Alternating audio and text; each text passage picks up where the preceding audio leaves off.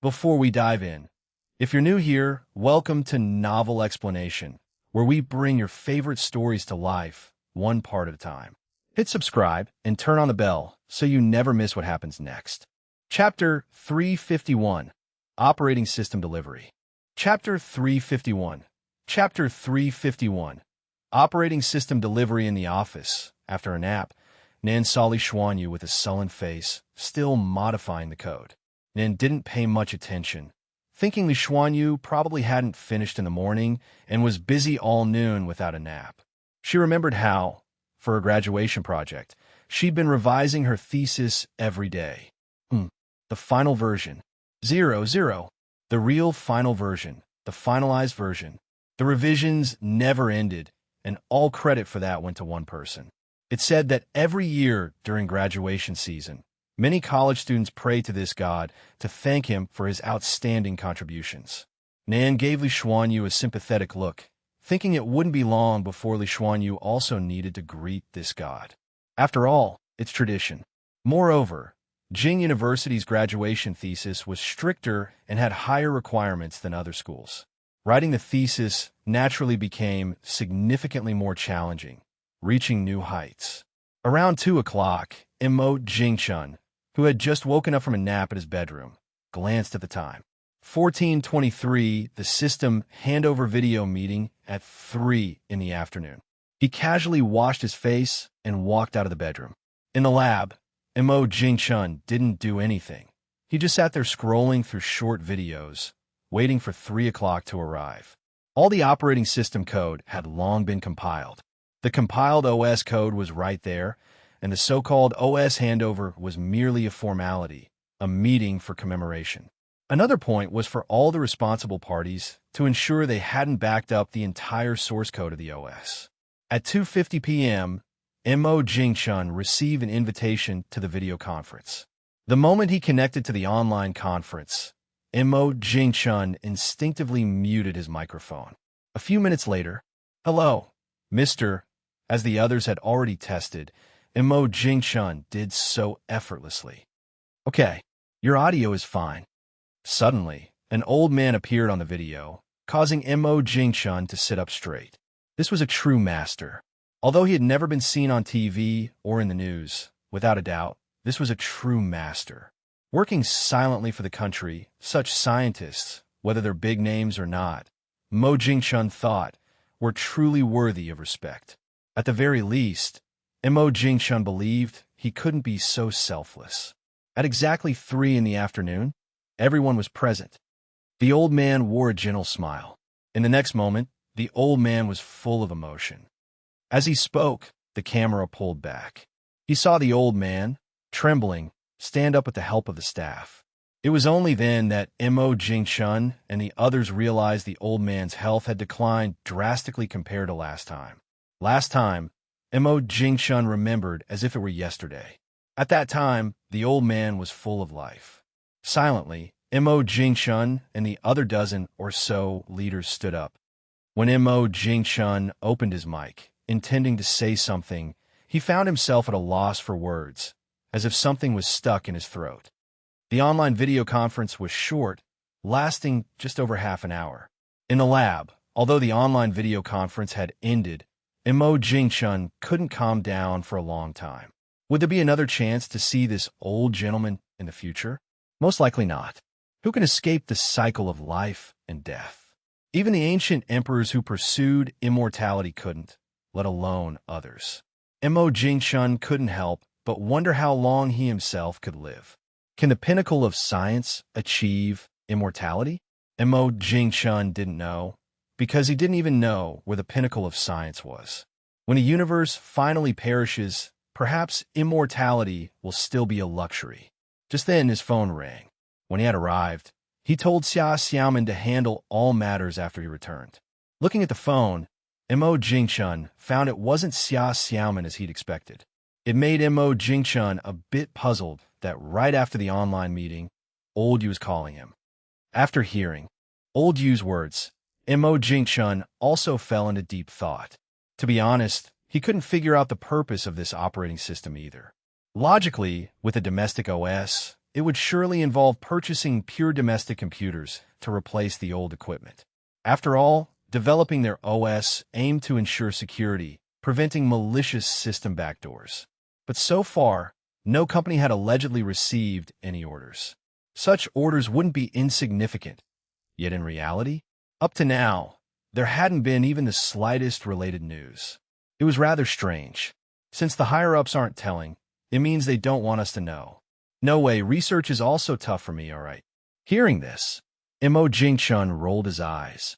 Who wouldn't want a passionate love affair?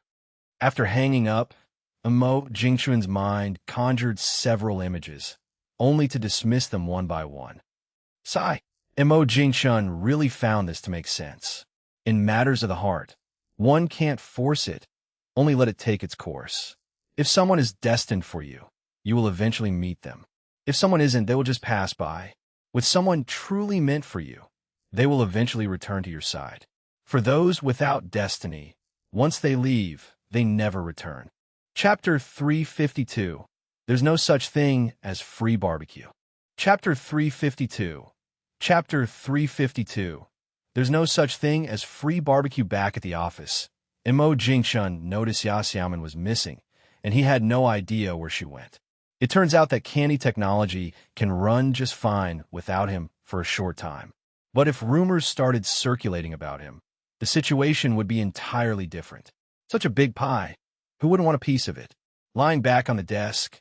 Yet another comfortable day. In a good mood, Mo Jingchun was humming a tune when he suddenly remembered about asking Zero to test Li Xuanyu's graduation project system that morning and paused. Zero popped up on the computer screen. Boss, it's deployed. 1001? Montauk Yingchun was utterly dumbfounded. Minutes later, the corner of Mo Jingchun's mouth twitched slightly. This AI sure knows how to hold a grudge. Just called it stupid, and it took offense. Many bugs here aren't actually that impactful. It's just a graduation project system, not some critical major system, and it's prepared to defend against hacker attacks. If Li Xuanyu ends up bald by graduation day, how would he explain that to the advisor? By around 4 in the afternoon, Mo Jingchun was ready to pick up the little one and head home when Xia Xiaoman returned, holding a pile of documents. Having already put on his down jacket, Mo Jingchun glanced at Xia Xiaoman while zipping up, saying no why. All right, I'll be there. I'm off to pick up Candy. By 4:25, Mo Jingchun hadn't yet reached the kindergarten entrance when he saw Fian sitting outside the kindergarten fence from afar, her familiar little stool.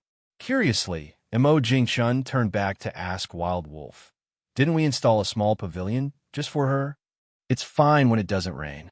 As Mo Jingchun got closer, Fian spotted him too. Fian found it odd today, wondering what wind blew that brought the boss out today. She recalled that the boss himself rarely came to the kindergarten to pick up Candy. More often, Candy would run straight to the boss's office right after school. After all, the kindergarten ends at 4:30. Lively Candy wouldn't want to stay there that long. Soon, music started playing, and under Mo Jingchun's astonished gaze, a small figure dashed out of the classroom, backpack on back. For some reason, this scene struck Mo Jingchun with a sense of déjà vu. Before long, Mo Jingchun realized why he felt that way. Back in junior high and high school, not only was he always top of his class, but he was the most eager when it came to meals too. With many students and the cafeteria quite far from the classroom, whenever it was mealtime, as soon as the bell rang, he was always the first to rush out of the classroom. It's not his fault for being so eager to eat. Thinking so much always made him hungry less than an hour after each meal. With the cafeteria's meals being so bland, his stomach was always empty 24 hours a day. With a chubby face, Candy was the first to rush to the kindergarten gate. Oh, the little one was delighted to find her brother coming to pick her up today. So happy. Beep student card. The gate automatically opened, and the little one dashed into Mo Jingchun's arms. Then, the little one fumbled through Mo Jingchun's 2 pockets, only to find nothing. Feeling unsatisfied, Candy stretched her neck to check her brother's down jacket hood, but still found nothing. Suddenly, Candy's face was filled with disappointment. The little one turned her head, a bit grumpy, and said, Humph. Montak Yingchun. Does the kindergarten have such a tradition? Turns out, he really hasn't seen enough of the world. But as a master at dealing with kids, Mo Jingchun wasn't about to be stumped by such a small issue. Mo Jingchun winked and said to the little one, "Barbecue? Skewers?" The little one's eyes lit up. The next moment, the little one changed expressions instantly, smiling and saying, "Okay, you little foodie." Mo Jingchun laughed and tapped the little one's nose with his finger, causing the little one to hum twice. In the evening, at the small villa Wild Wolf and the others were staying, 2 grills were set up. There were 3 tables set up on the side. Candy sat at one of the white round tables, happily eating roasted corn kernels. After finishing a skewer of corn kernels, she didn't forget to suck on the iron skewer. Eating skewers without sucking the skewer lacked soul. Burp the little one patted her full little tummy, furrowing her brows slightly. Just then, another skewer of pork belly was handed to her. The little one reached out her small hand halfway and then drew back, shaking her head. More than half an hour later, everyone was full and satisfied. The little one looked around at everyone. Everyone had contributed, and it seemed like she hadn't done anything. She let out a small sigh. All right. 10 minutes later, in the kitchen, Mo Jingchun stood nearby, supervising the little one washing the plates. Not long after, Mo Jingchun was a bit surprised. There was grease on the plates, and she knew to use dish soap. Was this something she learned from observation? Before turning 3, Mo Jingchun didn't have many memories. But he remembered the first time he washed dishes. It seemed like he was already in the 1st grade. Cooking rice for the first time was even more significant. He didn't wash the rice, just directly cooked it. Thankfully, he knew to add water. Yet the rice he cooked was hardly presentable. Even so, Mo Jingchun remembered that when his hardworking mom came back, she didn't scold him, but instead praised him for starting to become sensible. Chapter 353. Chapter 353. Chapter 353. He under the hands-on guidance of his mom.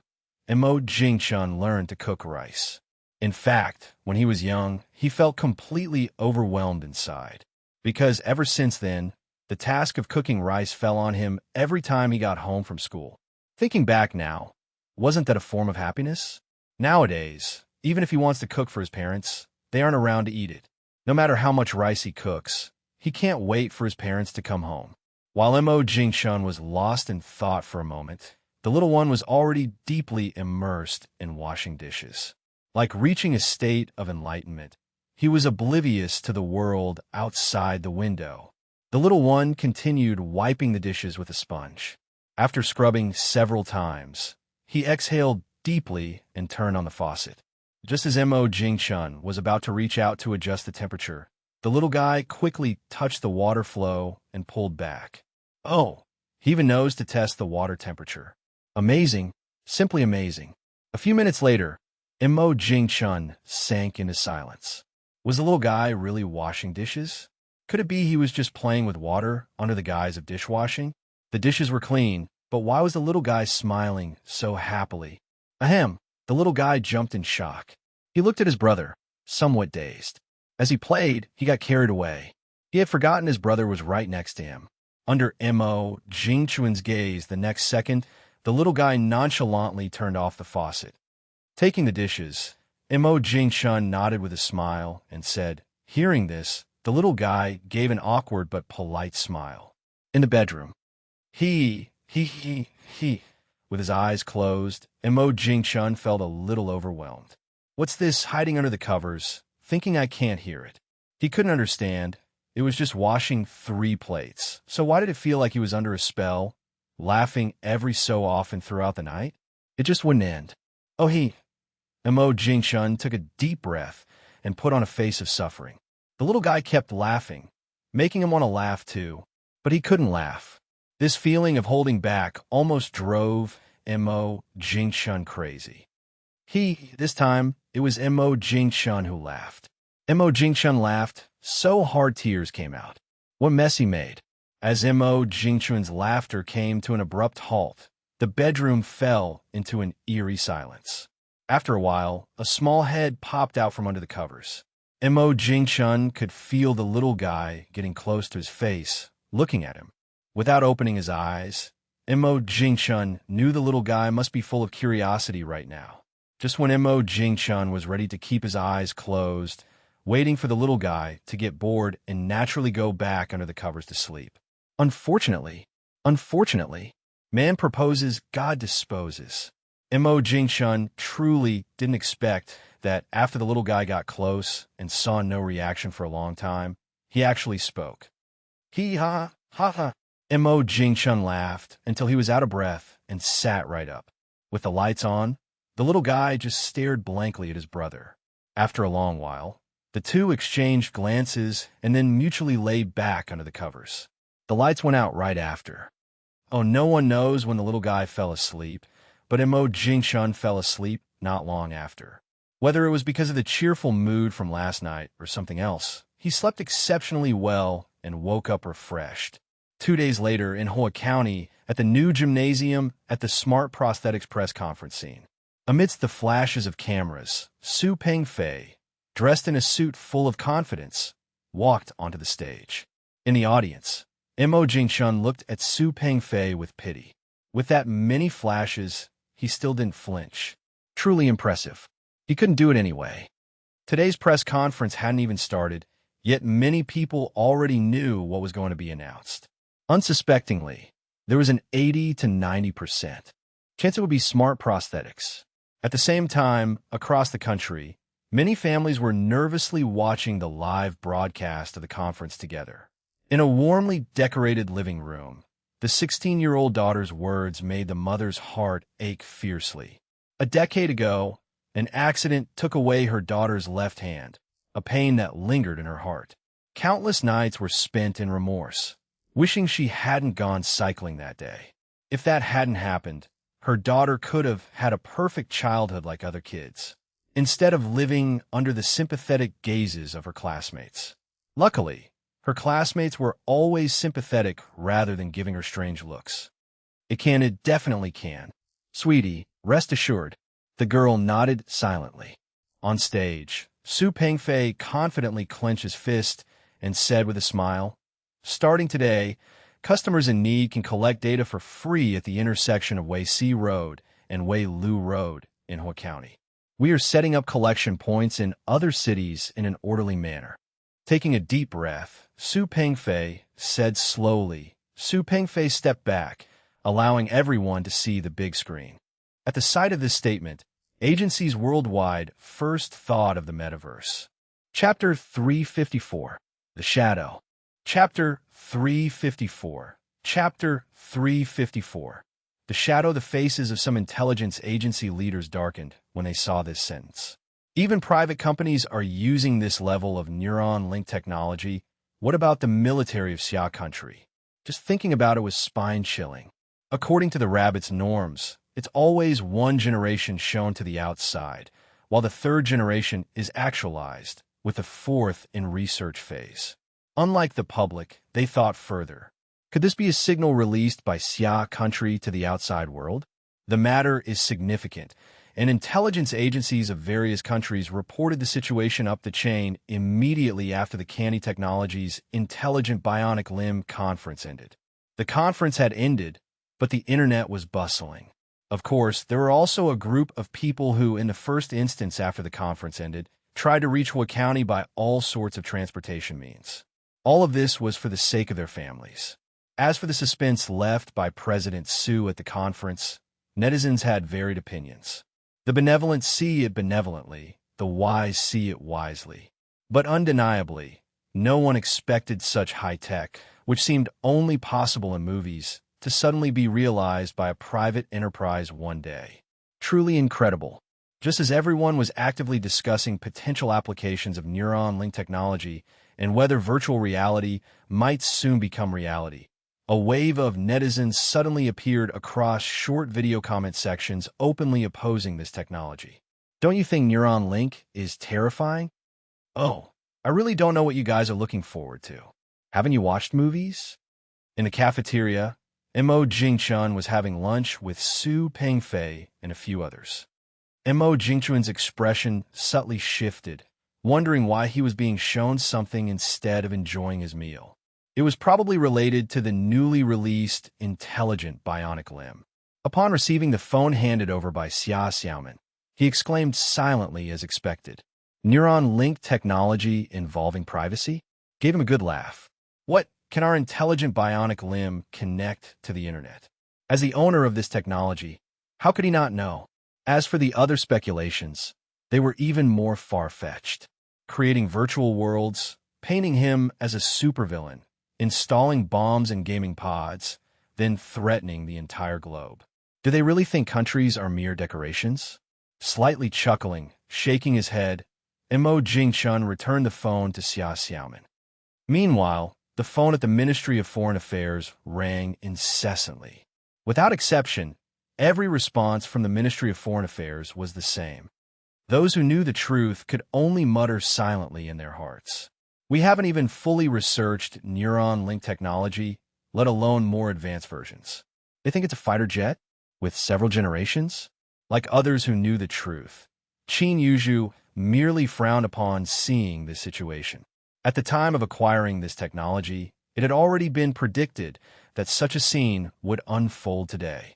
However, it was unexpected that Candy Technologies' research speed was so rapid that it held a conference just as the year started. At this sensitive time, a video suddenly surfaced online. Instantly, netizens exploded in reaction. Though the video was blurred, the image quality was worse than the small movies on smaller websites. Yet, the agile, quick-reacting black figure in the video was unmistakably a robot, leaping over obstacles just like a martial arts master in novels, gracefully clearing them in a single bound. Although no weapons were seen on the robot in the video, no one doubted its combat power. In just a few seconds, it stirred boundless imaginations in everyone. Was a robot equipped with laser weapons? And how did the robot in the video achieve such agility, given that everyone traditionally views robots as clumsy and mechanical? But the robot in the video was completely different. If not for the metallic sheen, one might suspect it was an actual person. Mo Jingchun was sipping seaweed egg soup when Xia Xiaoman handed the phone over once more, puzzled. Seeing the robot in the video, Mo Jingchun paused. Wasn't this the same robot he had seen at that unknown outcome? A base saw one last time? It seemed much more advanced compared to back then. Everyone looked at the boss, wanting to glean some secrets from him. Clearly, the boss seemed to know something. Mo Jingchun glanced at the pairs of curious eyes. Souvenir Potef. If you didn't want to say, just admit it instead of implying they had hearing issues. With that, Mo Jingchun got up with his tray and left. Hey. Do you think the boss was involved in designing this robot? Xia Xiaoman smirked and told Su Wenyan, only the boss might know. Putting down her chopsticks, Su Wenyan sighed. Forget it. Rabbits don't eat grass by their burrow. As Su Wenyan mentioned matchmaking, everyone got a bit gossipy. Su Pengfei, being curious, asked directly. Su Wenyan's mouth twitched slightly. The old man in question was Li Na's paternal grandfather, the head of the Li family in Jing City. She had to obediently attend New Year's Eve dinner, let alone a matchmaking event organized by the old man. At these words, everyone's heads turned away. If Su Wenyan truly wanted to find someone, could she really not? It could only mean she wasn't ready to marry yet. Back in his room, Mo Jingchun lay on his bed, replaying the short 10-second video over and over. He was certain this was the robot researched by that base. Just as Mo Jingchun was about to watch it again, the video went blank. Upon further inspection, my word, it wasn't just the video disappearing, but the account that initially posted it. As for the video itself, though no longer downloadable, screen recording was still an option. A simple search could still locate it, albeit appearing even more blurred now. Chapter 355. Sorry, that's all. Chapter 355. Chapter 355. Sorry, that's all. It's so blurry. There's nothing much to see anymore. Mo Jingchun shook his head. What the netizens are speculating is probably true. It must be an intentional leak by the authorities. With the level of secrecy in that underground base, How could it be possible to openly sneak a video like this? If it were a ground base, using a telescope would still be possible, but that robot is in an underground base. In the bedroom, Imo Jingchun fell asleep. But many countries where it was night at the time had people unable to sleep. Being awakened again, Daiden was somewhat annoyed. Didn't they know that old people need rest? After watching the video, he was even more annoyed. Oh, today is definitely the day the Ministry of Foreign Affairs received the most calls ever. After hanging up the phone, Wang Ximing smiled slightly. This is special effects. What can you do about it? It felt great. He hadn't felt this happy in a long time. However, Wang Ximing also knew that calls coming to him were just a probe. The heads of each country would certainly also speak with the big bosses. The feeling of raising one's eyebrows and exhaling is just wonderful. If it were decades ago, given the national circumstances then, it would definitely be hidden. But now Xia country is no longer the Xia country of decades ago. Now, we have the confidence to face any challenge. Moreover, it's just a semi-finished robot. Regarding the discussions among netizens online, the authorities neither denied nor confirmed. That familiar feeling, netizens instantly understood. This was definitely an implicit acknowledgement. After waking up, Imo Jingchun casually flipped through some videos and noticed netizens were still hotly debating. It's just that the imaginations of the netizens this round were as wild as ever. While others were discussing how cool the robot was, a blogger had already posted a video discussing the impact of robots on human life in the future. The biggest concern was that jobs would be replaced by robots. Without jobs, there would be no source of income. What should people do? It sounded quite terrifying, but to Imo Jingchun, it seemed a bit alarmist. Things that the public can think of, wouldn't a country's think tank think of them? Not to mention that civilian use of the robots isn't realistic yet, even if it became feasible. The country would definitely have corresponding strategies. By then, labor would be freed up, giving humans more time to spend on learning and research.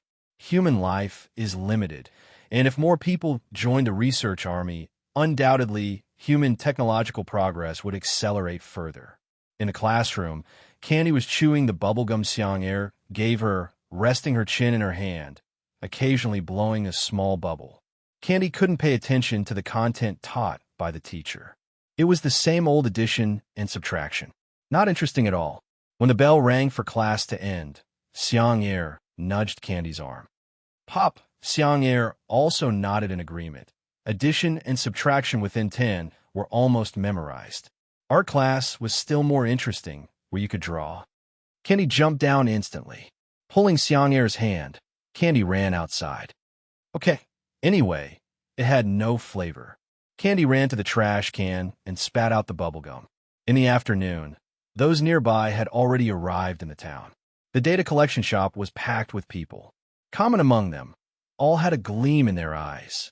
In a white coat, Ma Xiuqin gently told the little girl in front of her, after a busy day and with strong demands from families, Ma Xiuqin and her colleagues worked overtime until 8:30. Although it was a bit tiring, the overtime pay was quite considerable. On Saturday, Imo Jingchun took the little one to the zoo. They called it a zoo, but since it was a small town, those endangered animals protected by humans were almost non-existent in the small zoo. One had to admire the small zoo owner. All the animals in the zoo were cute ones. This was also why many kids wanted to visit twice after going there once. Who among the kids could resist adorable little animals? Brother, this bamboo rat is so chubby, ugh, its teeth are yellow. Squatting on the ground with Candy and looking at the fearless bamboo rat, Imo Jingchun nodded in agreement. This bamboo rat was indeed quite fat, and it looked quite tasty too. The last time he had bamboo rat was back in elementary school. So many years had passed, he no longer remembered what bamboo rat meat tasted like. Seeing the white rabbit hopping around in the distance, munching on a carrot, Candy's eyes lit up. The white rabbit was cuter, unlike the bamboo rat, which didn't take care of its teeth. Imo Jingchun regretfully glanced at the bamboo rat. This meat won't be eaten. Looking at the white rabbit, Candy turned back, eagerly looking at her brother. Brother, where the carrots bought, following behind with big and small bags, Fian quietly walked up and handed a few carrots to the owner. Receiving the carrots, Candy joyfully ran toward the white rabbit. In fact, even if Candy didn't go over, the white rabbit would come over. Who could resist such big carrots? 7 or 8 white rabbits surrounded Candy, with some standing up trying to reach for the carrot in Candy's hand. A few minutes later, looking at the remaining white rabbits unwilling to leave, Candy scratched her head. Candy spread her empty hands, looking innocent, and said, "The white rabbits seemed to realize that there were no more carrots in Candy's hands, so they stopped pouncing on Candy." Seeing another visitor take out carrots, several white rabbits quickly ran over. Watching the running rabbits, Candy looked a bit disappointed. That's just how animals are. Mo Jingshun patted the little one's head to comfort her. P.S. Thanks to GGQ, YCJ Jieshao, Zio for their rewards and support. Chapter 356, The Elder of Gaming. Chapter 356. Chapter 356. The Elder of Gaming. Alipay has just credited 150 yuan in the small zoo, and Mo Jingshun silently paid the money. One moment, he's feeding the big white rabbit. The next, he's thinking about eating rabbit meat. Well, no problem there. Who wouldn't want to with such a big, plump white rabbit that looks like it would taste good? The ridiculous thing is, the zoo actually sells big white rabbits.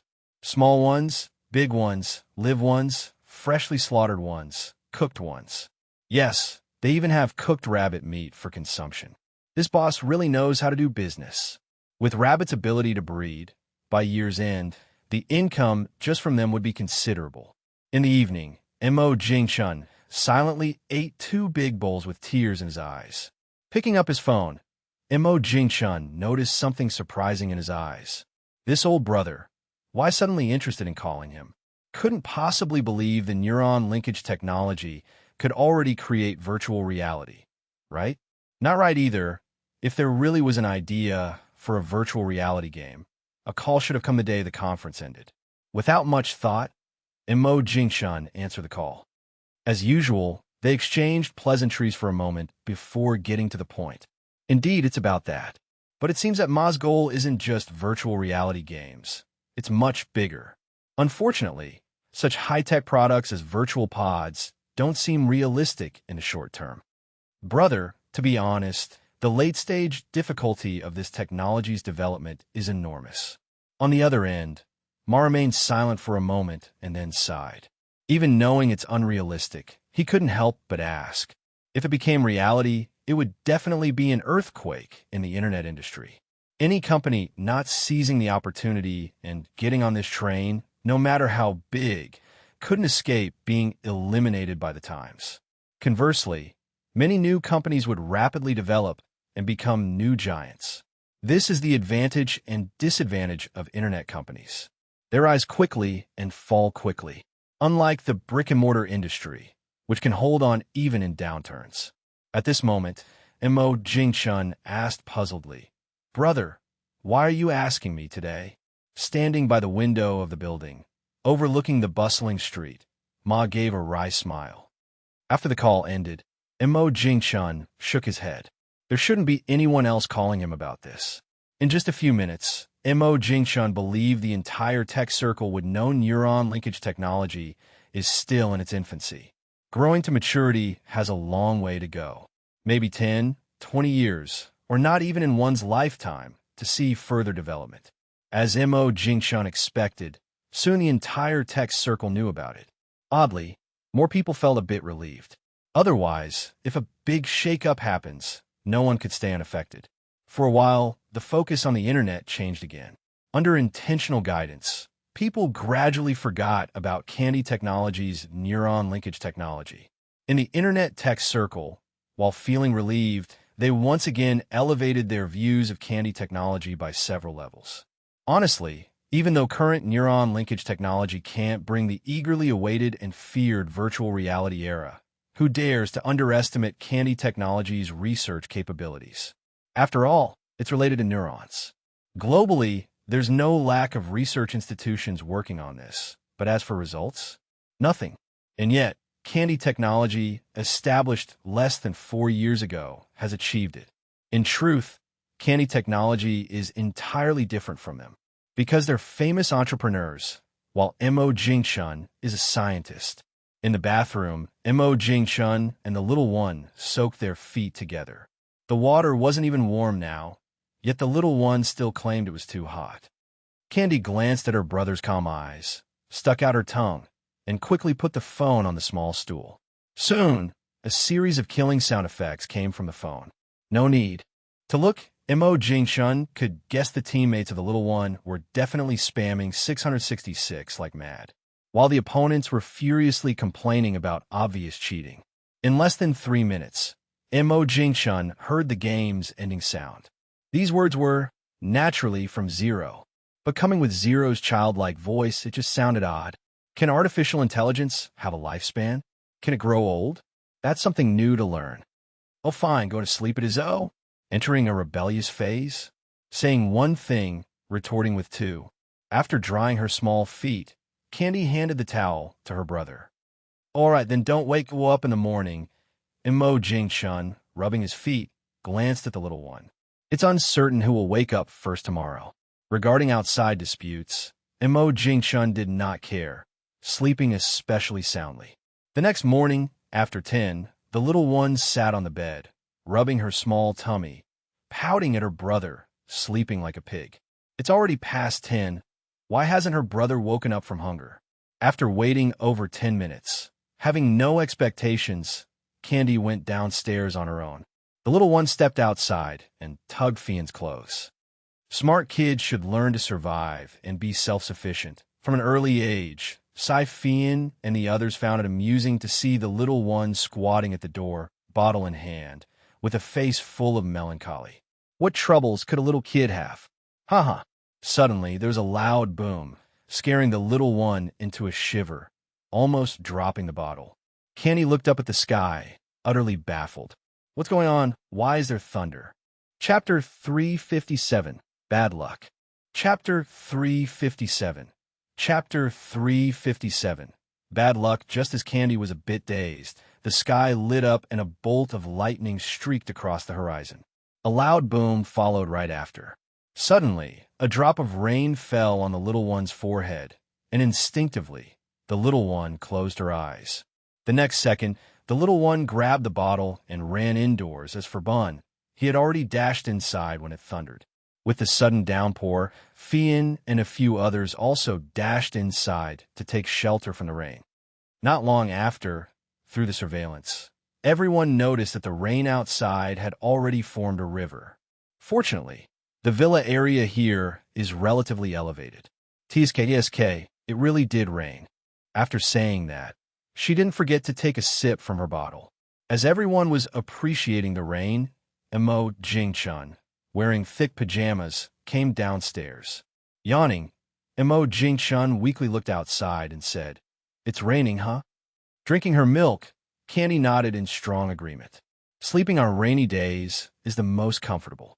Watching the heavy rain outside, Mo Jingshun said to Fian, "With such heavy rain, tell Wild Wolf not to go to the canteen to get food." Returning to the living room, Mo Jingshun looked down and everyone was watching the rain, but Bun was quietly stuffing his face with rice, not afraid of choking. Monday, for most people, is an uneventful day. Inside the small room, the little girl looked tense. While outside the store, everyone held their breath in silence. Even though they couldn't see inside, the anticipation was all the greater because of it. But alongside anticipation, there was fear of disappointment this time. Under the expectant gaze of her mother, the little girl furrowed her brow, trying hard to move the fingers of her right hand. 1 second, 2 seconds, 3 seconds passed. The little girl still had her brow furrowed, and the fingers of the prosthetic limb remained still. Just when the girl's mother felt a bit disappointed, the finger moved. First the index finger, then the ring finger. The girl's mother cried tears of joy. What did she see? She actually saw her precious daughter, under the guidance of a professional, pick up a pen. The handwriting was ugly, even worse than a child just learning to write. But the daughter wrote her name stroke by stroke. Clenching a fist, spreading it out, clenching it again, spreading it out. Such simple actions, yet the little girl played with them with great joy. There's nothing wrong. In her excitement, the little girl's mother did not forget to start recording, in case she forgot the precautions later. There's nothing else to pay special attention to. Watching the first customer with a prosthetic limb leave, the young man finally breathed a sigh of relief. At last, it started on a good note. Inside the store, seeing the mother and daughter come out, everyone gathered around. The little girl didn't speak. She smiled and raised her right hand. Under everyone's gaze, she clenched her fist and then opened it again, very naturally. Without exception, everyone who left the store had smiles on their faces. In the office, after glancing at the report, Imo Jingchun put it aside.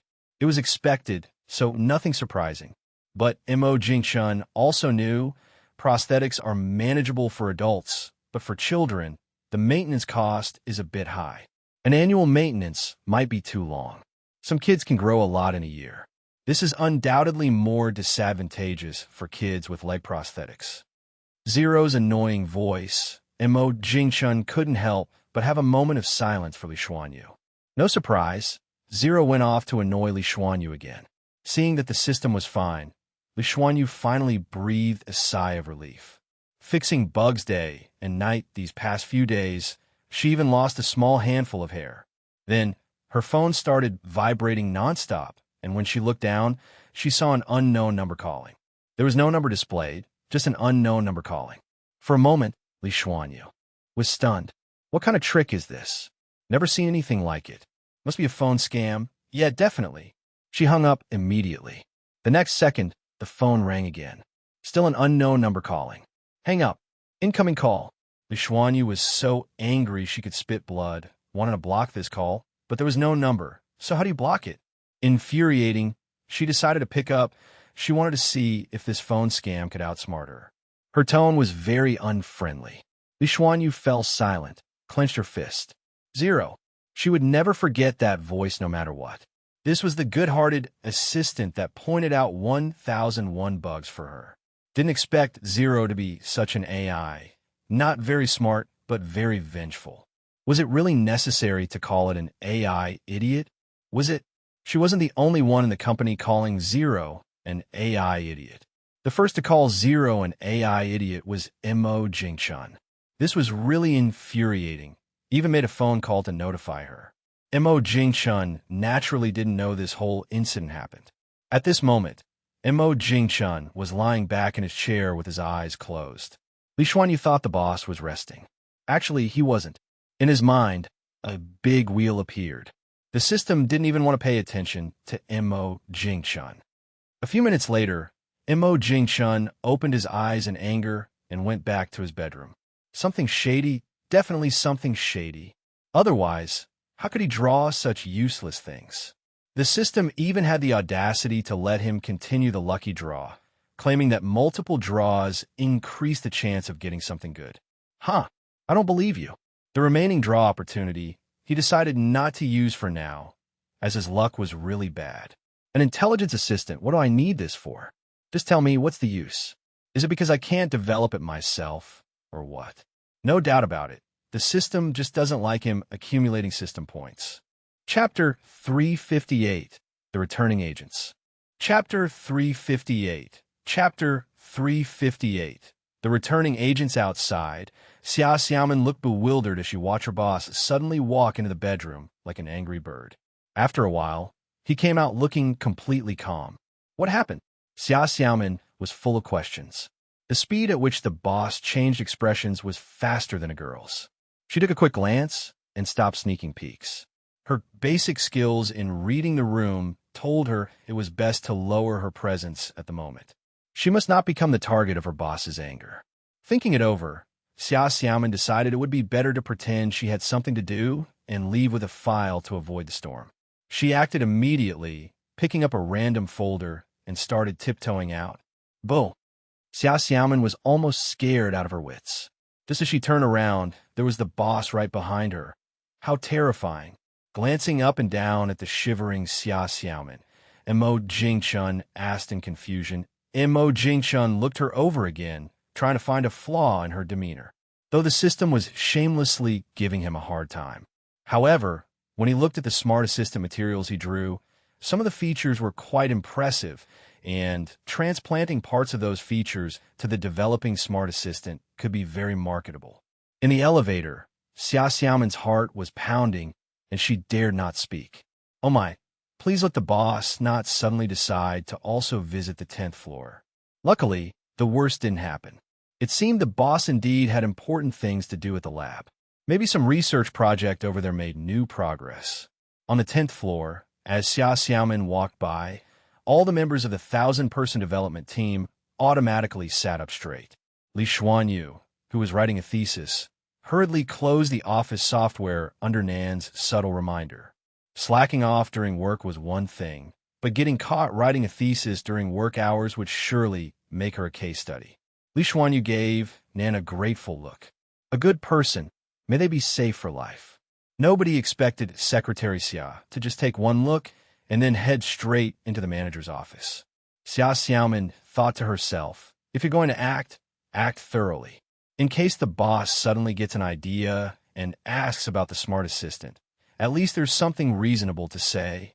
By evening, as the sky darkened, the little one in the children's room was playing with Bun. In the study, Mo Jingchun was still replicating the usable function codes of the smart assistant. Across the ocean, unlike this side, the sky was getting brighter over there. Soon, the sun would rise from the east. On an unrestrained express highway, a black Sanjiang car was speeding toward an international airport over 100 kilometers away. In a car in the middle, Alberto Weirshao was reading a newspaper. Compared to online news, Alberto Weirshao preferred the realistic feel of holding a newspaper. More importantly, the news on these paper newspapers was more rigorous and authentic than online news. This was beyond doubt. The report covered Candy Technologies' bionic limb launch and an explanation of neuron link technology. Though not in the same country, explosive news from the continent had already spread worldwide through the internet. Thinking of some people's views in his homeland, Alberto Weirshao couldn't help but sigh, finding it somewhat sad. Neuron link technology had entered the commercial stage, yet some still claimed it was just a continental scam. How sad is that? They actually believed certain local reports. Without a doubt, these people had never been to the mysterious eastern giant country. They should visit the bustling metropolises of Xia country. Thinking of the old man's instructions, Alberto Weirshao frowned. Having Candy Technology set up factories abroad was unrealistic. People aren't fools. If they really thought Candy Technology's boss, Missouri Jingchun, was a fool, then they'd be the real fools. Alberto Weirshao smirked sarcastically. And put the newspaper aside. What's there to fear in politicians? Anyway, other distributors would surely also approach Mo Jingchun. This kind of foolish and offending task should be left to those idiots to handle. In this day and age, making money is the truth. The next day, when he departed in the morning, he arrived in Xia country in the morning as well. Stepping off the plane, Alberto Weirshao took a glance at the bright rising sun. Taking a deep breath, Alberto Weirshao adjusted his tie. All right, let's go. Unlike the last time, when he was vying for the regional distribution rights of a leukemia drug, this time, Alberto Weirshao wasn't in a hurry. In fact, he hoped the other guys would meet Mo Jingchun before him. In the office, Bun was curled up sleeping on Mo Jingchun's desk. Mo Jingchun looked calmly at Fernando Cazares as he eloquently spoke about the advantages of building a factory in South Africa. For a moment, Mo Jingchun even felt like laughing. Cheap labor? Bionic limbs are produced in an intelligent production workshop. Okay? How much labor can be used? Building factories abroad? You must be dreaming. Take me for what? A brainless, big fool? If a factory were really built, would you still listen to me? You'd probably dismantle the production line and study the technology. After Fernando Cazares' self-performance ended, Mo Jingchun smiled and said, Mr. After Xia Xiaomen saw off Fernando Cazares in the translator, Mo Jingchun picked up a small mirror, looked at his face, and asked Xia Xiaomen. Xia Xiaomen's mouth twitched, and she didn't reply. This wasn't something she could respond to. Meanwhile, Hearing about his colleagues' repeated failures, Alberto Weirschau picked up his wine glass, took a sip of red wine, and smiled slightly. They're all good people. May good people live in peace forever. P.S.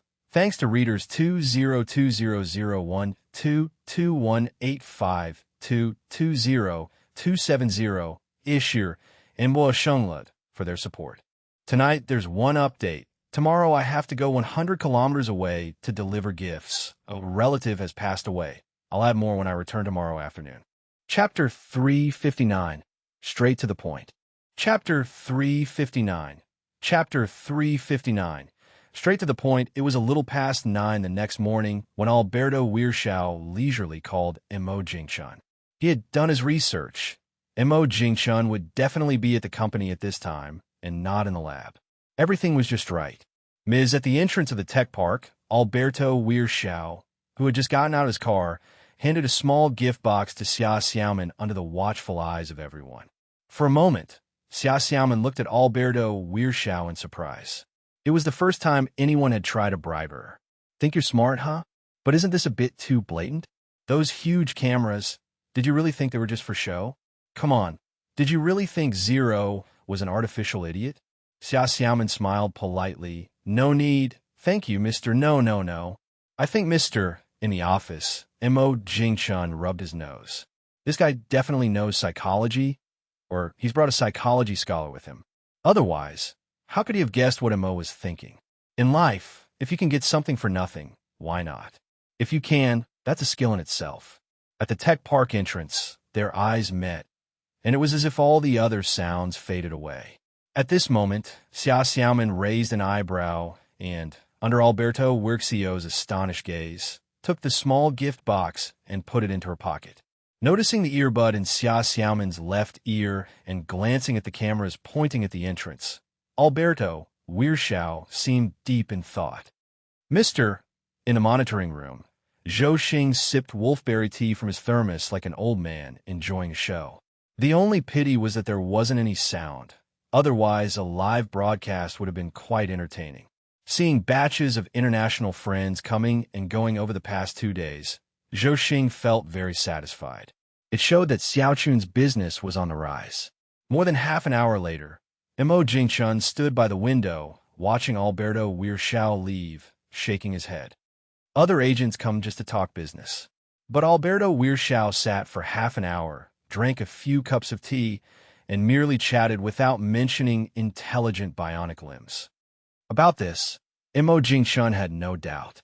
10 minutes later, Xia Xiaoman returned, and Mo Jingchun went back to his desk to read. Mo Jingchun glanced up indifferently. Xia Xiaoman twitched her mouth. The boss had said the same thing before, otherwise she wouldn't have taken a gift. Curious, Xia Xiaoman opened the small box in front of her boss. Inside was a piece of jade. Well, Xia Xiaoman was clueless and couldn't determine its value. Mo Jingchun glanced at it and scoffed. He thought it might be something good, but it was just a piece of jade. Zero even gave a value. 30,001. Clearly stating it couldn't be worth any more. Really? Just this? Xia Xiaoman put the jade back in the box, planning to sell it after work. Things given by outsiders might have issues. Better to sell it and donate the money to children in the mountains. Attention returned to his book, but Mo Jingchun's mind was elsewhere. The intelligent bionic limbs are destined to be like the leukemia wonder drug. The leukemia drug can be mass-produced, but not the intelligent bionic limbs. Each user's needs are unique, without exception, requiring custom production. This significantly limits the production of bionic limbs. However, it's unavoidable. The factory can be expanded, but Mo Jingchun would never build an intelligent production line abroad. Foreign credit is notorious. After all, not sure how Su Wenyin's doing in finding a suitable location for the factory. In a few hotels, other agents laughed and shook their heads after learning that Alberto Weirschau was sent out after half an hour. Looks like even this smart guy hit a wall with Mo Jingchun.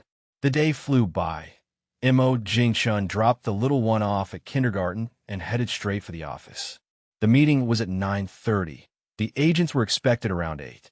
Fortunately, there was Xia Xiaoman to greet them Mo Jingchun just needed to be on time for the meeting. In the conference room, a dozen agents were chatting and laughing, not showing at all that they were competitors. They looked more like old friends reuniting. In fact, given the chance, they wouldn't hesitate to stab each other in the back. Business is a battlefield, and that's no lie. Mo Jingchun entered with a smile. A few minutes later, as he sat down, Mo Jingchun gradually put away his smile and got straight to the point.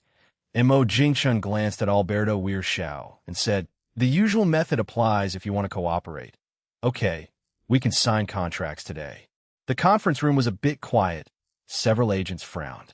Alberto Weirshao raised his hand and asked, "Mister," looking at Alberto Weirshao, Mo Jingchun smiled and said, "I was going to discuss this later, but since Mr. this time, there will be no regional agency. Whoever buys the most has the skill. All up to means that's it." More frowns appeared. This way, with competition, everyone stands to make less money. Chapter 360, Breaking Ground. Chapter 360. Chapter 360. Breaking Ground. Alberto Weirshao, holding a contract, walked out of the office building and turned around to smile at the others in the parking lot. Everyone thought for a moment and could pretty much guess Alberto Weirshio's thoughts. But this exactly fits everyone's intention. As long as there's a common interest, then everyone is a good friend. Enemies? Haha. In the face of interests, there are no permanent enemies. Sure, I was thinking the same thing, Fernando Cazares said with a smile. Everyone else joined in agreement. At times like this, you can't be contrary. Otherwise, you won't be invited, and others will form small groups, making it hard to earn any money. That's just the reality. Not far away, Mo Jingchun and Xia Xiaoman had naturally seen this scene from the doorway. Xia Xiaoman didn't know what they were chatting and laughing about, but Mo Jingchun did. Mo Jingchun put his hands behind his back and turned to walk back to the office. Whether it's collaboration or competition, it doesn't affect his earnings. It might even bring him some pleasant surprises. These people are really skilled at sales. In the afternoon, Mo Jingchun was yawning on the office couch. Used to napping, without a nap for the day, he felt sluggish all afternoon. He didn't even want to move. While Mo Jingchun was staring at the ceiling in a daze, a little kid came in, puffing his cheeks with a backpack on. Seeing his brother lying on the couch in a daze made the kid even angrier. Mo Jingchun looked at the ceiling and rolled his eyes. Oh dear, the little kid was grinding his teeth in anger. Suddenly, Mo Jingchun noticed something. Where's his sister's scooter? Why did she only come back with a backpack? Candy paused, scratched her head, and wasn't angry anymore. Right, where's my little scooter? After thinking, Candy realized something terrifying. In her anger, she ran straight home from kindergarten. The scooter seemed to have been left behind. For a moment, the once intimidating Candy turned sheepish, slouching as if she lost a battle. TSK, TSK, TSK. It probably wasn't lost. Fian definitely brought it back. Even if it wasn't, it wouldn't get lost. With so many cameras, everyone knows that little scooter is Candy's ride. Who would dare try to sell it for scrap metal? Candy, fiddling with her fingers, said with little conviction, I didn't lose it." The tone was so convincing, it almost sounded more certain than Mo Jingchun. "Brother, look, Guogua brought you a banana." Taking a banana out of her backpack, Candy grinned as she handed it to her brother, trying to bribe her brother in this manner. At this moment, Candy hadn't realized that in this short span, the topic had unknowingly shifted, turning the situation into her fault. She had completely forgotten how she was full of vigor when she first came in. The next second, the little one put down her backpack and ran outside. In less than a minute, she cheerfully pushed the little scooter back into the office. Mo Jingchun, eating the banana, nodded approvingly and laughed. The little one, upon hearing the praise, giggled happily. Not far away, Xia Xiaoman just silently watched the imaginative brother-sister duo. Having seen such scenes often, Xia Xiaoman was already numb to it. That day, Mo Jingchun was signing documents. Mo Jingchun looked up at Xia Xiaoman and said with a smile, "That's great." In the depths of the mountains, in one of the few flat areas, many construction workers appeared. There were also a lot of large mechanical equipment placed on the ground. On both sides of the site were two mobile houses. One of them was more than 2 meters high and surrounded by panels. In the classroom, AMU could hear a loud boom every so often, followed by a rumble. At first, dust often fell from above, but now it didn't. It's just that during class, everyone often got distracted, curious about the big hammer behind the boards emitting black smoke. The teacher said it was chemical energy converting to internal energy to mechanical energy, and finally to potential energy. Couldn't understand it, but it sounded so amazing, such a wonder. And that big excavator, after school every day, many didn't want to go home and just watched it from afar. Don't know what's so fascinating, though she also watches it for a few minutes every day. Any longer wouldn't do. There was still digging to be done at home. Uncle and the village head both said growing vegetables could earn big money. Those older brothers and sisters said so too, and AMU firmly believed it. Sitting in the classroom, thinking of selling the vegetables for money to buy snacks for his sister, AMU couldn't help but grin slightly. The teacher's words brought AMU back to attention, listening carefully to the lesson. This big brother from the city teaches in a lively way, making learning easier. But the teacher said that in half a year, he'd return to the company and another big sister would come teach. On the school construction site, under the premise of ensuring quality, work continued tirelessly around the clock since it started. Deep into the night, the site was brilliantly lit. Commendably, when the construction team arrived, the national electric grid took over 10 days to deliver high-voltage power to the village. It was late at night, and the insomniac principal stood at the school gate, staring at the laboring workers in the distance, somewhat lost in thought. Although just starting, the changes in the school were substantial. The teacher issue had been thoroughly solved, and the new school was being built at a speed visible to the naked eye. Chapter 361. Details. Chapter 361. Chapter 361. Details. Su Wen-yin walked into the office, picked up a cup of tea from the coffee table, and drank it, completely unbothered by Xia Xiaoman's gaze. After all these years, wouldn't Su Wen-yin know the boss's temperament by now? As long as the job gets done, let alone drinking a cup of tea brewed by the boss himself, as long as it's not too much, the boss usually won't say anything. Growing up in the countryside, Mo Jingchun knew that from picking to packaging, tea leaves collect a lot of dust throughout the process. It's just that people usually don't notice. Su Wen-yin froze, but the water in the cup had already been gulped down into her stomach. By now, it was probably already in her stomach. Boss, next time, could you say a bit quicker? Mo Jingchun turned a blind eye to Su Wen-yin's resentful little eyes. He took a gentle sip of the green tea he brewed himself. Tastes good. That's all. He wasn't a tea connoisseur. So how was it? Pouring herself another cup of tea, Su Wen-yin shrugged and said, still the same. Su Wen-yin rubbed her palms, chuckled, and said, the next moment, Su Wen-yin raised her hand and solemnly promised. Mo Jingchun quietly looked at Su Wen-yin without speaking. After finishing the small cup of tea, Mo Jingchun raised an eyebrow and said, all right, I got it. Go ahead and arrange for the factory construction. In other words, time is money, as they say. Su Wen-yin pourset herlips. Making money is making money. Why make it sound so grand? Su Wen-yin had just stood up, turned around to leave, when Mo Jingchun called out with a cheerful look. Su Wen-yin paused, sensing something amiss. If things go as usual, something unexpected will happen. 7 pieces. Su Wen-yin turned around, staring incredulously at the boss. 7 pieces. There were only 10 in total.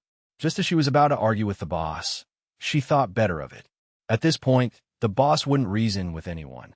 If she really started, she'd be falling right into the boss's trap. After all, who could refuse one more piece of delicious cured meat? In the elevator, the more Su Wen-yin thought about it, the more something fell off, her brows knit together. How did the boss know there were more than 7 pieces of cured meat when he immediately asked for 7 pieces? Could it be that when she opened the trunk, the camera caught her? Ugh, those detestable capitalists. Instead of going straight to the underground parking lot to get the cured meat, Su Wenyin borrowed a small cart and a scale. Her gaze settled on a piece of cured meat that looked the biggest. Wow! After several weighings, Su Wenyin quietly kept the 4 heaviest pieces. Is this too much? Not all. On the other hand, Mo Jingchun knew Su Wenyin wouldn't obediently comply. Sure enough, she was being cunning again. But when she brought out the scale to weigh them, Mo Jingchun couldn't help but twitch his mouth. Is it that serious? About 10 minutes later, Su Wenyin nonchalantly put the cured meat into a burlap sack and wheeled the cart to the office. Mo Jingchun looked at Su Wenyin, attempting to discern a hint of guilt in her eyes. However, Su Wenyin's expression remained calm, as if she hadn't done anything in the basement. Impressive, she deserved the title of his number 2 employee. With such acting skills, she could win an Oscar. Knowing but not exposing, they would still be good friends afterward. At worst, when she cooked that cured meat as a treat, he just joined for a few more meals. Mo Jingchun patted Su Wenyin on the shoulder and said with a long, meaningful smile. After leaving the office, Su Wenyin felt a bit paranoid. Could the boss have found out again? Why did that smile seem so punchable? As it was almost dinner time, Candy sniffed the aroma from the kitchen and scratched her head. Oh, it smelled so good. It seemed familiar, but she couldn't remember what delicious dish it was. It must be good. What could it be? Following the scent, Candy walked straight into the kitchen. Brother, what are you cooking? If Su Wenyin had heard what Mo Jingchun just said, she would definitely give him a thumbs up, gritting her teeth in appreciation. How impressive. So righteous. It was me who brought the cured meat. Sadly, Su Wenyin was destined not to hear it. Cured meat. Candy's eyes lit up. Speaking, Mo Jingchun picked up a piece of freshly cooked cured meat with his chopsticks. Candy blew on it, then took a bite of the cured meat. Her big eyes widened instantly. That was the taste. Gosh, it was so good. Much tastier than malt sugar. When eating, Candy devoured a big bowl of rice with tears, just to eat a few more pieces of cured meat. It was simply too fragrant. But after eating, she always felt thirsty. Feeling a bit parched under the covers, Candy climbed out without disturbing her sleeping brother. She grabbed the cup on the bedside, aimed the straw, and took big gulps of water. After drinking until her little belly was full, Candy contentedly returned to bed. Upon noticing her brother's toes peeking out, Candy tugged the blanket down and covered his toes with it. After ensuring the blanket was properly covered, Candy snuggled into her brother's arms. The dim light in the bedroom made it easy to fall asleep. Before long, the little one drifted off, entering dreamland again. These little details were taught to Candy by her brother. The next morning, when Candy woke, she touched the side, only to find her brother was long gone. Brother must have gone to make breakfast for Guagua. Candy nodded confidently. Chapter 362. Candy, chisel in left hand, hammer in right hand. Chapter 362. Chapter 362. Candy, chisel in left hand, hammer in right hand. Candy brushed her teeth, washed her face, and went downstairs. She was a little disappointed not to see the fragrant duck on the breakfast table. Why is there no fragrant duck? Mo Jingchun walked out of the kitchen, biting on a fried dough stick. He was holding a cup of hot milk and a cup of hot soy milk. It's the same every day. Yes, the great boss of candy technology always drinks the leftovers in the morning. With her chin resting on her hand, Candy pouted and said, "Pure milk doesn't taste good at all. I really don't know why Brother still likes to buy pure milk. Maybe Brother likes to drink it. Yes, that's definitely it." Candy laughed, as if she discovered a great secret. And Mo Jingchun, not understanding why, glanced at her and said, who this someone was, there was no doubt. Dear little students, today's lesson is to draw a picture of a family member in your heart. Now, please watch carefully and learn carefully. See how the teacher draws in the bright classroom. The teacher was vividly teaching the lesson in front. Below the podium, Candy sat with Xiang air, holding a colored pencil, looking blankly at the teacher drawing, and soon a portrait emerged. It seems so simple, but where to start? Drawing a circle, is that the head? Probably, maybe, yes it is. Suddenly, Candy still felt that music was the simplest. Drawing was too difficult. Simple drawings were okay, but such a complex portrait, she didn't know where to start. Candy, bewildered, watched as the teacher left directly. Did the class finish so quickly? But I've only drawn Brother's 2 legs. What am I supposed to do now? Candy's face was full of worry. In the afternoon, Candy had nothing else to do but sit in the classroom, earnestly drawing. Xiang'er next to her could testify that Candy was definitely focused this time. By the time it was almost time to go home, Candy's brows furrowed into a character shape. Feet, hands, body, all drawn, and it looked decent. But no matter how she drew the head, it didn't resemble Brother at all. Draw and erase, erase and draw. Still not working. In the office, Imo Jingchun looked at his dispirited sister and asked in surprise. How could he not be surprised? Previously, whenever the little one came to the office after school, she would either ride in on a balance bike or come in, puffing up to settle accounts with him. This low-spirited demeanor was the first time. Candy put her backpack on the sofa, pouted, and said, it was from zero that Imo Jingchun learned. Apparently, there was something in this world the little one couldn't do. Imo Jingchun thought that many of Candy's talents were as impressive as her music. Even so, no matter how talented, one can't be perfect. Even with a system, it would be so, let alone the little one who doesn't have a system.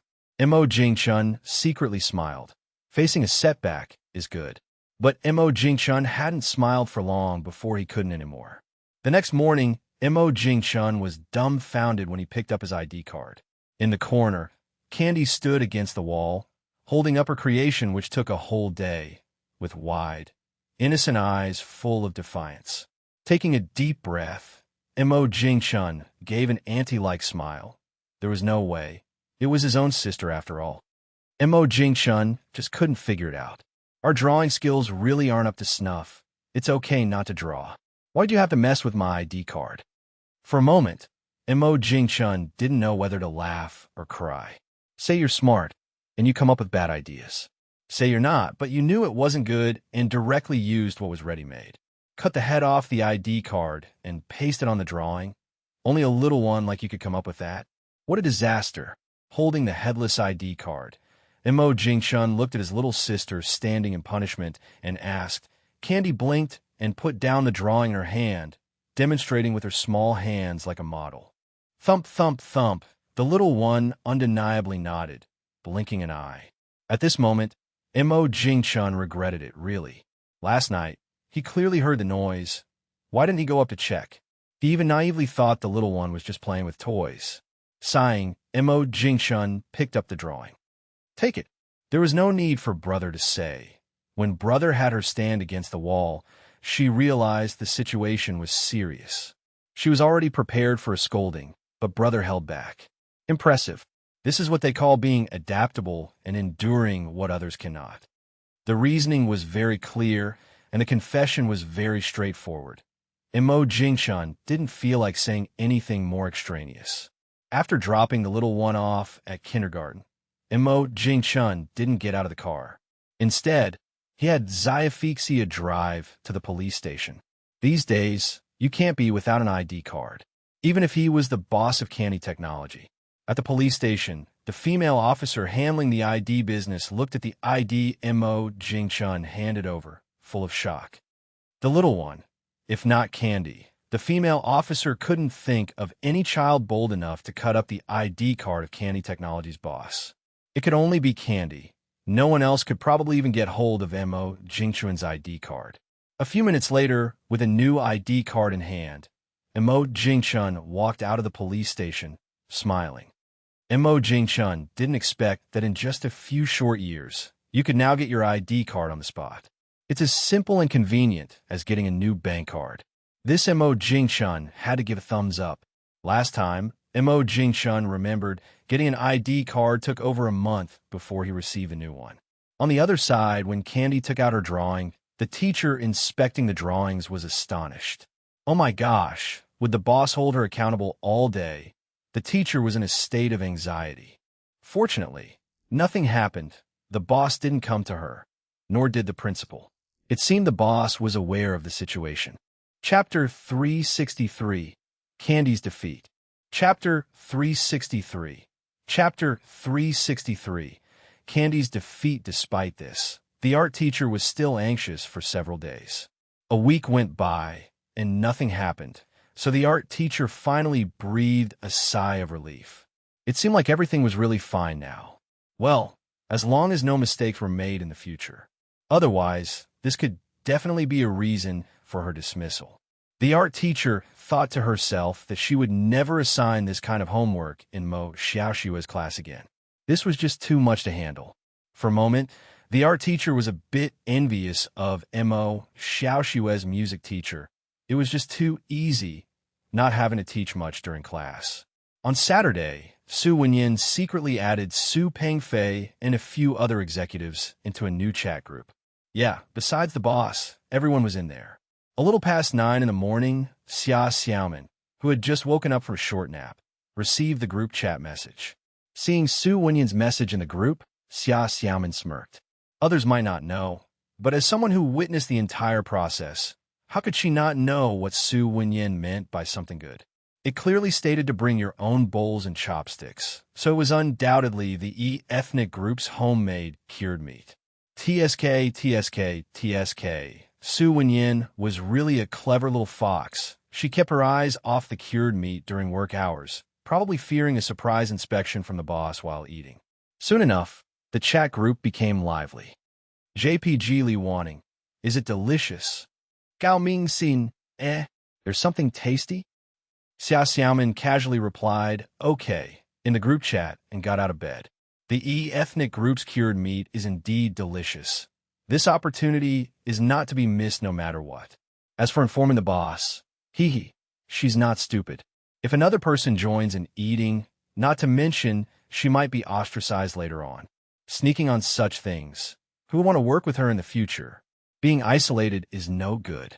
Things prove that Mo Jingchun wouldn't make a special trip just to eat a few slices of cured meat. Bringing 3 carloads of people would make others think he was coming for an arrest. Besides, the meals at noon for Mo Jingchun and Candy were far richer than theirs. Cured meat? They could eat it until they were stuffed.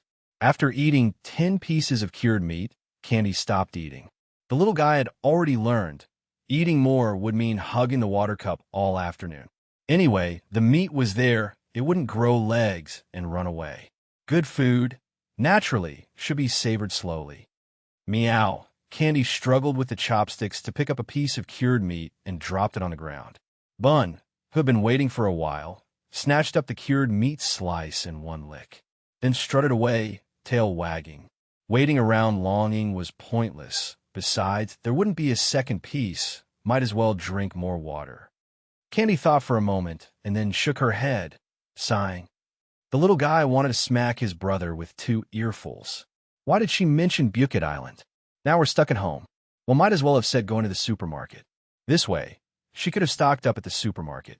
Afternoon came, and Candy, having just woken up from a nap, saw her brother watching TV downstairs. Still a bit drowsy, Candy tiptoed, sat on the sofa, and watched for a while, brow gradually furrowing. It was boring, not interesting at all. Babies should watch cartoons, not these martial arts dramas where they wore ancient clothes, riding horses and chopping with kitchen knives. Candy tilted her head in confusion at her brother. Don't just, change the channel. You're holding the remote. Can't you, at least, hand it to Guo? And then what? Candy gazed expectantly at her brother. Mo Jingchun, at this point, was engrossed in the TV. After a few minutes, upon realizing she couldn't rely on her brother, Candy pouted and called into the air.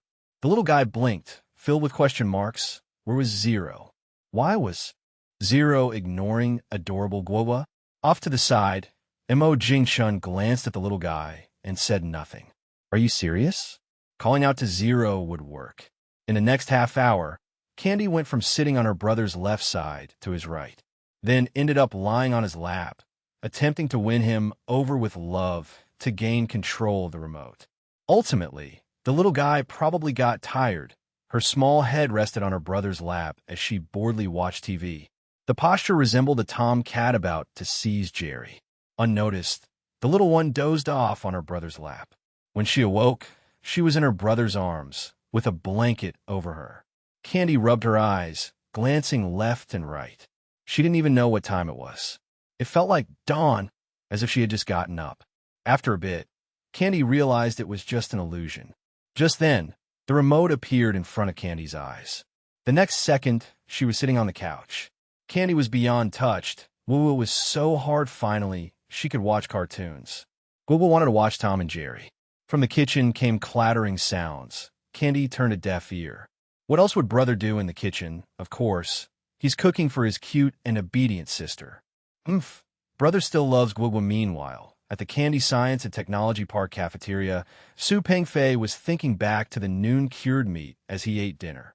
It wouldn't be long before the department dedicated to procurement over there would be established. By then, they must acquire more cured meat. He should go back once there's an opportunity. Completing the new campus would seem like a good reason. What are you thinking about? Li Wanning frowned, snorted, and said, "Who's the beauty you're staring at?" Su Pengfei asked, cluelessly staring at his fiancée Li Wanning. What was happening? Why was the lady boss angry? Did he do something wrong? It seemed not. Wasn't he just thinking of eating cured meat? The next second, Li Wanning burst out laughing. P.S. Special thanks to Purple U, book friend 20170503211745923, and the Chengdu branch of the Jiayin gang for their support and rewards. Chapter 364, Deeply Shaken. Chapter 364. Chapter 364. Deeply shaken, Su Pengfei nodded. It was more than just frightening. A few more times, and he might as well be sent up the mountain directly. Remember to burn some more paper in the future, otherwise, he'd be too poor to eat once he's gone. Knowing Su Pengfei was thinking about the smoked meat for lunch, Li Wanning nodded in full agreement. If there's a chance, that smoked meat should definitely be more the merrier. It's a pity Su Wenyan's smoked meat is also gone, otherwise, buying a piece to taste would be great. Her family doesn't run out of smoked meat every year, but the taste between different smoked meats can be worlds apart. Unfortunately, Su Pengfei's dream was a bit unrealistic. To eat smoked meat again, he'll probably have to wait until next year. The project over there was under her management. In the afternoon, she had someone find some people to buy smoked meat. The result was obvious. None was left. Really none left. There were some second senior brothers, but they were just a bunch of little ones. Obviously, only when the end of the year comes and they are slaughtered will there be smoked meat for the new year. Su Wenyan, lying on the dormitory bed, couldn't help but give herself a thumbs up for her small brilliance. Directly mailing the other 2 pieces of smoked meat to the old man. All these years of care, Su Wenyan has kept in her heart. The old man surely wouldn't want anything else, but when it comes to smoked meat, he was as happy as a child when he received it. It's just unclear why. According to Lina, Li Yuanfang got beaten up by the old man again. TSK. Poor child. He was so innocent. Yet even lying down, he got heavily injured. It said being hit by the old man's cane hurts a lot. In the spacious office, wearing a tracksuit, Lina bit into an apple, crossing her legs on her brother's leather office chair, laughing heartily. Li Yuanfang lay on the sofa, looking resentfully at his big sister. Many times, he wondered if she was really his sister. Every time he got beaten, she'd take glee in his misery. This time she even specifically came to the company to eat his fruit and mock him. This was too much. Call me back home. I thought it was to eat meat. Not far away, Lina slapped her thigh, laughing so hard that tears came out. For a moment, Li Yuanfang was at a loss for words, speechless. For a woman in her 30s, not being married might be her greatest weak point. But who is his sister Lina? She's a legend in the entire circle. Any rich heir who sees her calls her sis and then runs off in a hurry. Kidding, if they don't run, are they waiting to marry Lina? Might as well just die. Lina casually tossed the apple core into the trash can. Lina got up from the chair, clapped her hands, and took a piece of paper. Li Yuanfang stared wide-eyed at his sister, calling her by her full name. Whether or not I'm busy with work, Would Grandpa not know? Hee hee. Li Na raised her eyebrow, saying with surprise. Li Yuanfang twitched his mouth, took a deep breath. You're such a schemer. It's just too much. Remember to visit home often. Li Na left with a big smile. The class bell rang. The art teacher with a plastic water cup returned to the office. It's not that the teachers don't want to use thermos cups, but they pose safety hazards. If a mischievous child got hold of it and broke it, that would spell trouble. So the kindergarten teachers in the office almost all had a plastic cup each. The art teacher, passing by the music teacher, glanced down at the lesson plan she was working on. The next second, she was already passing by, stepped back. Looking at the content of the lesson plan, an herbal term slipped out. The music teacher looked at Teacher Wang with confusion. After whispering a few words in the music teacher's ear, Wang Fei left her pale-faced. Are you free this Sunday? After Teacher Wang left, the music teacher felt a lingering fear. Her heart unsettled. In future lesson planning, she'd have to think more carefully. Otherwise, she'd unknowingly offend someone. This planned lesson, if it had been taught, offending the boss was a sure thing. Luckily, she was fortunate this time, and Teacher Wang enlightened her. Otherwise, the music teacher looked around and, while nobody was paying attention, calmly tore the page of the world's best mother from her lesson plan, stuffing it into her pocket, then acted as if nothing had happened. Only in the evening, after returning to her dorm, shredding the paper into pieces and flushing them down the toilet, did she breathe a complete sigh of relief. Mo Xiaoxue and her boss's parents were not present. This was common knowledge. How could she have overlooked it? For the boss, this song might evoke memories. But for Mo Xiaoxue, it was entirely different. While other children have moms, Mo Xiaoxue has never seen hers. If this caused Mo Xiaoxue to develop inferiority, it would be a disaster. Fortunately, none of this happened, and her future remained bright. After hanging up, Mo Jingchun flipped open his phone calendar to take a look. Luckily, there were no arrangements for those days. Ancestor worship is such a major event. If you're at home, naturally you should participate. This is the rule. Even if you're a big boss, there's no exception. Unless you plan to change your surname. Take your name off the genealogy. Xia, from the 13th to the 16th of next month, if there's anything scheduled for after that, push it all back. Sitting in the chair, looking at the computer, Mo Jingchun suddenly smiled. The 2 days before Qingming Festival each year for ancestor worship are absolutely the most united time for the entire clan, bar none. Chapter 365, Inside Information. Chapter 365. Chapter 365. Inside information. With a foot brake, the little guy steadily came to a stop. The tiny balance bike was well controlled by the little guy. Of course, if you ignore those dents on the table leg, the skills are indeed commendable.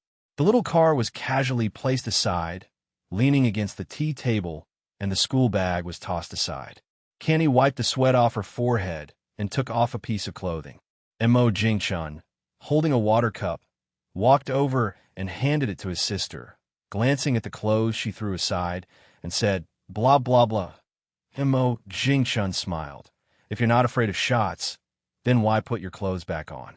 Taking advantage of the little guy drinking water, Mo Jingchun walked to the bedroom at the back and took out a wet towel to wipe his sister's sweat.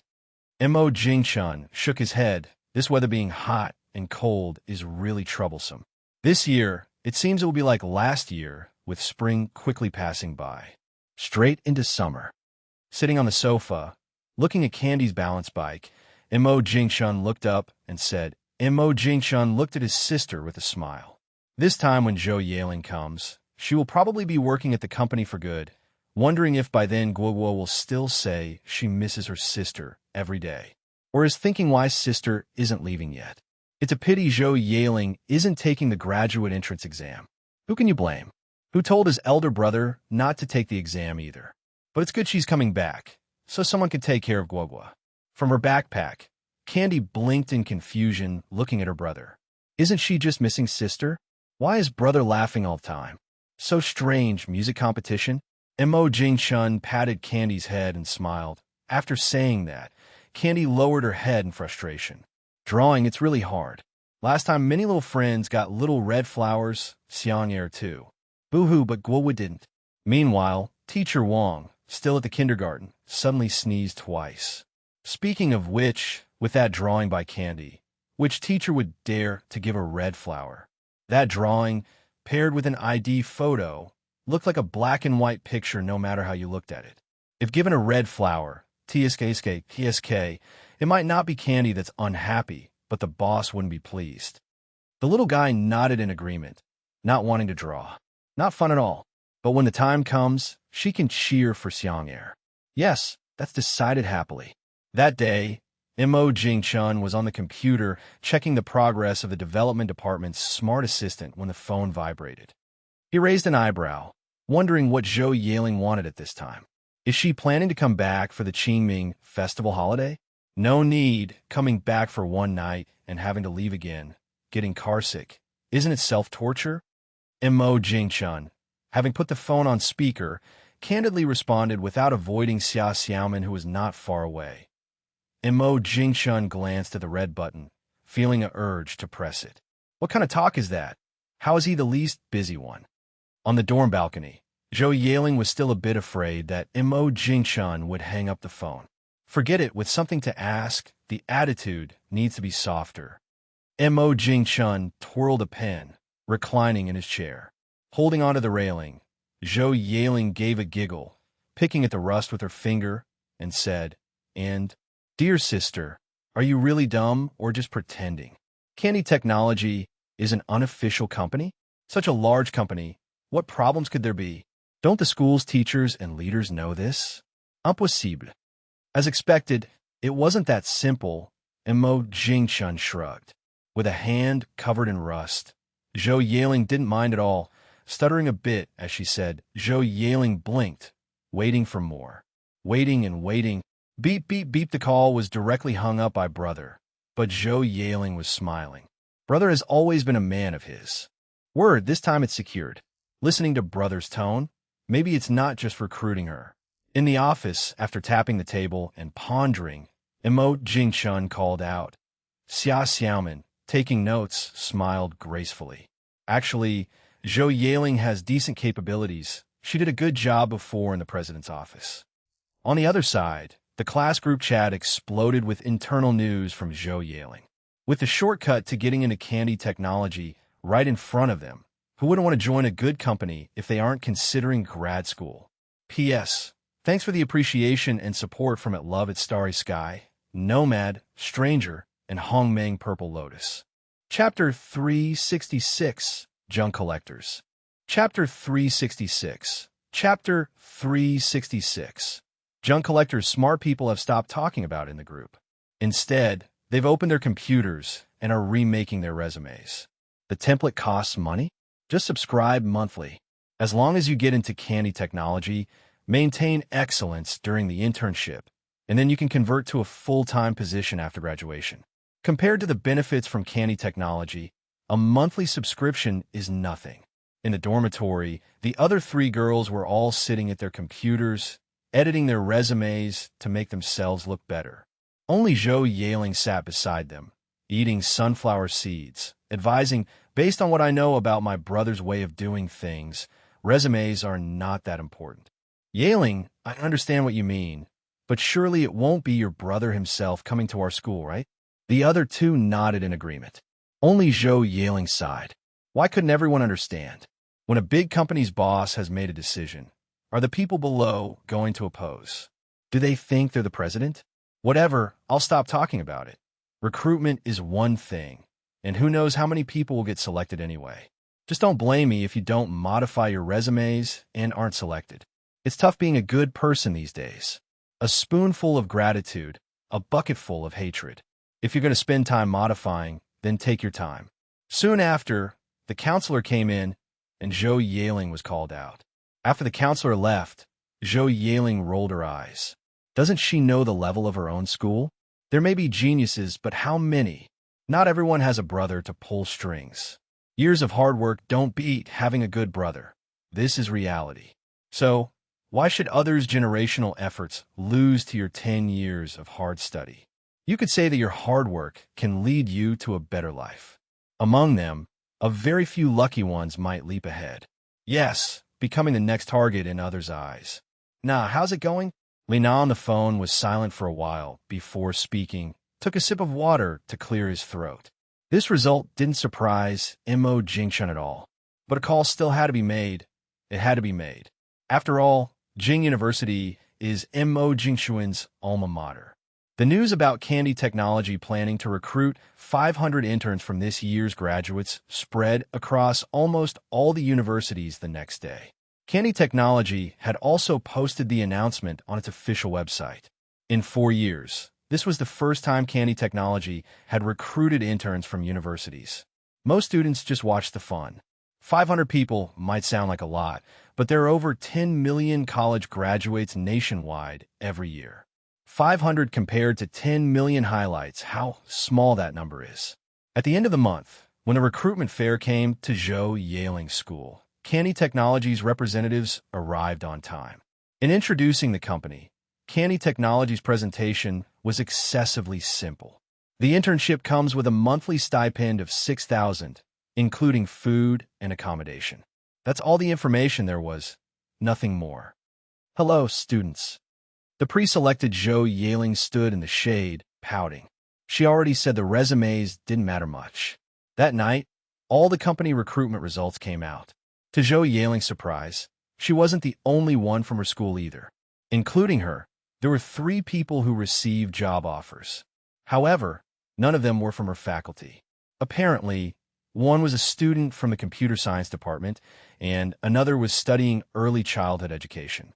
No one contested the computer science student, but the early childhood education inclusion seemed bizarre. As everyone speculated whether there was something behind it, a photo started circulating wildly in class group chats. Everyone went silent for a while. Early childhood education male. What could be the hidden agenda here? The key was the guy. Didn't even look that remarkable. Only after seeing the photo did Zhou Yaling ponder that the resources for an early childhood education intern were naturally for the kindergarten in the campus area. She hadn't thought about it much before, but now realized there indeed weren't any male kindergarten teachers there. This must be my brother's idea, or else who hires an early childhood education intern for no reason. The Qingming season's rains were continuous, the road and travelers dismal. Before Qingming Festival, on the way home for ancestral worship, a light drizzle persisted.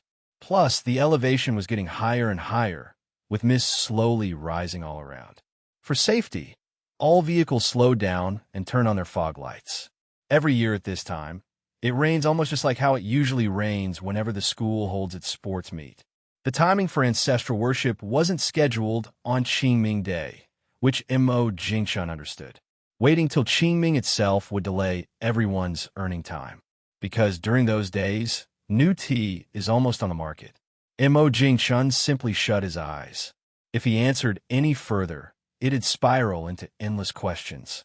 Just then, the car stopped, and Mo Jingshun opened his eyes to ask.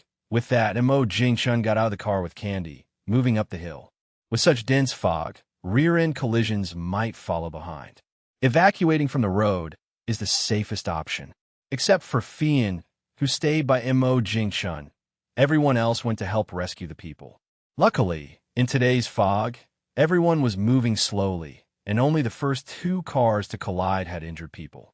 With everyone's help, a lane was soon cleared. That's right.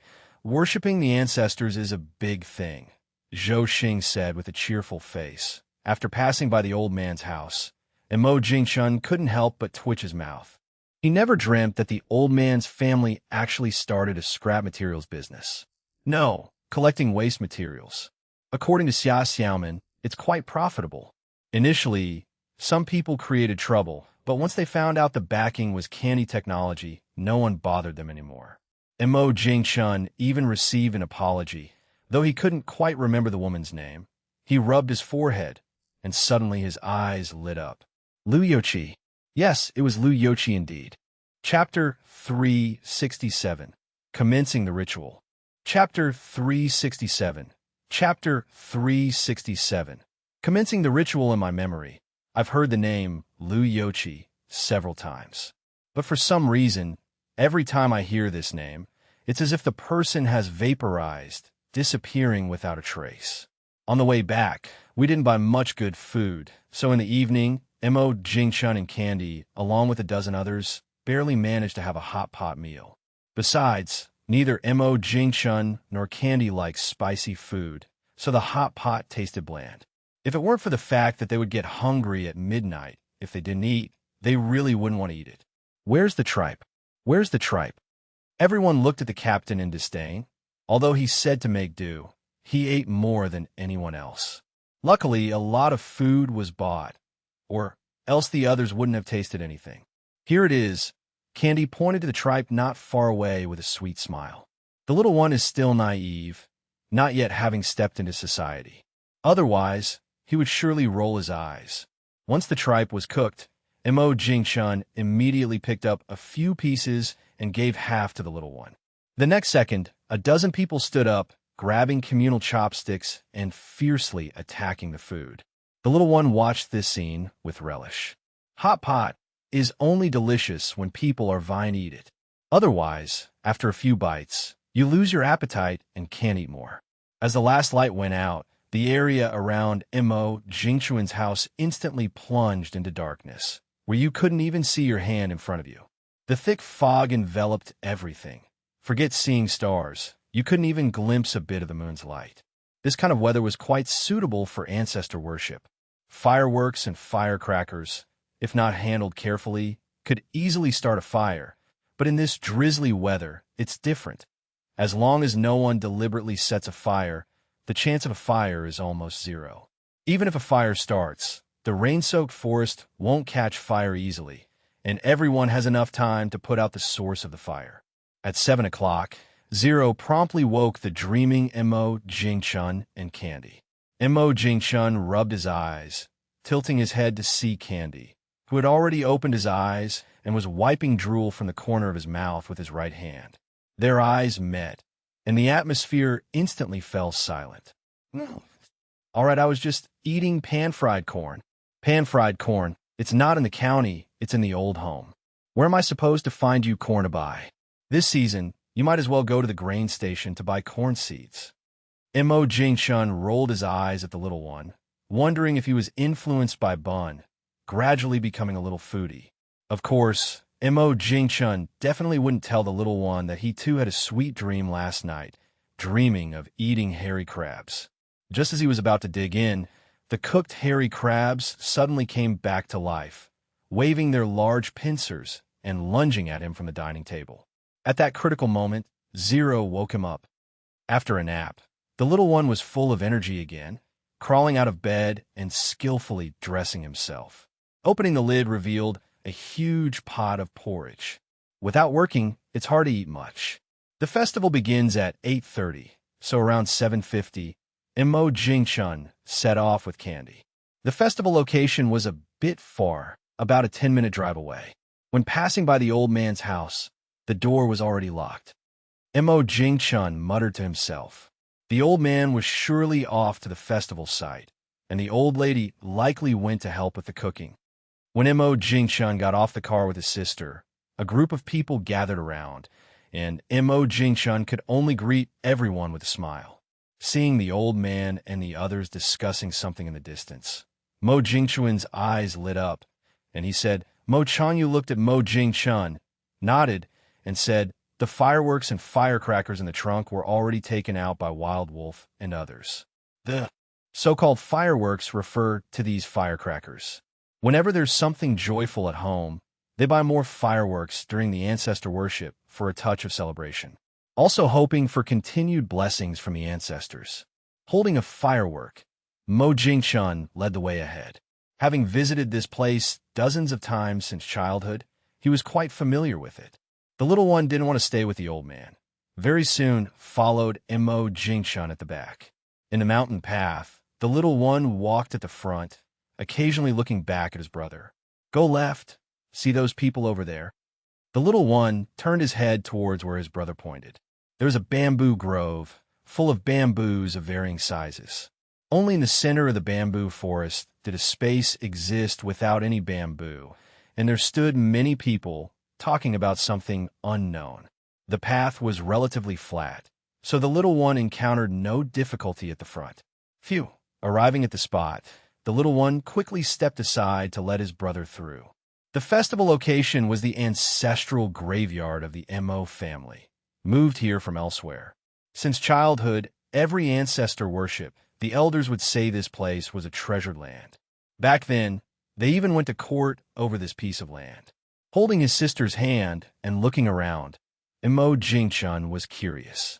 Strangely enough, in the entire bamboo grove, this 30-odd square meter area never sprouted bamboo, not even bamboo shoots. Crucially, nothing was applied to this place, yet grass still grew on the gravehead. Hearing from the old man before, this wasn't always the case. Only after the burial of the first ancestor did it become like this. They said some kind of earthly aura emerged. Near 8:30, everyone had arrived. A mass of people was in the bamboo forest. Some were tending the graves, some burning paper offerings. As the drumming sounded, people knelt and bowed continuously. Everyone whispered prayers under their breath. Standing aside, Mo Jingchun covered his sister's ears, not rushing forward to kneel. The old man and others were standing beside. No rush at all. Chapter 368.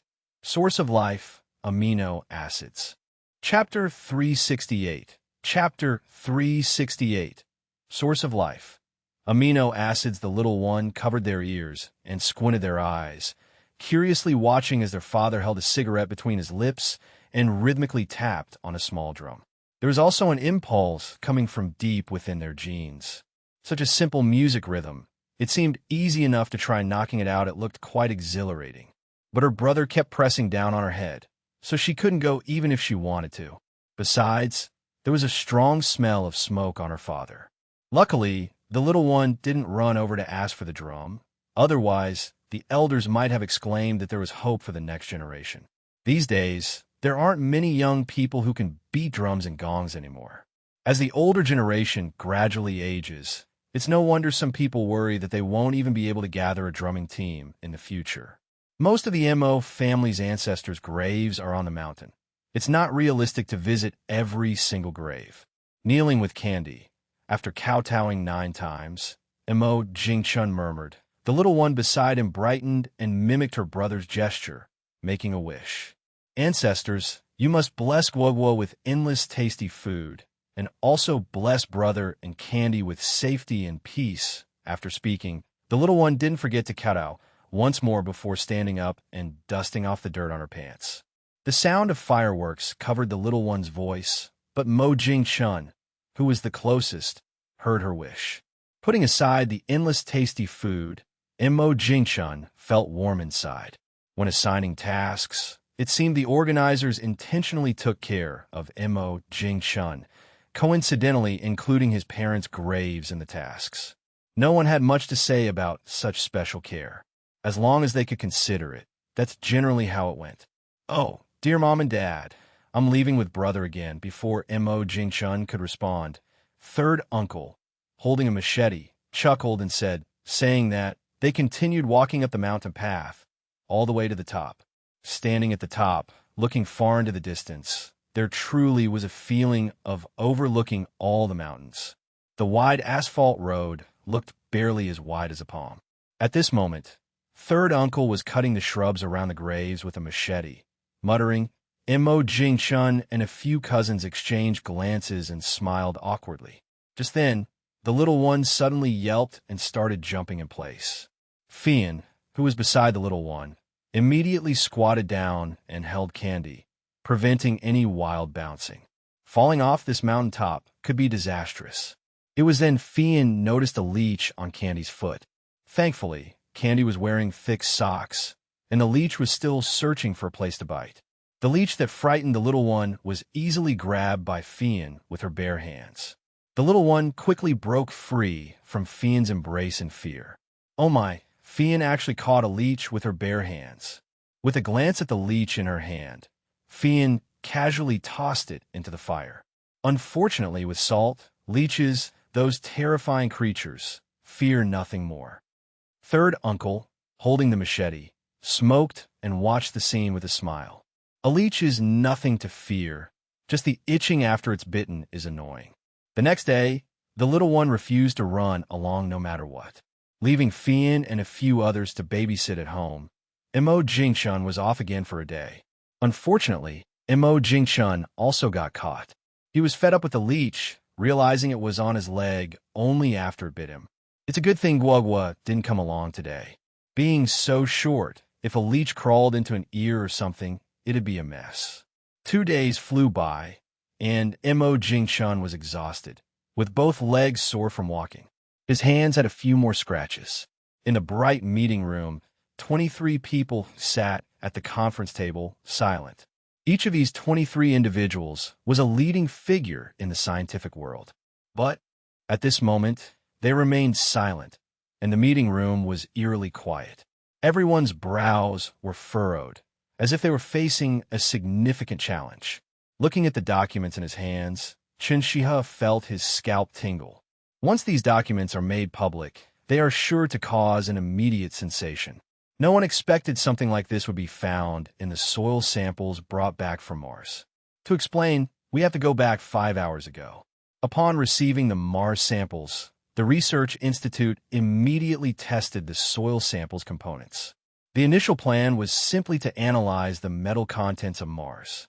Yet, no one expected a familiar basic molecular formula to appear on the monitor. At first glance, everyone was stunned.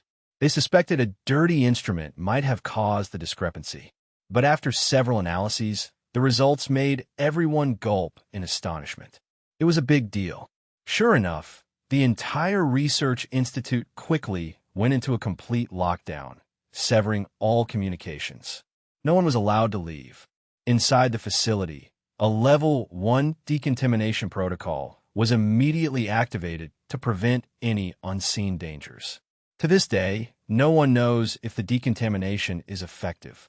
No one knows if any leaks have occurred or if there's a risk to humans. Everyone, share your thoughts. Chen Shihe removed his reading glasses and rubbed his eyes. Finding this source of life, amino acids, in the Mars soil samples was something Chen Shihe never expected. However, whether these amino acids originated from Mars itself or from a meteorite is unknown. After all, the samples were collected by astronauts risking their lives in a meteorite crater. No matter the origin, the presence of amino acids in the samples proves humanity is not alone in the universe. From a mathematical probability standpoint, extraterrestrial life is almost certain to exist. Blue Star and even the Milky Way galaxy are insignificant in the cosmos. The Milky Way galaxy alone contains over 1 billion stars, akin to a grain of sand on Blue Star. Moreover, the universe is constantly expanding. Though there's a long road from amino acids to intelligent beings, the existence of amino acids on a planet like Mars implies similar planets to Blue Star are more likely candidates. Perhaps those intelligent beings on the long-watched Kepler 22b planet are observing Blue Star as well. Chapter 369. What can be certain? Chapter 369. Chapter 369. What can be certain in the meeting room? A long time had passed. Even the tea in the cups had lost its heat. The tea was cold, but no one was focused on the cups. When Chen Shihe spoke, everyone in the meeting room turned their gaze towards him. Watching Chen Shihe pull out a glasses cloth from who knows where and slowly clean his glasses for some reason, everyone felt reassured. Putting on his reading glasses again, Chen Shihe tapped the documents in front of him with a finger and said the fact that they could be called neighbors by humans meant they must be intelligent life, with no low degree of intelligence. Despite understanding Chen Shihe's argument, the atmosphere in the meeting room remained somewhat quiet. The logic was clear, but thinking about the vast number of aliens in the universe was chilling. Everyone nodded. This was currently the biggest question, one that directly touched upon the survival of human civilization. For existence beyond Blue Star, every country has conducted research into whether aliens are real. From a probability perspective, the existence of aliens is a certainty. The old man took a sip of tea to clear his throat, then continued. More people leaned forward slightly, paying keen attention. In this way, the mysterious disappearances of people could be explained. Chinshiha and the old man exchanged worried glances. Because if this hypothesis were confirmed, then certainly this secret meeting would be under their surveillance too. The old man sighed regretfully. This possibility is the smallest because the Milky Way galaxy is not the center of the universe. However, neither Chinshiha nor anyone else was very optimistic about the old man's analysis. The reason is simple. The evolution theory, when placed in the context of human civilization's evolution, reveals many unreasonable aspects. At this point, the old man's brow furrowed tightly. After speaking, the old man only cared to keep sipping his tea, indifferent to whether it had cooled. Everyone looked at Chinshiha without any objection. Some even highly supported it. Today is unlike any other. While facing those meteorite clusters, we must also guard against alien civilizations that might appear at any time. Once an alien civilization appears, it's certain their technology will be more advanced than humanity's. There's no doubt about it. Like a rabbit, which is generally docile and timid and unlikely to bite even when teased relentlessly, humanity is no different. After another half hour of discussion, let's leave it at that. The lights in the meeting room dimmed, and only then did Chinshiha and the others drag their weary bodies out. Waiting in the research station all along, Li Qianqian quickly assisted her teacher upon seeing him exit. Watching her teacher's state, Li Qianqian was visibly worried. Throughout this year, she's noticed the decline in his health. It was a clear difference, quite unlike a year ago. As they walked, Chinxia paused and told Li Qianqian, "You've been with me for so many years, you're capable of teaching students yourself now." Li Qianqian opened her mouth to say something, but couldn't. Her nose tingled, and her eyes turned misty. She seemed to have thought of something, and Chinxia softly added, Chapter 370, Candy, a perfect win-win solution. Chapter 370, Candy, a perfect win-win solution. Chinxia raised his hand to stop Li Qianqian, who wanted to speak, and said, supporting Chinxia, Li Qianqian just kept her head down without saying anything. Does she not know the teacher's character? Over the years, the times the teacher has asked others for help are few and far between. As for the idea of joining Candy Technology, Li Qianqian didn't consider it all. From the moment she followed her teacher, she knew her future lay in these research institutes and bases. Elsewhere, in the classroom, Candy and Xiang'er were playing with paper airplanes. The paper airplanes the teacher taught them to fold were so much fun, especially this kind of simple and fun toy that you fold by yourself. Okay, high breath for good luck. That's the only way to bring life into a paper airplane. The two little ones stared wide-eyed, intently watching the two paper airplanes flying around the classroom. A few seconds later, Candy pouted and scratched her head, unable to understand why her airplane always landed first. She had used all her strength. If Mo Jingshun were here, he would definitely say with a smile. Just then, a commotion erupted outside the classroom. It seemed the teachers were chasing something. Candy and Xiang'er exchanged glances and saw curiosity in each other's eyes. The next second, the two little ones ran out of the classroom with their paper airplanes in hand. Of course, Candy and Xiang'er weren't the only curious ones. In fact, kids are curious about everything. Soon, a lot of children rushed out onto the kindergarten playground. The puppy posed no threat to the kids, and naturally, the teachers chasing it didn't stop the children from watching. Outside the kindergarten, among the onlookers, Fian was naturally there. Too bad there wasn't a packet of sunflower seeds where she could sit down and enjoy the show with them. Now that would be a treat. The little puppy was about to be caught, but ran in Candy's direction, its little tail wagging like a tiny fan. Fian, who had been watching the show, suddenly stood up, ready to jump over the turnstile and enter. The next moment, Fian sat back down. The chubby little puppy circled around Candy, rubbing its head against her feet. Its wagging tail never stopped. Just as a teacher was about to grab the puppy to take it out of the kindergarten, Candy crouched down. The teachers also halted their movements. This little one in front of them, They couldn't afford to offend. After school, under the envious gazes of the other children, Candy ran off with the puppy in her arms. Fian, who had been waiting at the gate, was ready to help Candy hold the dirty puppy, but to her surprise, Candy took a sharp turn, dodging Fian's reach. The little one kept running toward the office building.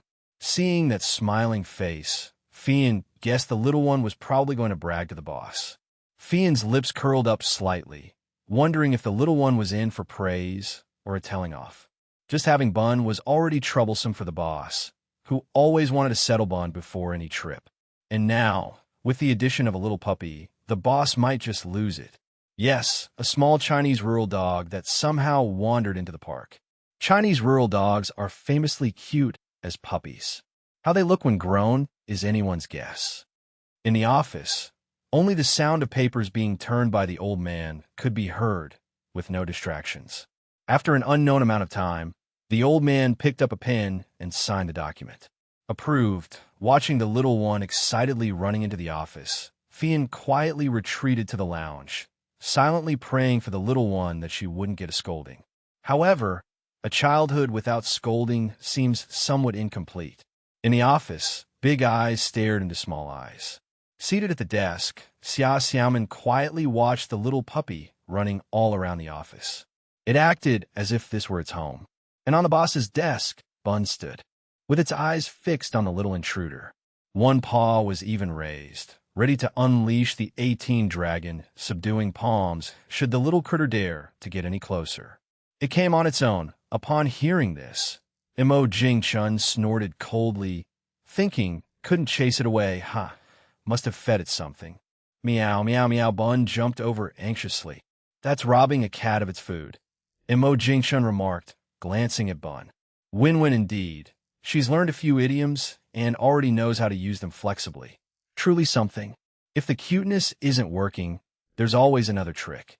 The little one tugged at Mo Jingchun's hand, swaying it back and forth.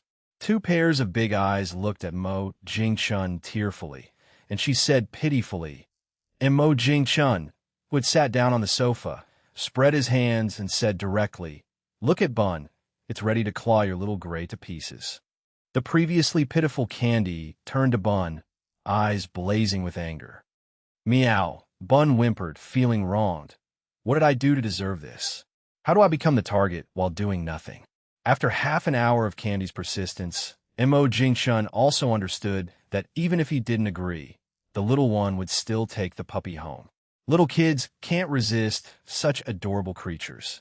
Who knows if, in a few months, when little Gray grows up and possibly becomes less cute, the little one will still be as fond of it.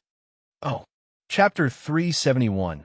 Eat, drink, and sleep as usual. Chapter 371. Chapter 371.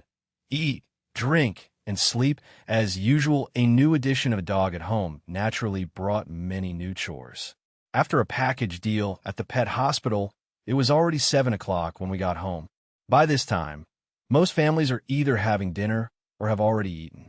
Yet, Mo Jingchun had only just stepped into the living room. Little Gray, from now on, this is your home. Setting down Little Gray, Candy took over the dog bed bought from the pet store from Fian. Once Little Gray hit the ground, it began patrolling its territory. With its majestic and dominant demeanor, it looked quite dashing. Too bad it only lasted 3 seconds. Seeing Little Gray sniffing around its own bed and getting ready to lie down was intolerable. Disregarding the master's instructions, Bun's chubby little paw came up and delivered 10 rapid slaps. In an instant, Little Gray was completely dazed. Ow, ow, the formerly undefeated general suddenly dropped its armor and fled. The little creature cowered under the master's legs, trembling. Meanwhile, Bun, sitting in its cat bed in the distance, smirked as it calmly licked its paws. Looking at Little Gray's innocent eyes mixed with painful howls, Candy's heart broke a little. In the kitchen, Mo Jingchun, while tying an apron, came out to look. Instantly, Bun's arrogance vanished, and it lay innocently in the cat bed. Returning to the kitchen, Mo Jingchun let out a sigh. In spite of himself, Mo Jingchun felt a little sorry for Bun. Now you're bullying Little Gray with all your might. but it's still just a pup. It won't be long. In 2 or 3 months, you'll regret it, Bun. When little Gray, larger in size than Bun, just stands there, will Bun dare to strike? Other cats might, but Bun is just a coward. Chopping vegetables. Mo Jingchun could still hear Candy lecturing Bun outside. With the last dish served on the table, Mo Jingchun glanced at little Gray, who was always trailing behind Candy, and said, seeing Candy prepare to eat, Mo Jingchun gave her an intense look. Bun invited itself, jumped onto a chair, but didn't get onto the table. After all, it had learned from a terribly memorable, painful lesson before. Holding his chopsticks, Mo Jingchun quietly watched Bun, while Bun shrunk its head. Meow. The next day, Mo Jingchun personally sent the little one to kindergarten. With reluctant eyes, Candy turned back every 3 steps. But her brother had said, no bringing little Gray into the kindergarten. Woof, woof, woof. Bun leaped down from the car, giving a scornful glance at the jumping little dog. Then, with an elegant gait, it walked toward the osmanthus tree at the cafeteria entrance. The Mane and Little Masters were both gone, leaving little Gray looking bewildered, not knowing where to go. Fian, on the side, recalling the boss's words, just gazed at the little puppy. After all, the boss said, if the little puppy ran away on its own, it didn't matter. After a few minutes, little Gray, somewhat tired, twitched its nose, sniffing the lingering scents, and trotted off with its little short legs. The knife sniffed little Gray's scent, detecting Candy's smell, but did not bark. Instead, it looked at this little thing with curiosity. Glancing between Bun and the little creature, the knife simply continued to lie on the ground and sleep. Finally getting a chance to slack off, not sleeping really would be a waste. Hiding in the osmanthus tree, Bun watched the little thing hopping below, but unable to climb up, and then contentedly closed its eyes. In the office, Mo Jingchun sat down and received a news notification. Mo Jingchun raised an eyebrow, but soon realized the news was true. The entire internet was flooded with information about the price hike of various metals. It's quite mysterious how so many metal prices could increase, yet there wasn't even a whisper beforehand. The prices just inexplicably went up, and it wasn't just a few. Most of the metals had increased in price. Montak Yingchun looked up at Xia Xiaoman approaching, raised an eyebrow, and asked. The stern-faced Xia Xiaoman nodded, responding, idly glancing around. Xia Xiaoman realized she was in an office, with only her and her boss present. This left Mo Jingchun even more puzzled. 10% didn't sound much, but the base is large. Could the country be secretly preparing a major underground project? No, I'll ask Qin Yuzhu later. Otherwise, I'll feel uneasy. While waiting for Xia Xiaoman to make arrangements, Mo Jingchun pondered over it and called Qin Yuzhu. Hello? Hearing the drowsy voice of Qin Yuzhu over the phone, Mo Jingchun checked the number. It was indeed Qin Yuzhu's. Originally, Mo Jingchun wanted to ask why she was still sleeping, but saying it would probably get the call hung up by Qin Yuzhu. Yawning, Qin Yuzhu helplessly replied. After the call ended, Mo Jingchun was left speechless. What does eat, drink, and sleep when you should mean? Why does it sound like I'm on the verge of some epic journey? But Qin Yuzhu's attitude did reassure him somewhat. It just still had a significant impact on the public. Don't just look at the metal price hike as unrelated to everyone. Sooner or later, folks will discover that not just metal products are getting more expensive. Mo Jingchun stroked his chin and murmured, P.S. Thanks to Tian Diji Bai for the reward, Crazy Ant, Night Shift Old Man, and Purple EU for the reward and support. Chapter 372. Famous Figures Every College Student Should Know. Chapter 372. Chapter 372. Famous Figures Every College Student Should Know. Saturday, the long-awaited weekly holiday, finally arrived. Younger schoolchildren were busy watching TV. Middle and high school students were busy going out shopping with friends. Meanwhile, most university students were still sleeping. At dawn, when it was just getting light, the temperature in the mountains was still very low. In the faint light, 2 small figures were fumbling towards the vegetable field with something in their hands. Soon, The sound of digging could be heard from the vegetable field. The older sister was digging a hole in the front, while the younger sister carefully dropped the seeds into the pit behind her. These seeds were precious. They were brought back by their uncle from the county town. Although their uncle didn't ask for money, the older sister still gave him money. The older sister said one should not forget their roots. Although Sha Hong didn't know what that meant, she understood that she couldn't just take others' things casually. Every time she placed a seed, Sha Hong would bend down. That way, the seeds wouldn't fall outside the pit. In front, AMU's small body was full of strength. In fact, it wasn't just AMU and Sha Hong who got up early to plant vegetables. After the sun came out, AMU sat resting by the vegetable field, watching the adults clearing more land with envy. AMU shook her head and said there were so many stones in the wasteland, she couldn't possibly move them all by herself. Sitting beside her, naive Sha Hong thought her sister simply didn't have time, and she said happily. AMU chuckled, but felt a bit sad.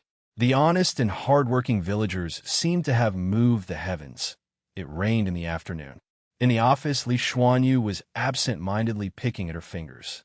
Every Monday morning, she's called to Mo Jingchuan's office, not for anything else, just to check her thesis. Over time, her colleagues realized she frequently went to the top floor, a place few people could access. When Nan speculated that the boss was actually Li Xuanyu's advisor, she was stunned. Weren't the boss and Li Xuanyu supposed to be just classmates? How did the situation suddenly change to an advisor-student relationship? No matter what the relationship, everyone treated Li Xuanyu more politely. That's human nature. Mo Jingchuan looked up at Li Xuanyu, took a deep breath, and said, Mo Jingchuan's mouth twitched. He was all too familiar with the issue of plagiarism checking for undergraduate theses. It was all thanks to a certain formidable expert. Luckily, his thesis was based on graduate thesis standards back then. Otherwise, he would have faced the same ordeal.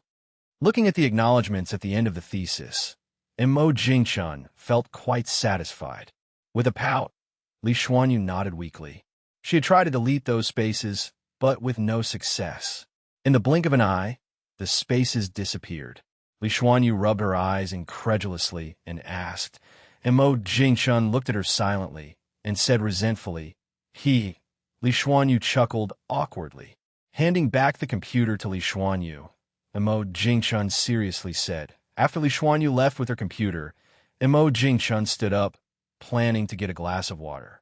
Just as he lifted his foot, Little Gray, who was sleeping at his feet, rolled off. Little Gray looked around confused, having just been woken. What just happened?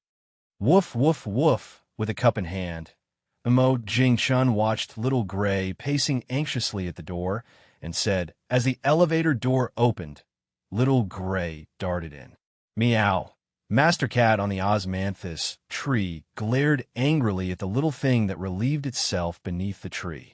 Did it not know this was Master Cat's usual resting spot? Annoyed, Bun jumped down and gave it a series of rapid slaps. Confused and wobbly, Little Gray ran away. In the kindergarten, the teachers were helping hang up streamers. The competition was tomorrow, and the little stage had already been set up. Xiang Air was grabbing balloons, while Candy was fervently pumping air into them. Worriedly, Xiang Air watched the balloon growing larger, afraid it might burst any second. Fortunately, Candy listened to the advice and stopped in time. After Xiang Air handed the balloon over to the teacher, the two little ones teamed up to pump more balloons. Got it. Candy grinned and pumped hard. Balloons look better when they're big. With a pop, the two little ones were startled. Candy patted her little chest, swallowed, and quickly handed the pump to Xiang Air. Oh my, it really exploded. Prompted by Xiang Air, Candy looked toward the kindergarten gate, her eyes lighting up instantly.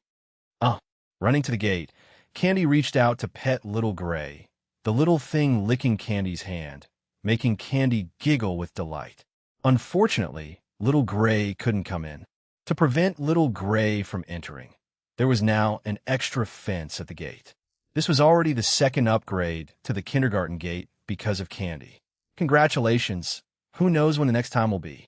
Chapter 373, Murder Weapon. Chapter 373. Chapter 373. Murder weapon? Sitting at the front desk playing with her phone, Huang Min glanced at the little puppy darting by and said calmly, "What's there to see?" Huang Min choked for a moment, looking at her girlfriends with a face of grievance. "What else can we do?" Accompanying the boss out of the elevator, Xiaomin coughed twice as she passed the front desk. Seeing this, Huang Min and her girlfriends were suddenly startled. "Oh my, why did the boss come down?" Fortunately, the boss didn't say anything and went straight out the door, with the little puppy hopping and skipping behind. Huang Min rolled her eyes at her girlfriends and said, "Where else?" Her girlfriends nodded in deep agreement. Inside the kindergarten, Candy, who had just had her makeup done by the teacher, was lying by the window, constantly looking at the door. Her little eyebrows furrowed. Why hasn't brother arrived yet? While Candy was frowning, a familiar figure appeared before her eyes. Candy quickly ran out of the classroom to greet her brother. Picking up Candy, who ran all the way, Mo Jingshun looked at Candy's rosy cheeks with makeup and laughed heartily. The next second, her proud face turned into one full of expectations as she asked. Hearing her brother's promise to record, the little one agreed without a second thought. Little did she know, Candy might end up chasing her brother to destroy the footage years later. On the kindergarten playground, many parents had already arrived. Unless they were particularly busy and couldn't take time off, otherwise, they were all there. Looking at row after row of little stools, Mo Jingchun couldn't help but ponder. Aren't those meant for the kids? Principal, are you sure we adults won't break the little stools if we sit on them for long? Under the principal's expectant gaze, Mo Jingchun gently sat down. After testing the strength, confirming it wouldn't break, Mo Jingchun sat down with relief. Meanwhile, Candy was dragged back to class by the teacher, though what was being taught inside was a mystery. About 10 minutes later, the kids from the small class sat down at the top under the teacher's guidance. Then came the middle class, followed by the big class. Fortunately, the weather was nice today, with the sun warming our bodies. Not too hot, not too cold, perfect for sunbathing. Applause erupted. Sitting on a little stool, Candy clapped with great enthusiasm as she looked at her brother. Her little hands turned red, but her face was filled with pride. It seemed as though the teacher wasn't referring to Candy's brother, but to Candy herself. A bunch of little ones, dressed in yellow duck costumes, waddled onto the stage like ducks. You might think it's childish. No, it's quite funny. Especially the little yellow duck wiping its tears, yet sticking with the troupe. Ha! Performing while crying. Isn't it amusing? Indeed, the kindergarten performance programs are full of joy. In the following performances, everyone laughed nonstop. Little snoozes, running noses, all sorts of little antics on stage.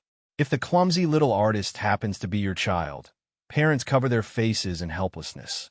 No doubt, Candy's class too took first place without controversy.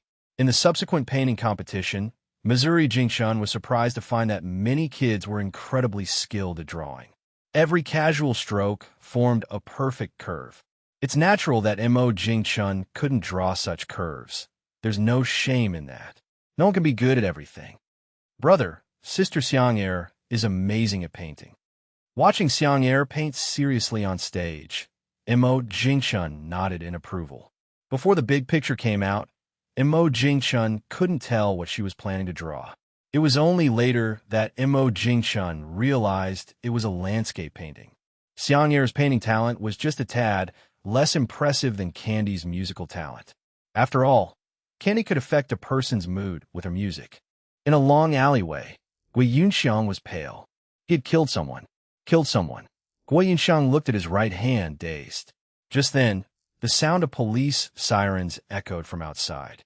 Turns out, a kind-hearted person saw him being dragged into the alley and called the police. Should I run? But it was self-defense, right? It should be, right? How was I know the other person was so weak? He still has a pulse. Gui Yunxiang was restrained, offering no resistance. Xia Xiaomin whispered urgently in Montak Yingchun's ear. Criminal tool? Mo Jingchun's face instantly turned livid. Damn criminal tool. These media folks will say anything for traffic. Looks like the previous crackdown wasn't harsh enough. Mo Jingchun got up and left immediately. A group of parents and teachers watched in bewilderment as the boss left just like that. On the way, Mo Jingchun gradually calmed down. P.S. Thanks to Wuxianzi's wandering, book friend 20180606151817111, Hongming Zilian, Zudawanji Shikangzilan, Qinshi Yulin, Xiam Yulinyu, Ruzuo Xinjiang for your reward and support. Chapter 374. Could be heartbreak? Haha. Chapter 374. Chapter 374. Could it be heartbreak? Haha. Facing the situation that had become a problem of Canny Technology, Canny Technology's public relations issued a statement immediately. Just as it said in the statement, if intelligent bionic limbs are crime tools, they shouldn't be on the market. Then what about kitchen knives and fruit knives? Humans invent various tools for the convenience of humanity. Any tool has a certain degree of danger. Whether it's dangerous depends on the person, not the tool. Following this statement, Canny Technology also released a list. Confronting self-media maliciously damaging Canny Technology's public image. Canny Technology's legal department has completed evidence collection. In the following week, the self-media on the list will all receive lawyers' letters. The internet is not a lawless place. Spreading rumors requires taking responsibility. Xia Xiaoman could tell that the boss was really angry this time. A perfectly good intelligent bionic limb can be said to benefit humanity. But how long has it been? And it's already labeled as a tool for murder. This is simply unreasonable. The world doesn't know that even without bionic limbs, a flesh and blood fist can still cause death. The entire afternoon, Mo Jingchun went nowhere and stayed in the office, keeping an eye on the legal and public relations work. This time, Mo Jingchun would not let a single self-media off the hook. Looking at the distant river, Mo Jingchun snorted softly and muttered to himself. After kindergarten, Candy came back carrying a pink backpack with a hole in it. At this point, it's unclear whether the video platforms deliberately reduced the attention or if the public relations and lawyer letters had an effect, but the heat dropped off the rankings. The little one didn't know that a big thing happened today. The little one just pulled out a certificate from the backpack. Oh, at that moment, Mo Jingchun's mood improved a lot. Looking at the blank wall, Mo Jingchun suddenly grinned. Posting a certificate, the little one's eyes brightened, feeling proud, and straightened his back. Xia Xiaoman said with a smile, walking over with the clear tape. Now that the boss's mood is much better, naturally, Xia should follow the boss's wishes. Gently patting Candy's head, Mo Jingchun said with a smile. Candy turned his head left and right, his head rotating 180 degrees. Upon seeing such a large wall, thinking himself clever, Candy felt a bit uncertain. Brother, it's too much. When leaving, Mo Jingchun jokingly said to Xia Xiaoman. Under the lighting, a strong man with golden hair punched the table with a loud bang. The surrounding people glanced up and then quickly returned to their work. Everyone was trying hard to reduce their presence. Everyone kept their heads down. Suddenly, another bang like an iron fist hitting the table. As if to prove his words, an intelligence officer wearing a headset suddenly stood up, holding intelligence just sent back from Xia country. Looking at the intelligence bureau chief rubs his eyes in disbelief. The South Celestial Gate Plan? FK. With a change of expression, the intelligence bureau chief went off to report without saying a word. What star system defense system? They must be guarding against internal blue star matters. If Xia country deploys space weapons, how can other countries sleep peacefully? Especially, they absolutely won't allow such an uncontrollable situation to occur. On the other side, in the National Security Bureau of Jing City, it was brightly lit. In the meeting room, the person sitting at the head of the table smiled and said, "All right, let's adjourn." After everyone left the meeting room, the person sitting at the head slowly got up, full of worry. Hopefully, when encountering aliens, humanity can temporarily set aside grievances and unite together. Of course, if aliens never come to the solar system, that would be best. Lying in the upper bunk with the bed curtains drawn, Zhou Yaling couldn't sleep for a long time, staring complexly at the ceiling. She felt that everyone seemed to be gradually distancing themselves from her. Even her 3 roommates were no exception. This is the society that her brother mentioned, right? It really is realistic. Having a good brother, is that a crime? Thinking of how no one had sent messages in the dorm group for a long time, Zhou Yaling smirked with mockery. Perhaps it's not that no one sent messages, but they created a new group without her. That should be it. It is a bit sad. 3 years of dorm friendship vanished just like that. If so, then stand at a height they'll never reach and let them look up in awe. The next morning, Zhou Yaling got up and went to the library. Effort has never been just thinking. It's about action. After finding some management books, Zhou Yaling sent a message to Mo Jingshun. Brother, send me some materials so I can study first. After sending the message, Zhou Yaling put down her phone. At this time, she knew her brother probably had no time to reply. He might even still be sleeping. Around 9, Mo Jingshun arrived at the office, and after seeing the message, was momentarily stunned. Zhou Yaling, being so lazy, is willing to study in advance? Little sis, what happened to you? Who am I if not your brother? Chapter 375. Farewell, my baby bottle. Chapter 375. Chapter 375. Farewell, my baby bottle. Beep, beep, beep. The familiar OA message notification sounded. Zhou Yaling opened it, and, as expected, it was a message from Zero. A string of blue text, presumably the download link for some materials. Zhou Yaling, full of excitement, opened the link and watched as it downloaded at over 700K per second. Seeing the file's compressed size, she widened her eyes. Over 200G of materials? Bro, are you serious? Are you sure it's all study materials? Just a moment ago, she was full of joy, but now Zhou Yaling felt a headache coming on. The campus network speed at school can only manage 800K at best. How long will this 200+ G compressed file take to download? Should I use mobile data? These materials are not just a bit much, they are overwhelmingly much. Just then, Zero sent another message. Upon seeing it, Zhou Yaling shivered a little, her hand holding the mouse shook. Oh my god, this is just the beginner's material. There's also intermediate and advanced. Taking a deep breath, Zhou Yaling replied to Zero. The file is too big, and the internet speed is too slow to download. Just when Zhou Yaling thought Zero was going to change the speed limit, Zero sent a new link. Zhou Yaling twitched her mouth, thinking whether or not it costs money. What does it have to do with an AI like you? She knows very well that the supercomputer in the tech park is the one that consumes the most electricity. Last time she heard from her brother that the daily electricity bill is a fortune. Zhou Yaling really didn't want to deal with this AI, Zero. Often it was quite annoying. Upon opening the new link and seeing the thoughtful directory, her good feelings for Zero rose slightly. So there really are so many small videos.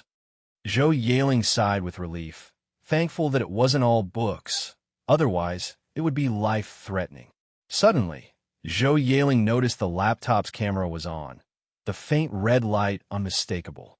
Her face darkened instantly. She didn't need to think to know that besides Zero, no one would bother hacking her lousy computer. As if sensing Zhou Yaling's change in expression, the camera light went off immediately. Bro, can you keep your AI in check? Shortly after, Zhou Yaling received a reply from Mo Jingshun. I've got so many employees under me, plenty of pretty ones. Zhou Yaling pouted.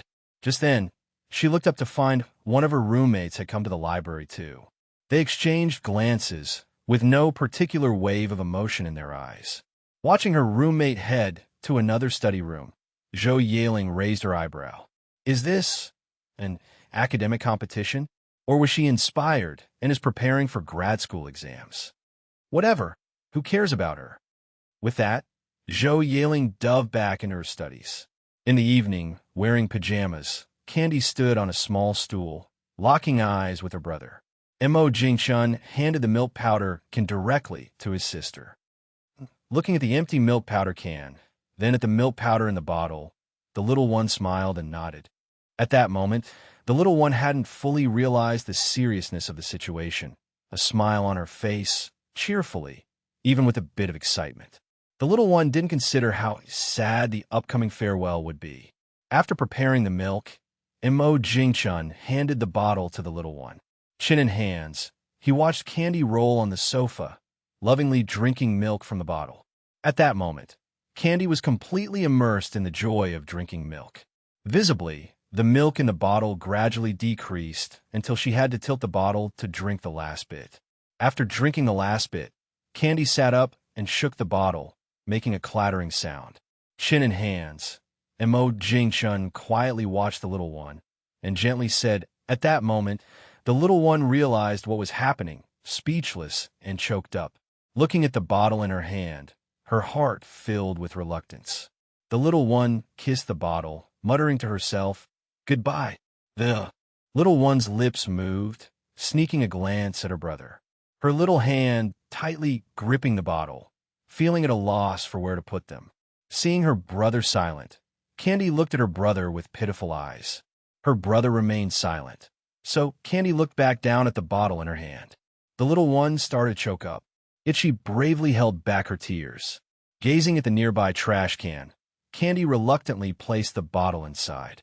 In the next moment, Candy clung to her brother's leg, choking as she gazed at the bottle lying quietly in the trash can. At this moment, the little one could no longer hold it in and cried.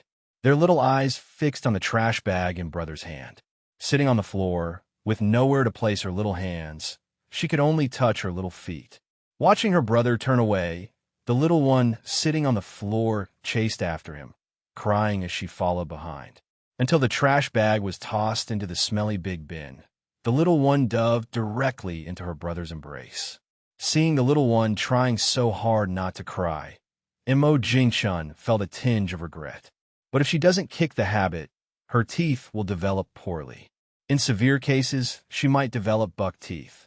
Who knows how long it took, the little one, seemingly cried out, fell asleep in Imo Jingchun's arms. Gently laying her on the bed and tucking her in, Imo Jingchun went downstairs. Opening the smelly trash can, Imo Jingchun retrieved the trash bag he had tossed and retrieved the bottle. After washing and drying it, Imo Jingchun placed the bottle into the display cabinet in his study. With a casual flick, he turned off the study's light and returned to the bedroom. P.S. Thanks to Night Watching the Sun, YHOD, Falling Snow Times, and Pen Sword Book for their rewards and support. If you know someone who'd love this story, send them this video. Sharing is honestly the biggest help you could give a small channel like this. Now, let's get back to it. Chapter 376. Turns out I'm the real Patsy. Chapter 376. Chapter 376. Turns out I'm the real Patsy. In the early morning, green buds sprouted from the branches outside the villa. Uncertain if it's because the grass and branches have recently sprouted green buds, every morning upon waking, the air in the town feels much fresher. Outside, taking advantage of the boss not being awake yet, Wild Wolf and the others started exercising early. Only by maintaining a certain level of exercise daily will the skills learned in the military not regress day by day. Having just returned from buying breakfast at the entrance of the community, Fian heard Lone Wolf's shout and looked in the direction he was pointing. Candy, with her hair all tousled, wearing a single slipper, still in her pajamas, was circling the big trash can. But the trash can was too high, and the little one clearly knew she couldn't reach. Fian handed all the breakfast to Lone Wolf, tilted her head, and softly asked. Lone Wolf shrugged, giving Fian a knowing look. Last night, everyone saw it. The boss picked up the milk bottle again. There was no milk bottle in the trash. Can that Candy miss so much? I'll go over. Seeing Fian walking over, the little one's eyes lit up. After hesitating for a moment, the little one added, You can't tell my brother. Okay. Fian nodded in agreement. Because Fian knew there was no possibility of finding a second milk bottle in the trash can. This trash can was specifically for the 3 villas in this row, cleaned once every 2 days. Fian directly picked up Candy. Filled with joy, Candy was completely unaware of why Fian knew she wanted to open the trash can before she even said anything. Minutes later, Candy, carried inside the villa to wash her hands by Fian, kept muttering to herself. Sighing in her heart, Fian said. The little one pouted and bit her lip. So sad. How could they take away Gugua's milk bottle? The curtains in the second-floor bedroom automatically opened, and the room brightened instantly. Squinting, still a bit confused, Emo Jingchun habitually reached out to touch the bed's edge. Huh? Where's Guogua? Seeing the clothes still on the bedside table, Emo Jingchun frowned. Going downstairs in one stride, Emo Jingchun saw Guogua washing her hands over there. The little one heard the noise, turned around, saw it was her brother, and immediately lowered her head guiltily. The imagined scolding didn't happen. Only a warm big hand caressed her cheek. Go change your clothes. Be careful not to catch a cold and need a shot. Without bothering to dry her hands, the little one didn't even take the elevator and ran upstairs. Outside, Emo Jingchun blinked at Fian. No. Fian thought to herself, I wouldn't dare say that. In the kindergarten classroom, the teacher was vividly and interestingly giving a lesson, and the children responded to the teacher one after another. Watching the minute hand moving above the teacher's head, Candy sucked on her straw, somewhat absent-minded. Pure milk wasn't good at all. She missed the days when she could gulp down Grandma's milk.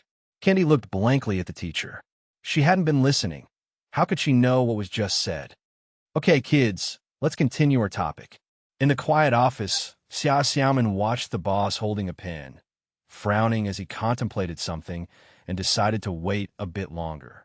Wait until the boss has time, then report the issues raised by the kindergarten. However, Xia Xiaoman was also curious about what dilemma had troubled the boss, causing him to frown. Could the company be running out of money? That shouldn't be the case. Over half an hour later, Xia Xiaoman glanced at the boss again. Why do you keep looking at me? Feeling awkward, having been noticed by the boss. Having no choice, Xia Xiaoman approached with determination. Emo Jingchun leaned back in his chair, curiously watching Xia Xiaoman. Then what's up? Saying this, Emo Jingchun even touched his own smooth face. The office. Atmosphere instantly solidified. Emo Jingchun felt awful. It turned out he was the real big fool in all this. Sigh. Emo Jingchun sighed, lying powerless in his chair, staring at the ceiling as he spoke. Xia Xiaoman, initially a bit worried, now looked at the boss with a face full of shock. The boss was too harsh. Quitting formula is usually gradual. Throwing away the bottle, like tossing a ball, was too abrupt. And he had Candy do it herself. Golly, if she did that, she seriously doubts if her mom might scold her. Xia Xiaoman shrugged. After all, the boss is Candy's guardian. But quitting formula is a necessary path. Just it was unexpected how abrupt the boss was. Returning to her desk, Xia Xiaoman sighed. She somewhat understood the boss now. It's his first time taking care of a child, without parental guidance. Lacking in many aspects is normal too. Thinking that the boss had been frowning all day might be because of this matter. Also, dealing with Candy's unhappiness was understandably troubling for him as a brother. Best to stay clear of the boss these next few days. Pulling up the kindergarten surveillance video, watching Guogua dawdling there, Emo Jingchun felt even worse. Even tempted to buy formula again. On second thought, better not, or she'll be saddened again in the future. Woof, woof, woof, a drenched little gray ran over. Emo Jingchun looked out the window, and sure enough, it was raining. Soon after, Bun also arrived. However, what puzzled Emo Jingchun was that Bun was completely dry, not a trace of rain on him. Chapter 377, Lu Hailong. Chapter 377. Chapter 377. Lu Hailong. The next second, Emo Jingchun lost interest in finding out why. Little Gray used his innate ability, shaking his fur and splashing rainwater all over Emo Jingchun's face. For a moment, Emo Jingchun had the urge to properly educate Little Gray. Unfortunately, given Little Gray's small size, one slap might turn him in a hot pot for the evening. Sitting on the ground, Bun licked his paw and occasionally glanced at Little Gray hiding under the desk. Humph, silly dog, peeing on Master Cat's territory, didn't even know to run in the rain. The rain came quickly, poured heavily, and left as fast as it came. In just about half an hour, the rain stopped. The dark clouds in the sky quickly dispersed, and sunlight shone through the gaps, illuminating the earth. Throwing her backpack aside, Candy called out to her brother and ran into the bedroom with a pout. Trailing behind the little one, Little Gray and Bun scrambled to follow, looking just like two personal bodyguards. Feeling a bit uneasy, Mo Jingchun soon followed them into the bedroom. Inside, Candy, who had stuffed her mouth with several grapes, blinked at her brother as he entered. After swallowing the grapes and spitting out a few seeds, Candy scratched her head, her cheeks flushed. As she spoke, the little one started to look a bit aggrieved. How great the old days were, and why didn't she cherish them? Coming home and drinking milk right after school, but now those days are long gone. She had a carton of milk on the table and swallowed hard. It seemed like it could be quite tasty. Under Mo Jingchun's gaze, the little one inserted a straw and took 2 big gulps. Look at the poor, hungry little one. Perhaps it's best to keep some snacks ready at the kindergarten. If a child is hungry, they can just ask the teacher. Spending a bit of money on the kids is something Mo Jingchun is very willing to do. The bacon hot pot that night had the little one eat more than half a bowl of rice. The little one also realized that without milk at night, she needed to eat her fill or she'd go hungry. Woof, woof, woof, meow. Looking at the 2 pairs of yearning eyes, Candy couldn't bear it and struggled to pick up 2 slices of bacon with her chopsticks. 1 slice for Little Gray, 1 for Bun. The moment the slices hit the ground, Bun grabbed his portion and backed away 3 meters, cautiously guarding against Little Gray. When it was Little Gray's turn, he sniffed at it, sat back down, wagged his tail, and continued to gaze at Candy. In the next second, Bun strutted over in a leisurely manner and snatched the remaining bacon slice, while Little Gray didn't even bother to look. The more Candy talked, the more she felt Little Gray was letting her down. Little Gray, if you don't eat meat, how will you grow big and strong like Big Black? Sitting across from them, Mo Jingchun glanced at the small Little Gray that couldn't grow much bigger than a palm and twitched his lips. Could Little Gray grow up to be like a dagger? Impossible. In terms of size, no amount of good food would make him grow to the size of Dagger. Besides, Dagger had a very rich diet and underwent long-term formal training. Okay, in the laboratory, Lu Hailong adjusted the glasses on his nose and stood quietly beside the machine. Behind Lu Hailong, a group of researchers in white lab coats stood silently, waiting for the results. Lu Hailong looked back at them and smiled. Don't be so nervous. This time it will definitely succeed. As soon as the words were spoken, the speaker yelped, looking at the mentor with a grievance. Lu Hailong nodded in agreement. Indeed, if we fail again, I won't have the face to see Mr. Hearing this, everyone felt a flush of embarrassment. Since joining, they had been drawing high salaries, but hadn't produced any valuable results. Even the graphene battery project was guided by the boss throughout, or else it wouldn't have progressed so quickly. However, the further along they got, the less frequently the boss checked in on them. Everyone feared that if they didn't produce results soon, they'd be out of a job. In the dust-free lab, the only sound was a crisp beep from the machine, and the green light turned on. Under the intense anticipation of everyone, Lu Hailong skillfully retrieved the graphene battery from the machine. In the dust-free lab, Lu Hailong was the first to walk out. Disperse, everyone. Let's keep pushing in our research. After Lu Hailong left, the others fell into thought. The boss made a good point. Putting aside other things, achieving mass production of graphene batteries alone and improving the yield rate is tough. The higher the yield, the lower the production cost, which means the quicker the R&D costs can be recovered, ultimately benefiting the company. Until the final results were out, everyone tacitly agreed not to report to the boss. If things went south, their energy research lab wouldn't be able to lift its head for quite some time. In kindergarten, Candy had regained her usual self, though she occasionally daydreamed about how disappointing Little Gray was. A dog afraid of cat. After nap time, the kindergarten played cheerful music. In the dormitory, Candy yawned and rubbed her eyes. Seeing the teacher doing other kids' hair, Candy leaned against the wall and fiddled with her smartwatch. With nothing better to do, Candy climbed onto Xiang'er's bed. Xiang, still a bit groggy, tilted her head to look at Candy, a hint of confusion in her eyes. Xiang touched her belly. After a nap, she was indeed a bit hungry, but they would only get extra snacks after another class. Candy frowned, feeling her empty, rumbling belly. After sitting for a while, Xiang was already a bit more awake. P.S. These days my update schedule might be a bit irregular as I'm busy with engagement matters. Thank you for understanding, everyone. Chapter 378. The Coming Transformation. Chapter 378. Chapter 378. The coming transformation. The conversation between the two little ones was heard clearly by the life teacher nearby, who remained silent the whole time. By noon, all the teachers received the notification. The result was now obvious. It was the boss who personally gave the order. The teacher hadn't said anything because if food was given to the two little ones now, the other kids would probably cry for it too. Crying filled the entire dormitory, and it made her scalp tingle. If it weren't for the slightly better treatment here, who would be willing to look after a group of children every day?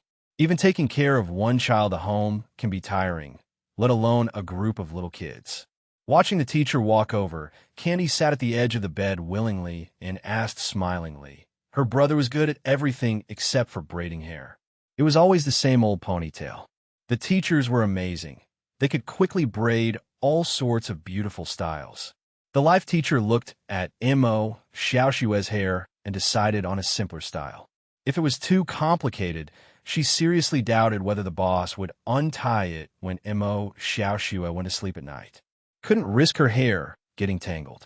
Otherwise, she would probably be the one to take the blame. Another darn pair of pigtails. Candy pouted unhappily and enviously watched the teacher make many small braids on Xiang's head, then twist them together into a pretty look. Candy and Xiang were the last to leave the dormitory, each holding a box of milk and a piece of bread in their hands. Their little hands were hidden behind them, afraid of being seen by the other kids. Outside the window, a gentle breeze blew, and under the envious glances of their classmates, they took a sip of milk and a bite of bread, feeling content. In the bright and clean laboratory, there were various instruments and equipment everywhere. Each piece was worth quite a bit. It could be said that the combined value of the lab equipment was a fortune. This is one main reason why many researchers choose to join companies or institutes instead of researching alone. It's impossible to set up a standard lab without significant financial resources. Even the funding required just for equipment maintenance deters many researchers. Next to such a laboratory, there's an office not too big, about 40 square meters in size. More than a dozen people squeezed into the office, making it cramped, but everyone preferred such a small space as it was convenient for discussing issues anytime. Lu Hailong stared at the complex formulas on his computer, his expression somewhat complicated, feeling deeply moved inside. Outsiders knew that the boss Missouri Jingchun had made significant achievements in algorithm fields and biopharmaceuticals. But only the researchers in this laboratory building knew that the boss was an all-around genius. Although unbelievable, it was the truth. Whenever the research hit a bottleneck, the boss would appear in the lab to make suggestions. Without exception, following the boss's suggested direction always led to a breakthrough soon. As for leaking the data here, Lu Hailong shivered involuntarily. Remembering all that data would be a huge task. And even if you memorized everything, don't think about leaking secrets. To be honest, Lu Hailong couldn't quite understand how someone so stupid could exist in the lab downstairs. Anyone who could earn a doctorate shouldn't be so foolish, right? In this building, any data accessible to these researchers was undoubtedly state secrets. Otherwise, why would there be armed police stationed, and only here at the lab building? That guy disappeared, but heard from others he was locked up. The outcome waiting for that guy definitely wouldn't be good. Glancing at the flashing surveillance camera above his head, Lu Hailong looked down to continue his research. At 4 in the afternoon, Xiaohu, face all flushed, rushed into the office and handed the experimental data results to Lu Hailong. The office, quieted for a moment, then erupted in laughter. Some even shed tears of excitement. Not worrying about being dismissed, but happy for the team's research achievements. Sitting in his chair, Lu Hailong carefully examined each line of experimental data. Especially seeing the full charge in 10 seconds, his hands trembled. 10 seconds, and that was because their technology wasn't quite mature yet. Theoretically, a small graphene battery like this could fully charge in 1 second. But it didn't matter. People accustomed to fast-paced life would undoubtedly welcome the arrival of graphene batteries. Once mass production of low-cost graphene batteries commences, significant changes in modern technology will occur. Phones will no longer face the low battery anxiety, and there will be no more playing on phones while charging. Electric cars will also speed up their prevalence, and so on and so forth. Taking a deep breath, Lu Hailong forced a calm tone and said, having the boss come to the lab wasn't Lu Hailong showing off, but because the lab items couldn't be taken out of the lab building. Through OA, Lu Hailong initiated a voice call. On the other side, Mo Jingchun was enjoying a soda while watching the kindergarten surveillance. The phone's vibration shifted Mo Jingchun's gaze. Lu Hailong. With a sense of anticipation, Mo Jingchun answered the call. Mo Jingchun's lips curled slightly. It was indeed good news. In the lab building's hall, Wang Bing watched curiously as Mo Jingchun rushed in, heading straight upstairs. What happened? From the looks of it, it wasn't anything accidental. The smile on his face couldn't be hidden at all.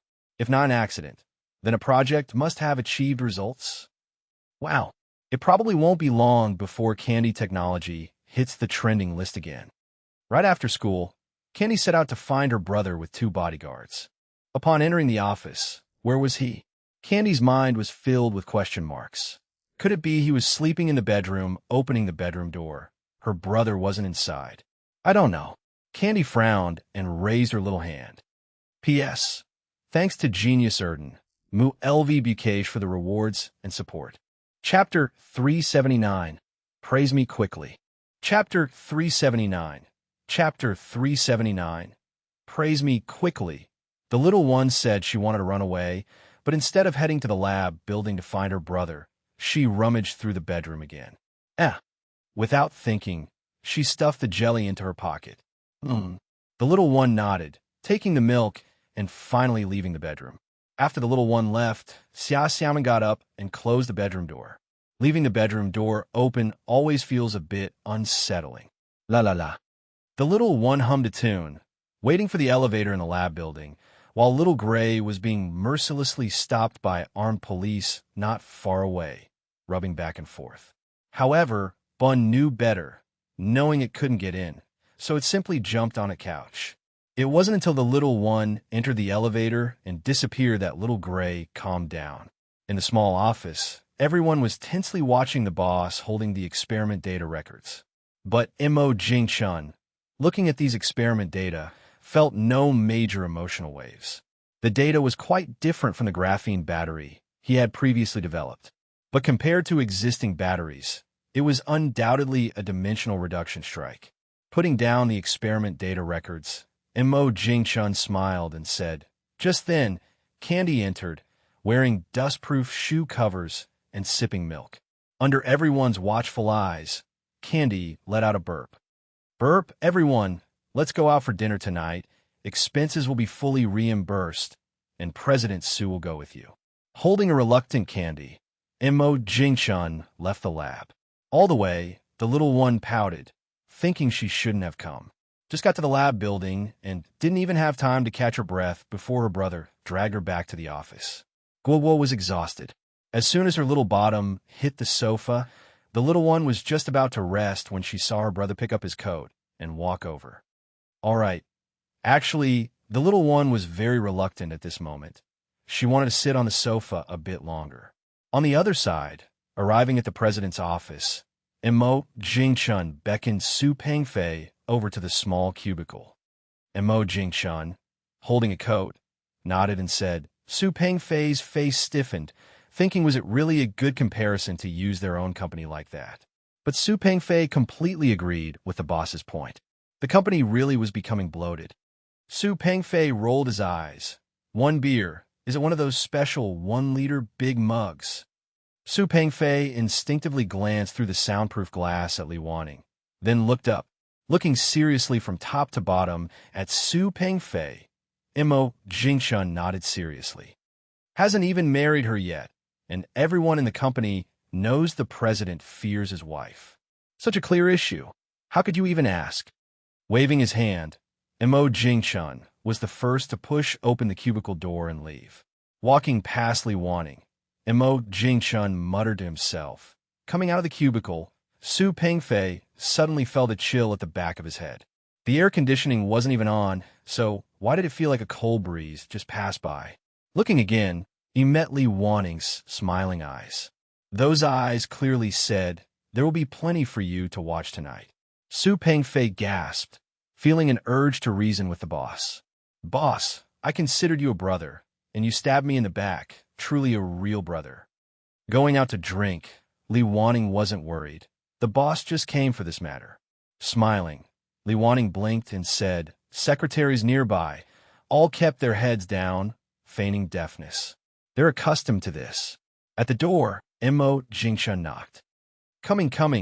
Candy jumped off the sofa, thumping her little legs, and grabbed her little backpack. Along the way, Mo Jingshun, carrying the backpack, asked, "P.S. Thanks to book friends 20220502009, 1636639, and Hong Mingzilian for their rewards and support." Chapter 380. Mo Jingshun's Busy Schedule. Chapter 380. Mo Jingshun's busy schedule over the past 2 years. Mo Jingshun has developed the habit of checking the news as soon as he gets to the office in the morning, unless there's something urgent that demands his attention. Both domestic and international news. Mo Jingshun tapped his fingers and searched for which new phones would be released next month. Little did he know, once he checked, he was taken aback. Wow! Everyone's scrambling to release their new flagship phones around the same time. Aren't they afraid of things going wrong? Without comparisons, there's no harm. When the time comes, whoever's new phone flops will be embarrassed. Add to that this year's new Fire Dragon, and Mo Jingshun feels things might easily go wrong. After whispering a few things into Xia Xiaoman's ear, she looked at her boss in astonishment. In less than 20 minutes, several official short video accounts, social media profiles, and the website of Candy Technology updated with new content. A pitch-black block, accompanied by a big headline. Without exception, all had similar headlines. And in the text on social media, it left this message. Watching the high-class short video, Mo Jingshun casually gave it a thumbs up and left a comment. The marketing department's employees definitely earned a reward today. The promotional content was really well done. He merely expressed his intention, and the marketing department took it to the next level. The calm before the storm. Mo Jingshun chuckled and shook his head.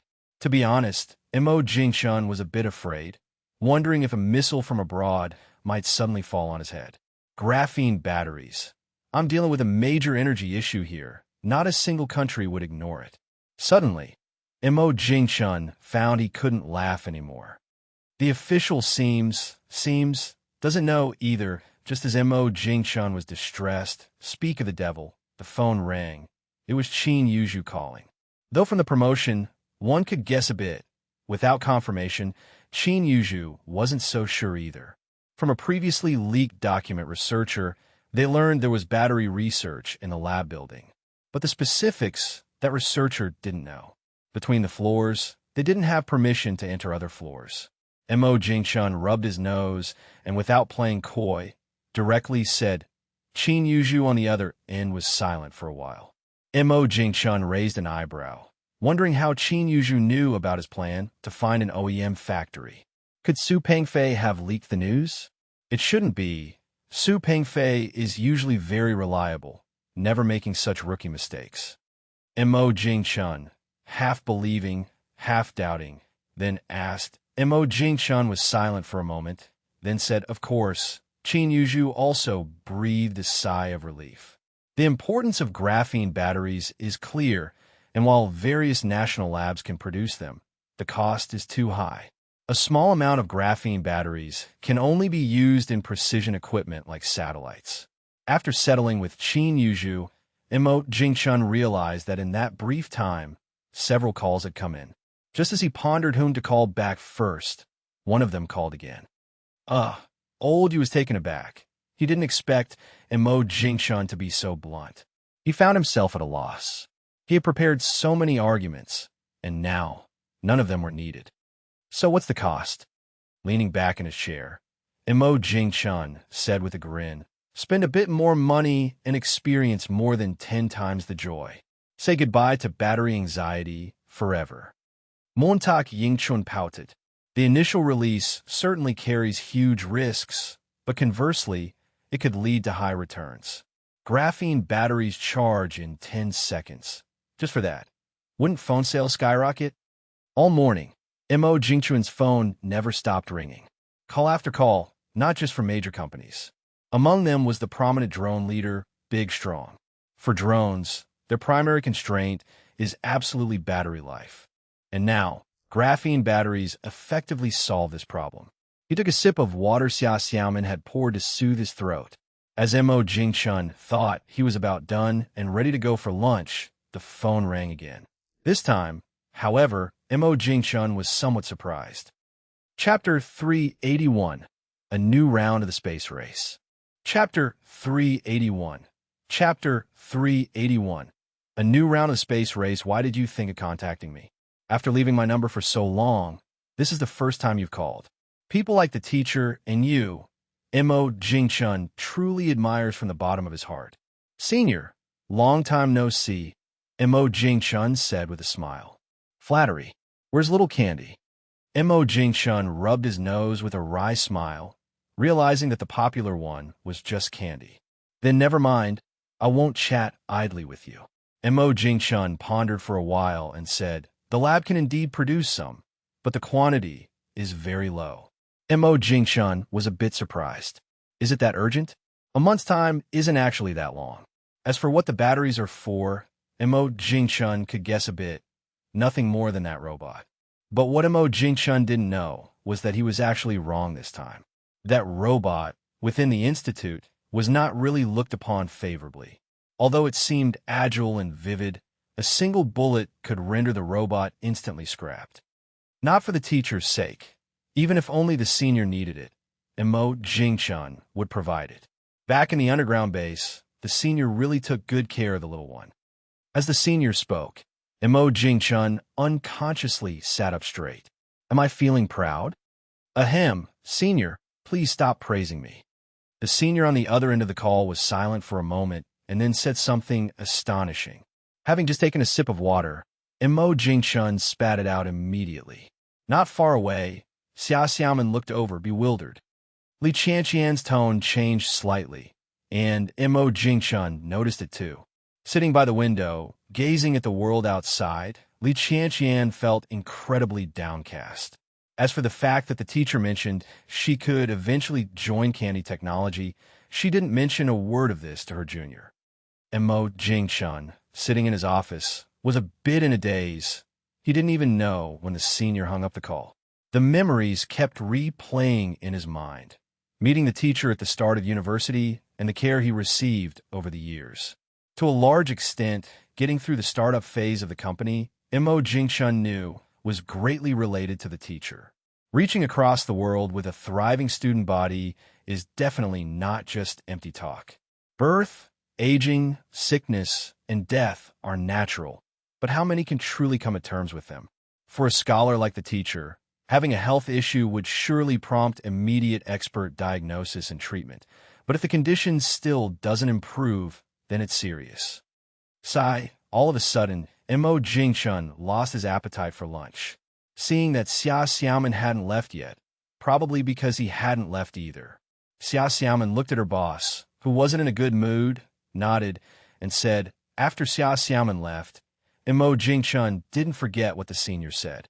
After handling this task, Imo Jingchun had nothing to do for a moment. He couldn't fall asleep even if he tried. After reading the latest news, Imo Jingchun was puzzled. He could understand companies coming together to hold a press conference. But why did all the major countries start launching various space programs this month? Montauk Yingchun was confused. Is this the start of a new space race? But why? There's no need for it. Just like lunar exploration by spacecraft, which is mainly for showing off a great nation's power. Yet now, with all these nations reigniting the lunar exploration, Mars exploration, and so on, Mo Jingchun was baffled. In Mo Jingchun's view, before human civilization develops to a certain level, these space races just waste resources and resources. The most important thing is what's the meaning? He refused to believe that all these countries were aimless, especially with so many participating. There could be only one possibility, and that is that there are reasons making each country feel compelled to do so. Thinking of the South Celestial Gate program mentioned in the text about Xia country, Mo Jingchun pondered. At a foreign space launch base, a rocket shot skyward. Just 20 seconds later, a massive flash of fire erupted in the sky, followed by a deafening explosion. The researchers were puzzled. Normally, a rocket launch failure would pause subsequent launch missions until the cause of the explosion is found, and then only resume the launch tasks. As many were puzzled online, the United States released an explosive piece of news, even waking Mo Jingchun, who was about to lie down for a rest by Zero. Boss, explosive news. Zero's words instantly evaporated Mo Jingchun's sleepiness. What? Montag Jingchun exclaimed. Isn't this indirectly indicating an error in alien civilization? No wonder that modern scholars have suggested that Mars might have been wrong about life. But then Mo Jingchun thought, that's not right either. Chapter 382. Tech Giants Gather. Chapter 382. Chapter 382. Tech Giants Gather. Mo Jingchun was 1,000 times skeptical. What is even more puzzling is that in these decades, the United States hasn't made any significant moves in outer space. Except for Starlink. Something's wrong.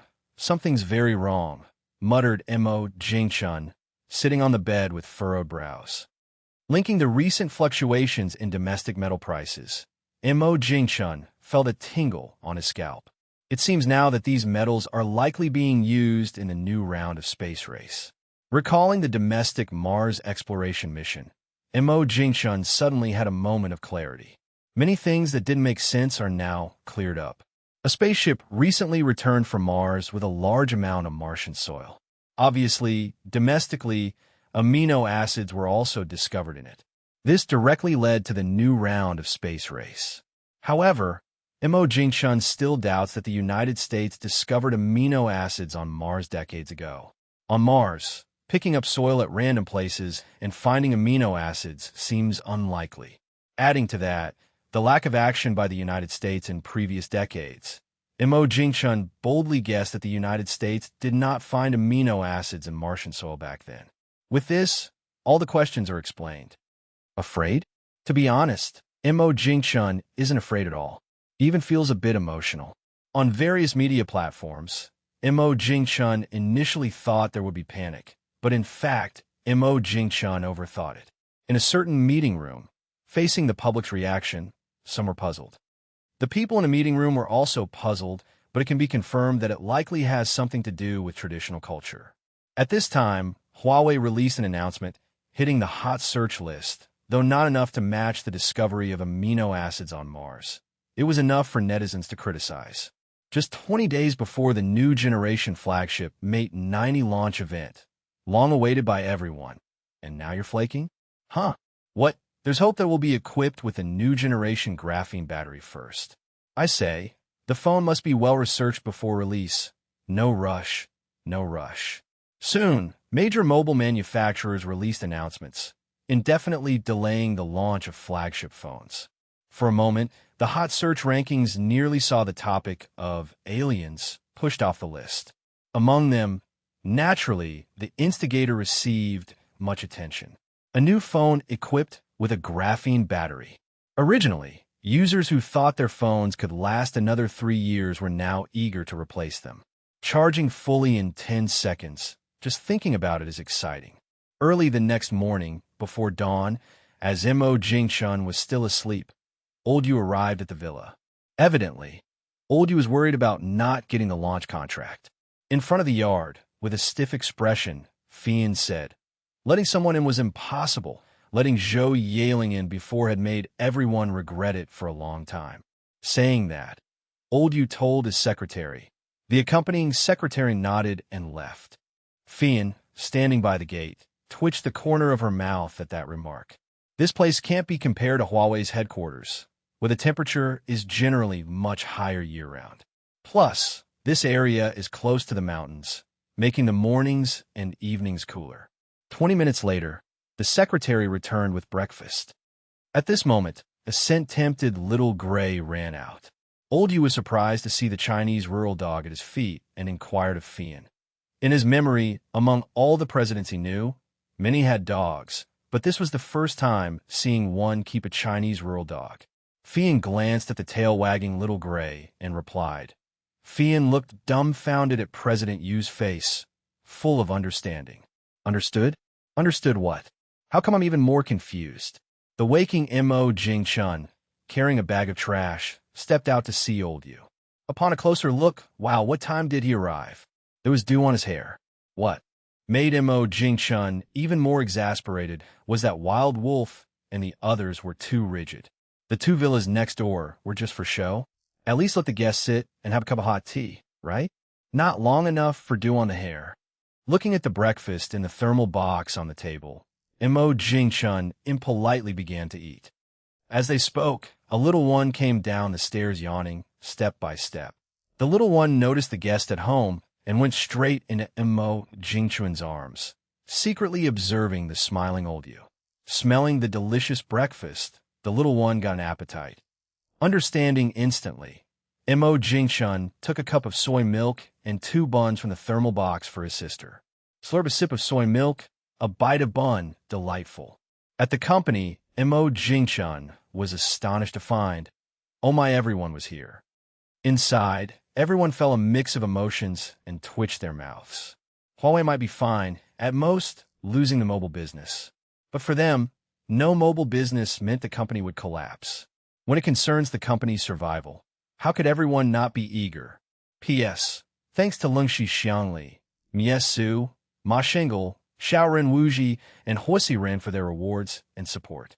Chapter 383, Cooperation. Chapter 383. Chapter 383.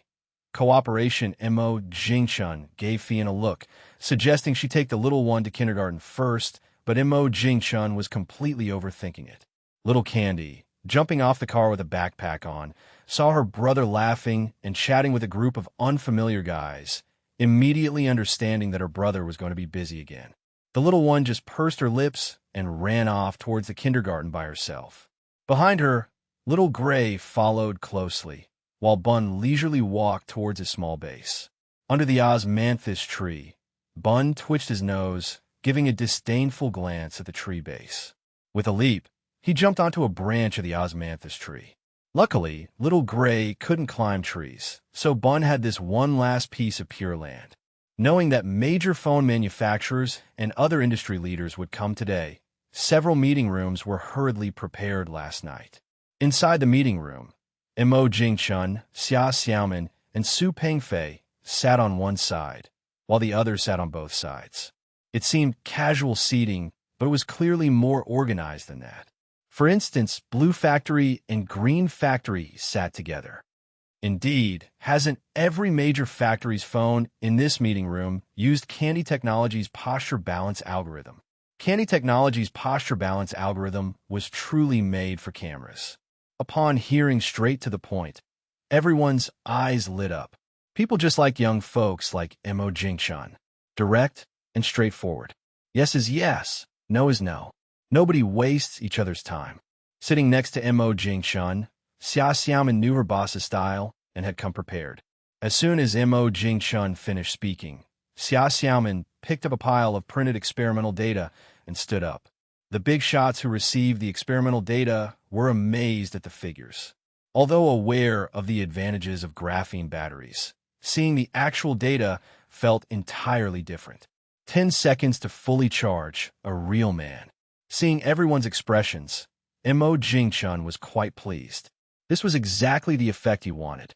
A few minutes later, Mo Jingshun coughed and said. Everyone perked up at the mention of the product launch. Only Old Yu remained calm. He trusted Mo Jingshun. If he said it, he would naturally do it. In the meeting room, everyone's expressions varied. Some were happy, some were worried, and some were indifferent.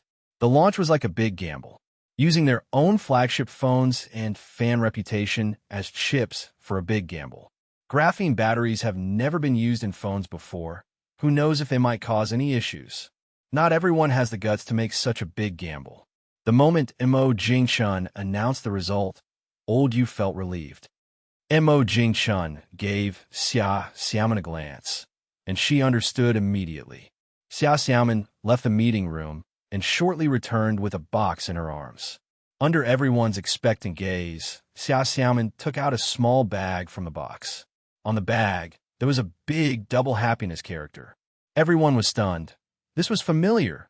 Wasn't it the kind of bag used when there's a happy occasion at home? Did Mo Jingshun get married? No one heard about it. If not getting married, why distribute wedding sweets? Several people, including President Lei, glanced at Old Yu, thinking candy technology and Huawei had become closer. With such an important event as a wedding for Mo Jingshun, there's no way Old Yu wouldn't know about it. Old Yu was just as confused, feeling the weight of everyone's gaze. With Mo Jingshun's interpersonal skills, if he were to get married, he wouldn't invite Old Yu and not everyone else here. That would be a huge faux pas, showing a lack of social graces. A freshly made little gadget? Could it be? Those who received the double happiness bag couldn't wait and quickly took a peek inside. It's black, no doubt. It's the very graphene battery everyone came for. Although the experimental data was shocking, it still lacked a sense of reality. After all, everyone knew publicly released experimental data, while true, were also measured in specific experimental conditions. In reality, how could mobile users stay in a specific environment? Not to mention the uncontrollable temperature changes throughout the year. Mo Jingshun invited everyone to stay for lunch, but those who had got the real item had no intention of dining. Returning to study the graphene battery in hand was the way to go. Huawei's launch couldn't be changed, but launching first didn't mean they were better. On the contrary, other phone manufacturers now had more time to make design adjustments to their flagship phones. On the rooftop of the building, a young man in a gray suit with a loose tie stood on the rooftop, gazing at the tiny traffic below, letting the breeze brush past. A few meters behind the young man, several bodyguards in black suits stood. At the entrance, a chubby, somewhat balding middle-aged man struggled to climb up, panting heavily as he approached. But the twitching of his brow betrayed him, clearly indicating he wasn't as calm inside as he appeared. The mobile battery business is a major deal for Samsung. Any damage to it would be a significant blow to the group. The middle-aged man didn't dare play coy in front of the crown prince, paused briefly, and quickly said, P.S. Rush things, guys. After getting engaged, there are the parental meetings tomorrow, setting the date, and then the wedding. Chapter 384. Bun. So annoyed. Chapter 384. Chapter 384. Bun. So annoyed the person called the crown prince turned around with an odd expression, looking at the middle-aged man. Not only was he familiar with the traditional culture of Xia country, he knew it very well. That thing should indeed be wedding candy. The middle-aged man, slightly overweight, quickly took out his phone and opened the photo gallery. With just a glance, Li Yuji confirmed that the bag was used for holding wedding candy. Keep watching. Li Yuji chuckled. Doesn't Li Yuji even have a partner? It's impossible for there to be no reaction. The gap between lithium batteries and graphene batteries is like a chasm. The reason for going to Xia country, of course, is to discuss cooperation with candy technology.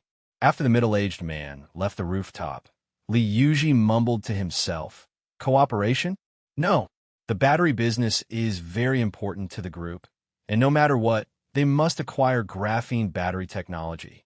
Otherwise, the impact on the group would be too great. If Mo Jingshun knew what Li Yuji was thinking, he'd probably laugh until he cried. Candy technology nowadays is not a 3-year-old child walking through a crowd with a gold brick. Wanting the graphene battery technology is simply a pipe dream. Let's not even mention that Mo Jingchun would never agree. Even if he did, you'd still have to ask the country's consent. Besides, how big a cake is the graphene battery that anyone with a discerning eye can see?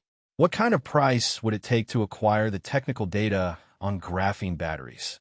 Cooperation, Mo Jingchun would naturally welcome it with open arms. Anyway, there's no export restriction from above.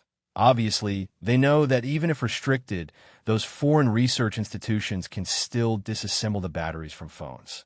Rather than that, it would be better to just conduct open and straightforward business trade.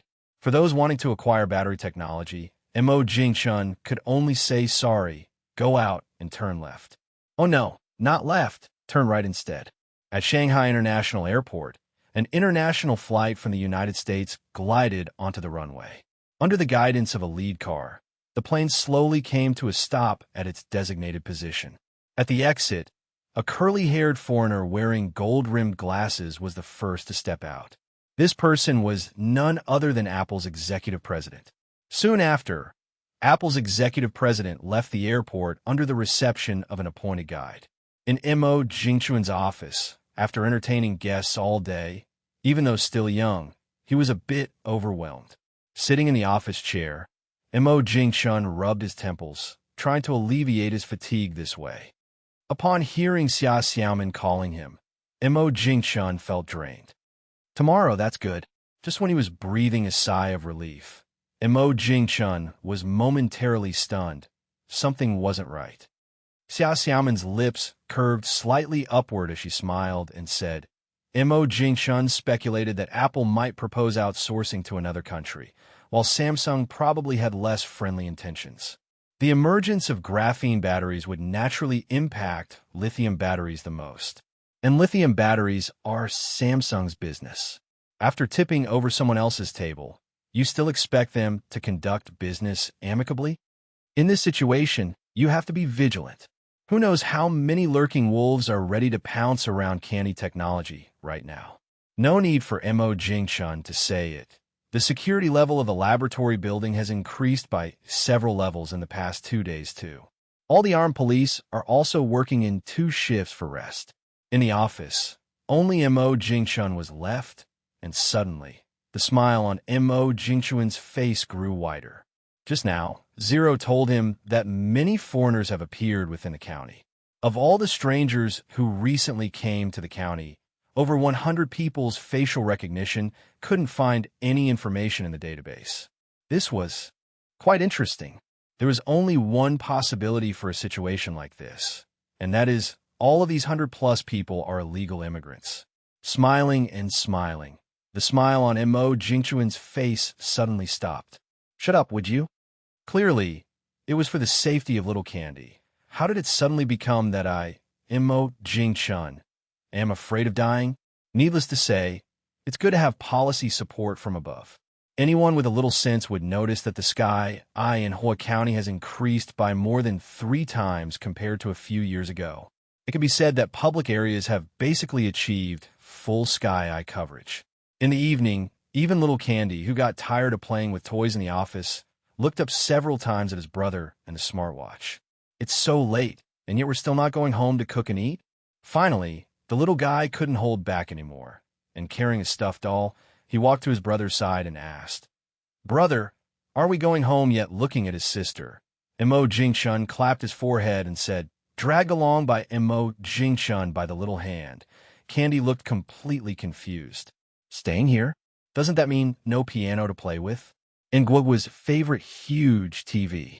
More than half an hour later, Bun, sitting on the floor, stared at the food in the disposable bowl, deep in thought. This is dinner? On the contrary, little Gray didn't mind at all, burying its entire head into the bowl, its little tail wagging nonstop. At night, Bun got even angrier. Dinner consisted of dog food, just one bed, and you're still fighting for it. That's going too far.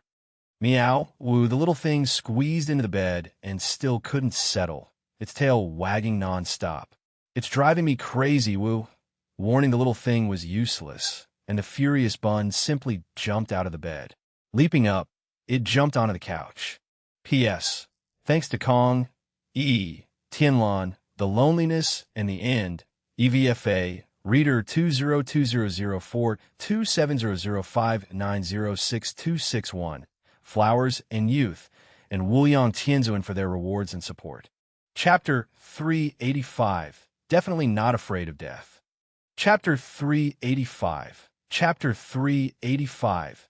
Definitely Not Afraid of Death. Although the big TV is gone, my brother's old computer can still be used to watch cartoons.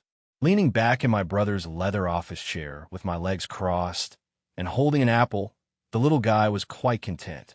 Watching cartoons, Candy suddenly thought this chair was so comfortable. Why not move it to the kindergarten? Lying down during class, Candy's eyes lit up. Wouldn't all the little friends be envious to death? Want to experience this? They'd have to acknowledge her as the leader. Brother? Achoo under the streetlight. Mo Jingchun sneezed twice as he reached the entrance of the laboratory building's lobby. Mo Jingchun rubbed his nose and glanced at the ever-diligent Dagger, still at work. A breeze just now.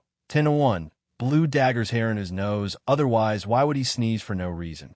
He isn't catching a cold. Dagger, sitting at the door, suddenly felt a tightness. Character used interchangeably, instinctively moving aside. Mo Jingchun paused at the door for less than 3 seconds before walking straight into the armed police lobby. On the sofa, Mo Jingchun sat across from Wang Bing. The off-duty armed police officers gathered around, ears perked up.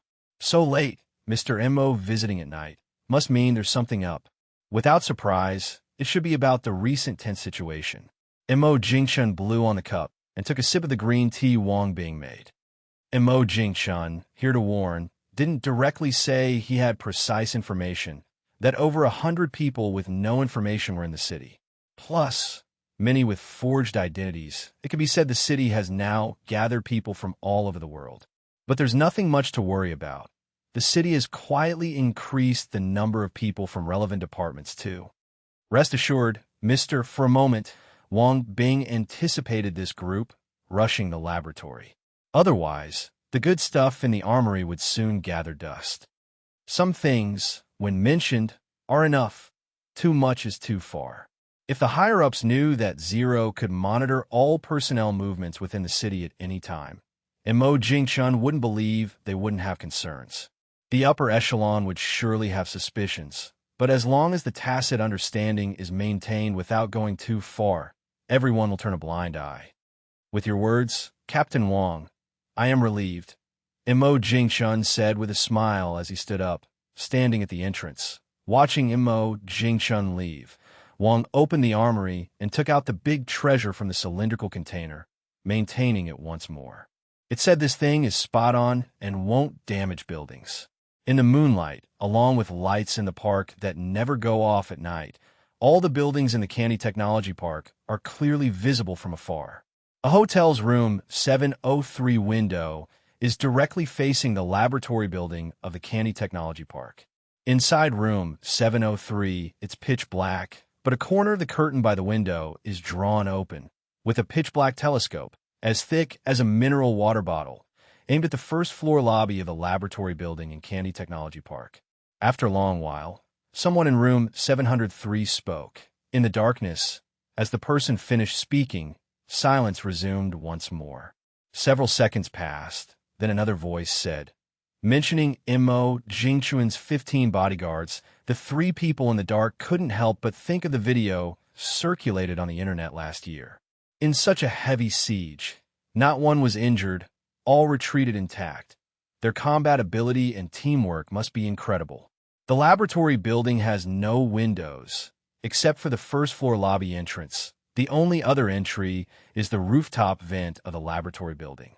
Could such an obvious flaw have been overlooked by the designer? The awkward Chinese couldn't hide the person's expressive speech. In the dark, the other 2 fell silent, knowing this mission likely meant no return. Entering may be easy, but getting out would be impossible. The 3 clenched their fists as they knew this mission was imperative. Otherwise, the night passed without incident, and the entire county seemed just like any other day. Before dawn, breakfast shop owners opened their stores and started preparing breakfast. On the roads, sanitation workers were already on duty, taking advantage of the less traffic to clean the streets. In the bedroom, Candy, whose plan failed last night, kicked off the blanket in her sleep. Mo Jing-chun, half awake and checking the time, saw it was only a little past 5, buried his head, and went back to sleep. A little over 10 minutes later, Candy, feeling the chill on her little feet, tucked them back under the blanket, resting them against her brother's warm thighs. In the office outside the bedroom, during the night, Bun squeezed into the cat bed again, leaving little Gray unable to move under Bun's chubby body. In the morning, as Xia Xiaomin came out of the elevator after breakfast in the cafeteria, she was surprised to find Wild Wolf and others in the lounge. The boss arrived so early? It's a miracle. But walking into the office, there was no one there, just a cat and a dog. Looking at little Gray, whose eyes were almost bulging, Xia Xiaomin hurried over and lifted Bun away. Oh my, if little Gray were to croak like this, wouldn't Candy be crying buckets? Fortunately, little Gray hadn't croaked. It leapt out of the cat bed, lively and jumping. Suddenly, the bedroom door opened and Candy, rubbing her eyes in her pajamas, walked out yawning. Morning, Sister Xia. Xia Xiaomin blinked, sneakily glancing into the bedroom. Taking a sip of water from her brother's cup, the little one wiped her mouth and nodded. Nope. Brother said we're staying here for a few days. Xia Xiaomin instantly understood. The boss is afraid of an attack. Yeah, it's definitely not fear of death. Chapter 386. Timing. Chapter 386. Chapter 386. Timing. The little guy hadn't been back in the bedroom for long when Mo Jingchun came out. Upon seeing Xia Xiaomin, Mo Jingchun nodded naturally and said, Morning. With that, Mo Jingchun left the office to get breakfast at the cafeteria. Xia Xiaomin glanced at her watch, blinked, and muttered to herself.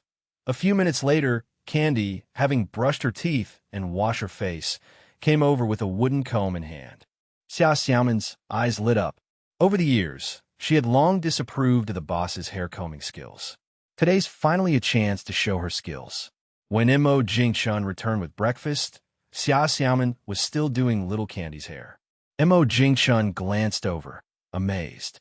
He had thought the kindergarten teachers were masters, but little did he know there was a true master right by his side. Watching the little guy hop along until she entered the classroom, Mo Jingchun finally turned to leave. Inside the classroom, when the teacher saw Mo Xiaoxue walk in, she paused, feeling that something seemed different about Mo Xiaoxue today. But she couldn't immediately tell what was different. Hair? The teacher glanced and instantly understood. Indeed, it was the hair. Usually, when Mo Xiaoxue came to kindergarten, she either had a single ponytail or double pigtails.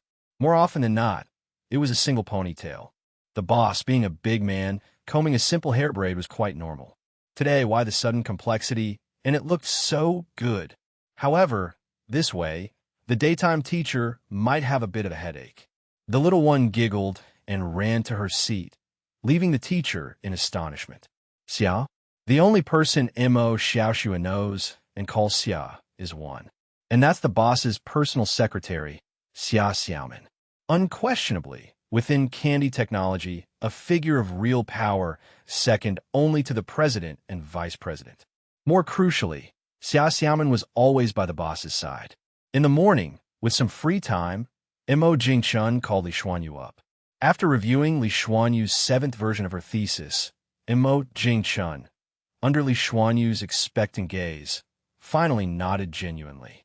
With that, Mo Jingchun switched tones, looking directly at Li Xuanyu, and said, rubbing his nose, Mo Jingchun chuckled awkwardly and said, If there's anything you don't understand, you can go directly to 0. Suddenly, Li Xuanyu interjected. Mo Jingchun said softly. Li Xuanyu blinked, filled with questions. If there's something 0 can't answer, shouldn't I ask you, my dear advisor?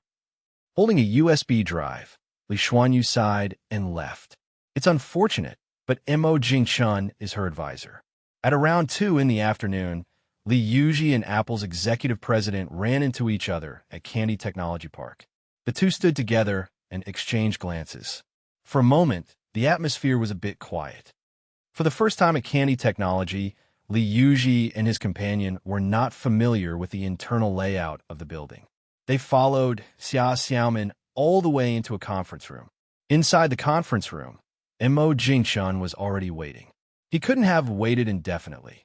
As soon as the two entered the tech park, Mo Jingchun received a reminder from Zero, prompting Xia Xiaomin to go downstairs to greet them while he came directly to the conference room. After a round of business pleasantries, they finally got to the point. Mr. Mo Jingchun smiled and said to Apple's executive president, "After all, it wasn't a secret for one person or two to see it made no difference." They didn't pay much attention to why the photocopy paper they received was creased. Only Xia Xiaomin, standing behind Mo Jingchun, had a twitching corner of her mouth.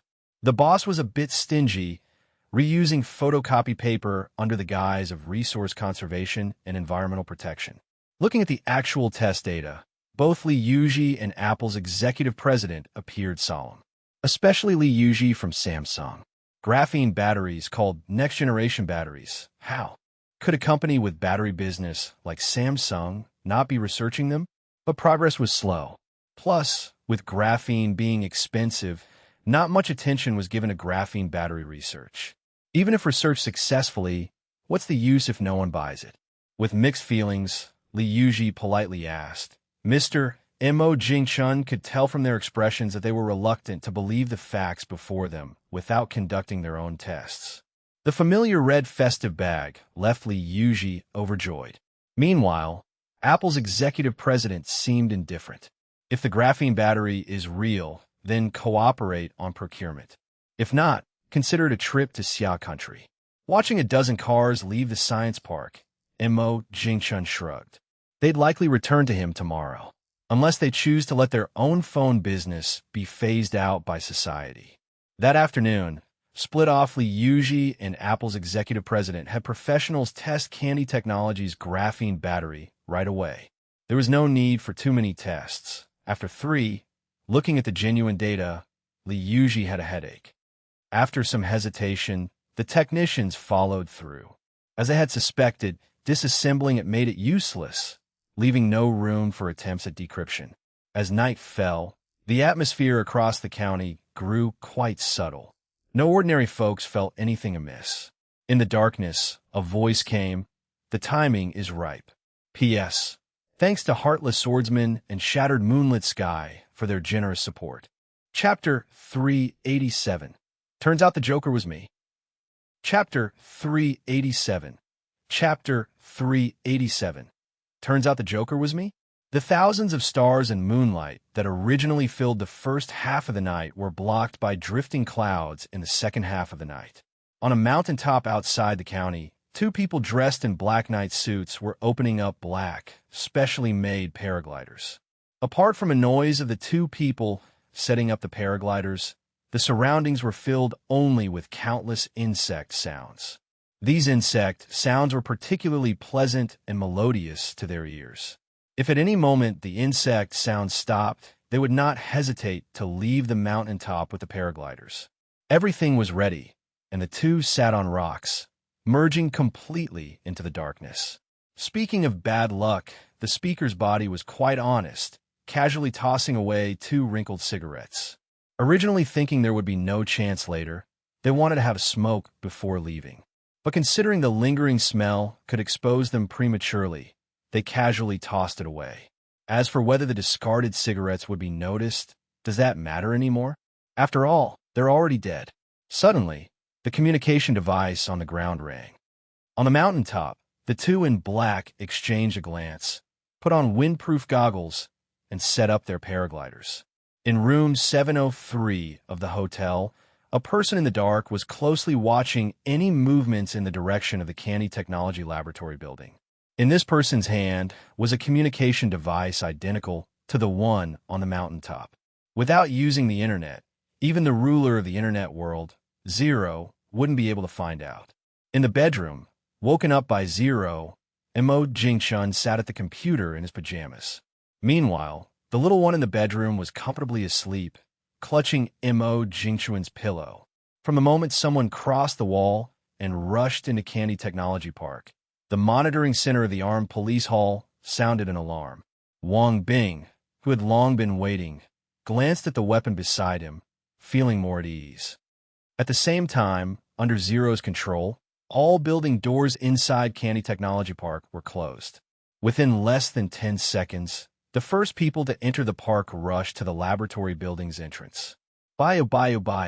Both sides had silenced guns and were shooting madly. Inside the president's office, two sharpshooters from Mo Jingchuan's bodyguard team were aiming their rifles at the enemy. 4 dull sounds came from the office, and 4 people in the group rushing towards the laboratory building fell to the ground. Without exception, all were shot in the head. After firing 2 shots and squatting down, Hawkeye chuckled and said, "Rust." On the other side, when 4 silent companions were headshot, they weren't stupid. They knew there must be snipers lurking. Hawkeye and the sharpshooter exchanged a glance, quickly stood up again, and took aim to shoot. After firing, they quickly retreated. Watching this unfold through the monitors, Mo Jingchuan's heart raced. In less than 2 minutes, more than a dozen people were already lying outside the laboratory building. As time went by, Mo Jingchun was gradually numbed. This group of people was like ancient warriors, unafraid of death. Knowing there were snipers hiding, they didn't retreat at all. For the first time, Mo Jingchun truly realized the importance of the graphene battery, or rather, the importance of energy to a country. In any small country, Mo Jingchun believed that the graphene battery technology would trigger wars or even the destruction of a nation. This is definitely not alarmism. Even in times of peace, history could be witnessed. Suddenly, Zero exclaimed. The computer screen turned into black and white. On the enlarged surveillance footage, 2 moving red dots appeared. Mo Jingchun raised an eyebrow and asked. The footage continued to zoom in, and Mo Jingchun clearly saw that the red dots were people.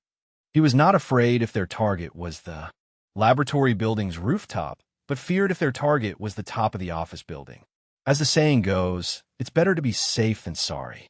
Being cautious is not a mistake. A few minutes later, watching the 2 paragliders landing on a laboratory building rooftop through the monitors, Mo Jingchun finally breathed a sigh of relief. The footage switched, and Mo Jingchuan's lip curled as he saw the 2 black-clad intruders. These 2 guys, do they think it's ancient times? Don't they know modern cameras come with infrared sensors? Moreover, these cameras have thermal imaging.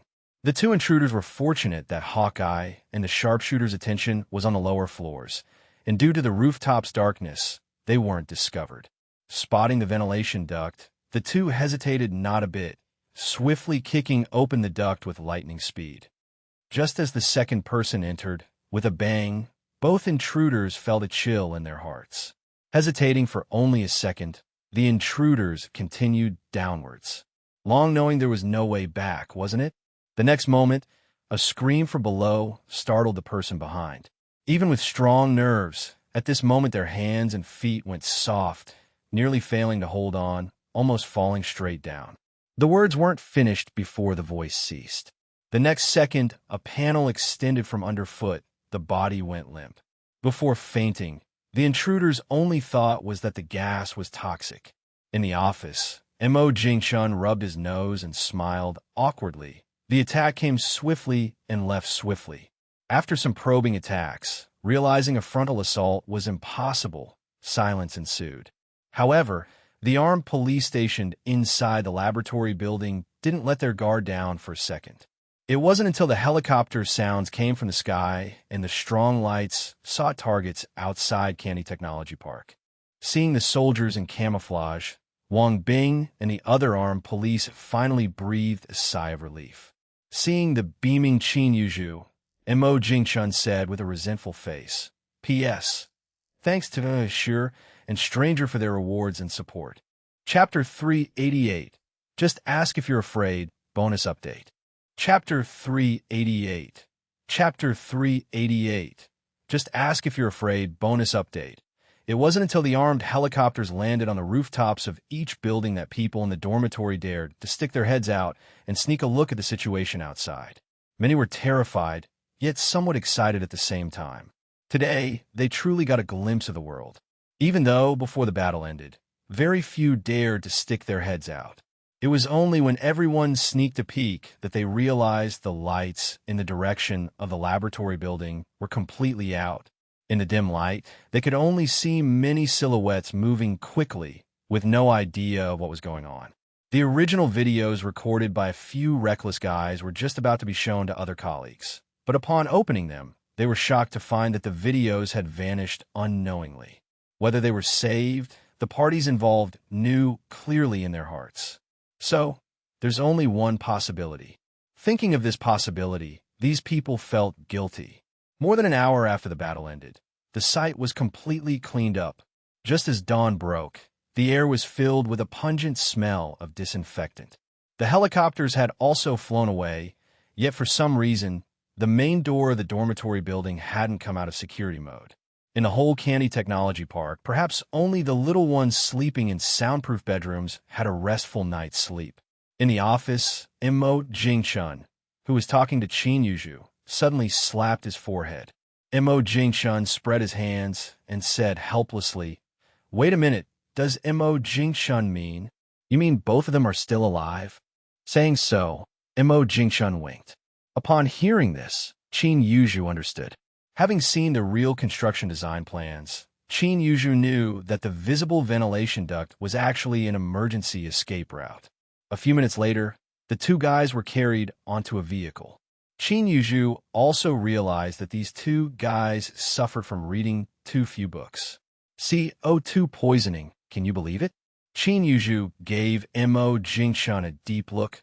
She couldn't believe that was the only safety measure in place. "I'm leaving first. There are still many little bugs around."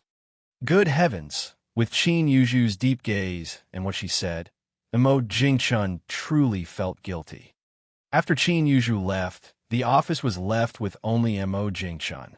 Though his stomach growled, Imo Jingchun had no appetite at all. Pausing for a moment, Imo Jingchun continued. Rubbing his tired eyes, Imo Jingchun headed to the bedroom. Not long after Imo Jingchun climbed into bed, Zero sent 3 messages to everyone. After a heavy morning rain, apart from the brand-new asphalt road, there were no traces of the intense battle that took place here last night. Everything returned to normal.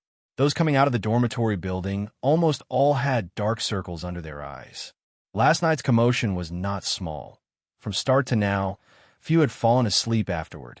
Little Candy, who woke up naturally, opened her eyes to find her brother still fast asleep. She thought she woke up early, but when she quietly took her brother's phone from the bedside table and looked, she was dumbfounded. It's already 9:30. The alarm. Why hasn't it gone off yet? Damn, Zero didn't even wake her up. She's already late for school. The little one hurriedly shook her sleeping brother, her big eyes brimming with water, almost crying from anxiety. Her brother slept like a log, took forever to wake up, making the little one almost mad. It's over, skipping so many days in kindergarten in a year. Her cute impression is almost gone. Imo Jingchun, woken up, groggily said while half opening his eyes, "If you're hungry, there's food in the cupboard." Without waiting for the little one to say anything, her brother fell asleep once more. The little one pouted in dissatisfaction, muttering to herself. Wearing pink pajamas, little Candy asked Zero to open the bedroom door to go find some water to drink. Her mouth was a bit dry. Upon opening the door, she saw Xia there. Xia Xiaoman turned her head and said with a smile. Looking at the little one, Xia Xiaoman felt quite envious. With Imo Jingchun as her protective brother, the little one had no idea what happened last night.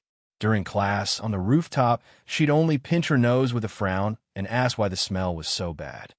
Meow woof woof woof, 2 little guys circled around her feet, while Candy, who was drinking water, rolled her eyes. Back in the bedroom, Candy fed the 2 little ones. Candy scratched her head, unable to figure it out. She gave up. Maybe it's because little Gray drinks a lot of milk. Whatever, it'd be best if little Gray quickly grows up to be as big as Big Black. That'd make them look so majestic and mighty, unlike now, just petty fears. All the surveillance was blank with no recordings. In fact, the footage hadn't been deleted, just hidden by Zero. If last night's battle scenes were uploaded online, they would certainly cause a massive stir. If this keeps happening, who would dare apply for a job at Candy Technology in the future? All laboratory research personnel were notified that they had a holiday today. Lu Hailong wanted to check the laboratory, but was stopped by security personnel at the building entrance. Lu Hailong cared less about what happened last night. He just wanted to know if the laboratory's equipment was affected. These high-precision devices, any slight change could lead to massive deviations in experiments. Glancing at the armed police hall, Lu Hailong turned back to the dormitory. Going out was out of the question. As a core member of the graphene battery development team, who knows if someone is lurking outside? P.S. Thanks to Hongming, Purple Lotus, and the Inference Heaven Sect disciples for their rewards and support. Chapter 389, Morning Haha. Chapter 389. Chapter 389. Morning Haha. Hang in there. Everything will calm down. Salary raises and year-end bonuses will come as scheduled. It's important to balance work and rest. Not to mention I didn't sleep well last night at all. Hello, the boss is not here right now. After hanging up the call from Samsung's Li Yuji, Xia Xiaoman felt a bit of a headache. At this moment, it was clear the boss was still sleeping. Without permission to enter the bedroom, it was inconvenient to go in. She could only hold off and wait for the boss to wake up naturally before reporting. On the other hand, Samsung's Li Yuji thought that Candy Technology Park was dealing with hygiene issues, making it inconvenient for outsiders to enter. That's why there was no immediate response to the repeated meeting request for this afternoon. Staying in a hotel, Li Yuji was not in a good mood. If the technical data couldn't be obtained, they'd have to find a way to reverse engineer it from the product. People from Xia country can learn all sorts of technologies for various countries. He couldn't believe Samsung couldn't handle this. But deep inside, a voice was telling him how difficult it is to crack the graphene battery product, especially when it's a product of Candy Technology. Looking up at the ceiling from the sofa, Li Yuji mumbled to himself. Li Yuji was convinced money could solve many problems. If 1 million doesn't work, then 10 million. If 10 million doesn't work, then 100 million. It will eventually break people's will. If worst comes to worst, there are always other angles to explore. In the current situation, it's impossible. Whoever has their sights on graphene battery technology is undoubtedly running headfirst into trouble. Even with a stubborn head, it's no use. Just then, someone he'd brought over came in quietly and said, in a calm tone, Li Yuji spoke. The subordinate looked down awkwardly. He didn't dare respond. You've already said we're legitimate business people. How could he say otherwise? It's impossible. After all these years of climbing up to this position, he didn't want to lose his job because of a slip of the tongue, wasting more than 10 years of youth. After that, 2 police officers went to the next room and knocked on the door. In the Hua County Police Department, it was crowded. Just the people they'd brought in. Qin Yuzhu thought there were enough to fill a concert audience. Qin Yuzhu knew not everyone they caught was targeting Candy Technology, but anyone caught had enough evidence against them. That's why many people had bewildered faces, protesting their innocence. For a moment, Qin Yuzhu felt a bit annoyed. Pointing to one of the loudest protesters, she said, called out by Qin Yuzhu, Yao Yuan, a young woman with short hair, looked with disgust at Li Mingsheng, then took out a tablet to read from the record. A minute later, the criminal who was previously yelling looked at Li Mingsheng with hatred. In the underworld, nothing is more despised than an unfilial person. Qin Yuzhu stopped Yao Yuan from continuing and said to Li Mingsheng in a flat tone, Li Mingsheng, do you still feel wronged? Waking up, Mo Jingshun picked up his phone and immediately blurted out a colorful expression. The kid? Did he go to the cafeteria on his own because he was hungry? Geez. Mo Jingshun immediately covered his face. As for the kid's safety, Mo Jingshun wasn't worried. With so many people watching, plus Zero's 24-hour surveillance, if there was any danger, Zero would have woken him up long ago. There's no way the little guy could go hungry. He's quite smart. If he's hungry, he'll definitely look for Xia Xiaoman or Fian for food. After washing his face and brushing his teeth, Mo Jingchun came out of the bedroom. Then 2 pairs of big eyes looked his way. Mo Jingchun awkwardly chuckled. Morning ha wow. He slept like a log. It was already afternoon, and Mo Jingchun felt instantly embarrassed. Xia Xiaoman had a face full of resentment, while the little guy seemed indifferent. While watching cartoons with the little guy, Xia Xiaoman said, "Turning the microwave." Mo Jingchun replied. After notifying both parties, Xia Xiaoman put the little guy in her office chair. Sister is stepping out for a bit, so Candy, watch the cartoons yourself. In the meeting room, Xia Xiaoman personally arranged the setup a bit. Once everything was in place, Xia Xiaoman went downstairs to wait at the south gate of the park for the people from Apple and Samsung. Called by the boss's uncle, Xia Xiaoman hesitated for a second, then walked in. Compared to being indoors, Xia Xiaoman preferred being outside in this season. Not stuffy nor too hot. Even the pungent smell of disinfectant in the morning was dispersed by the breeze. Zhou Xing glanced outside and asked quietly, "Girl last night?" Initially, Xia Xiaoman thought it was something else, but it turned out to be about this. She wasn't involved last night and was kept safe in the dorm building, unable to come out, so she didn't know the details. Even if she did know, she couldn't say. With a helpless gesture, Xia Xiaoman said, hearing this, the corner of Xia Xiaoman's mouth twitched. Indeed, the uncle was the uncle. His first instinct was to check the surveillance. "Uncle, why don't you ask the boss?" Chapter 390, Pleasant Cooperation. Chapter 390, Pleasant Cooperation. After Mo Jingchun made do with his lunch, he stretched lazily and tossed the lunch boxes into the trash can. Taking a sip of water that wasn't too hot, he felt utterly comfortable. Walking up behind the little one, Mo Jingchun glanced at the Macapac on the screen, genuinely admiring Xia Xiaoman. Watching this kind of cartoon, she can actually stay engaged with the little one. Little Candy looked at the computer screen and scratched her head. "All right then, Guo Guo will reluctantly take a nap." Even taking a nap is reluctant. After tucking the little one in, Mo Jingchun turned off the light. Once out, Mo Jingchun finally had some time to surf the internet. Looking at the trending lists on major platforms, everything seemed calm. The hottest topic on the hot search was a celebrity Mo Jingchun had never heard of getting married. Searching for candy technology, there was nothing online about last night's events. This might seem unusual, but it's actually normal. The authorities would surely limit the spread of such news, not to mention Zero's constant patrolling, ensuring the video from last night does not surface online. As time passes, even if someone mentions it, there won't be many who believe it. Even if they do believe, at most they'll think a thief broke into Candy Technology Park.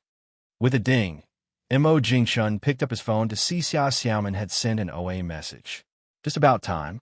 Outside, the morning rain had given way to clear skies. The entire Candy Technology Park was lush and green. The flower beds were in full bloom with various plants, especially the artificially cultivated orchids. Their scent faintly filled the air under the sunlight. And by the canteen entrance, the row of orchids beside the osmanthus tree was growing best and smelled the strongest. Bun, lying on the osmanthus tree trunk, looked disdainfully at the row of blooming orchids. As he pushed the door open, Mo Jingchun greeted them with a smile. Xia Xiaoman sat there, feeling utterly embarrassed, wishing she could find a hole to crawl into. "My dear boss, this morning I told him you were busy. Sigh, blame me for not coordinating our stories beforehand." Faced with Mo Jingchun's blatant fib, Samsung Li Yuji and Apple's executive president thought he was just teasing them, testing if the two companies were involved in last night's incident. Sitting down, Mo Jingchun, oblivious, earnestly said, "Mister, there was something Mo Jingchun didn't say, which was that without keeping up with technological advancements, even a strong company like Apple could end up like Motorola. Mister, you're just worried that the price of the graphene battery for you might be higher than domestically. Not earning money would be foolish." Plus, Mo Jingchun had his considerations. If they truly didn't supply Apple with graphene batteries, Apple might end up like Samsung, gradually withdrawing from the domestic market, which is not what Mo Jingchun wants to see. Nor is it what the nation wishes to witness. Domestic phone makers need a catfish like this. While mixing up the smaller fish's living environment, it also enhances their survival instincts. Only in this way can some enterprises be stimulated to actively participate in competition and research, thereby reviving similar enterprises in the market. Otherwise, Mo Jingchun believes domestic phones will become increasingly less cost-effective, even starting to give up. This is definitely not what Mo Jingchun wants to see. If phones don't frequently update or reinvent, then who would buy the batteries Candy Technology produces? However, the graphene battery market is too vast. Mo Jingchun isn't blinded by money. He understands fully that Candy Technology cannot swallow this cake in one bite. With production oversight from above, it's quite manageable. After all, he only takes 50%. The other half, naturally, goes to the production costs. Yes, that's right, just like this. After signing the pre-sale agreement with both parties, Mo Jingchun smiled and said, "Getting late?" Xia Xiaomin glanced out the window. The sun hadn't even set yet. Her boss's talent for talking nonsense with a straight face was really growing. Besides, isn't the right time to invite guests to dinner when it gets dark? Watching the distant vehicles, Xia Xiaomin weakly muttered, "Oh, what legend?" Xia Xiaomin nodded seriously and said, Mo Jingchun patted Xia Xiaomin's shoulder, speaking earnestly. Passing by the flower bed, Mo Jingchun casually picked a few orchid flowers, enjoying the subtle fragrance of orchids and osmanthus. A fragrance that's too strong can be somewhat off-putting. This is why he had osmanthus trees and orchids extensively planted in the park. In the evening, taking the little one to have dinner at the canteen, Mo Jingchun ate as if he hadn't had food all day, devouring 2 large bowls of rice. The speed of his eating left the little one dumbfounded, nearly dropping the spoon from her hand. Saying this, Mo Jingchun took another sip of seaweed egg soup. In the mountains, the villagers looked at their lush vegetables with both joy and concern. They feared the big boss might stop purchasing vegetables. The next day, while Mo Jingchun was in the office reviewing documents, Xia Xiaomin walked over and whispered. Looking up at Xia Xiaomin, Mo Jingchun asked, Chapter 391, Ditch, Ditch, Ditch. Chapter 391. Chapter 391. Ditch, Ditch, Ditch. On the winding, bumpy mountain road, 5 cars were driving at a speed of 30 miles per hour. Leading the way was a black business sedan with the large letters Candy Technology printed on it. Behind it were 4 brand-new refrigerated blue vans. Fortunately, the vans weren't the largest size. Otherwise, meeting an oncoming vehicle would be quite a test of the driver's skills. The journey started from Candy Technology Park, with only a stop at a service area for a meal and refueling, without any other stops. The sun was setting, and darkness slowly enveloped the mountains. Occasionally, those in the car could hear the calls of unidentified animals. "Buddy, can you drive a bit faster?" Otherwise, who would want to leave the city for the mountains? As she spoke, Wang Fengmei felt a twinge of grievance. Before graduating, she never imagined how hard it would be for a top university graduate to find a job, let alone a high-paying one.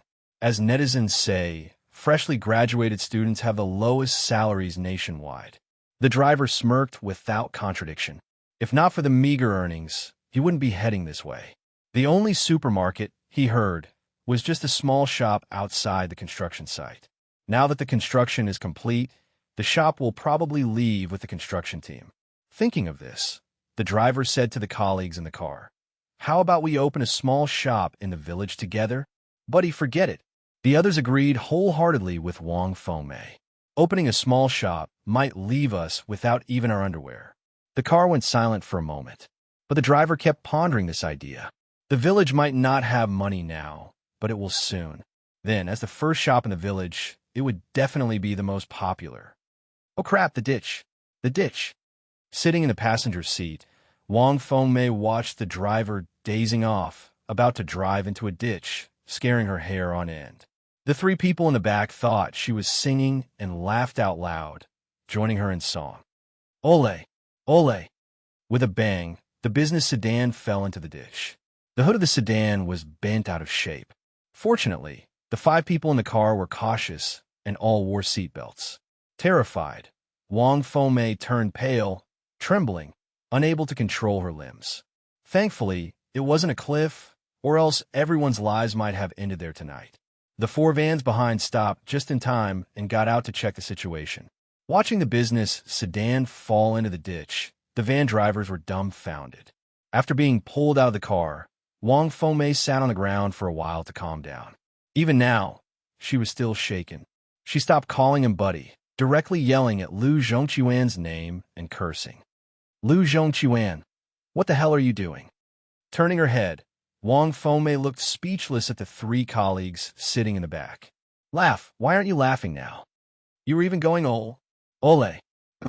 Everyone stared, slack-jawed, as Wang Fengmei unleashed a torrent of words, leaving behind her usual gentle demeanor.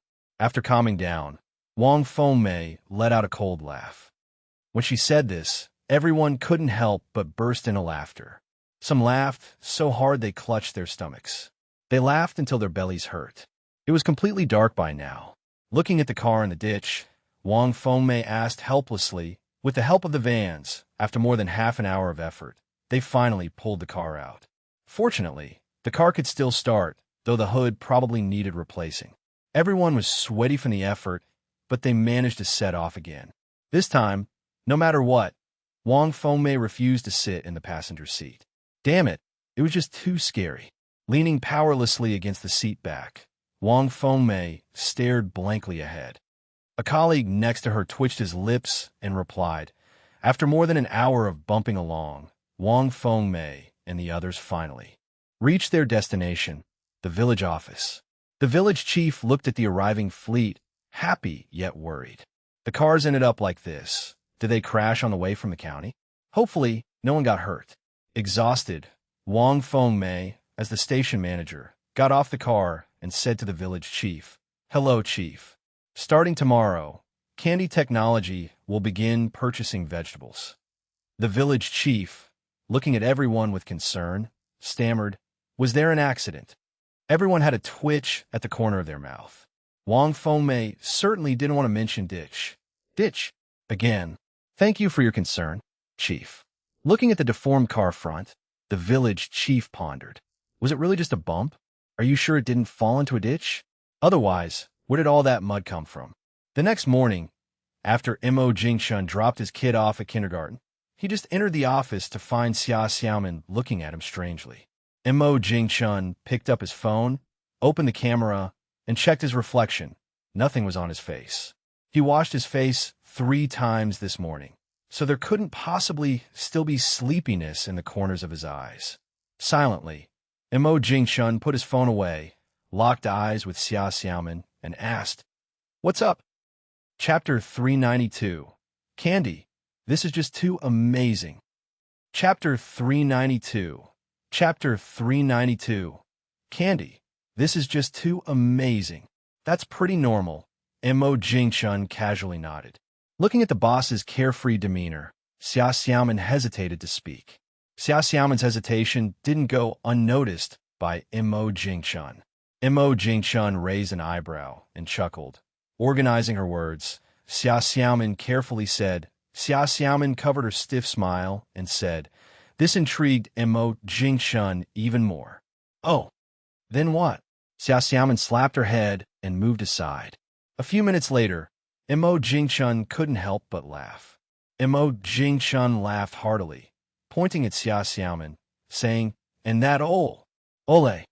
Ha, ha ha. Go, go, go. Ole, ole, ole." Mo Jingshun clutched his belly, laughing tears out. Come to think of it, this truly is an incredible thing. Mo Jingshun realized his employees are indeed all talented. After a long while, Mo Jingshun still couldn't resist bursting into laughter occasionally. Once the convoy crossed his mind, that scene would automatically pop into his head.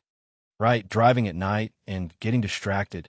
Taking a deep breath, Xia Xiaomin nodded and replied. Seeing the boss walk into the bedroom, Xia Xiaomin knew he was going to secretly laugh freely.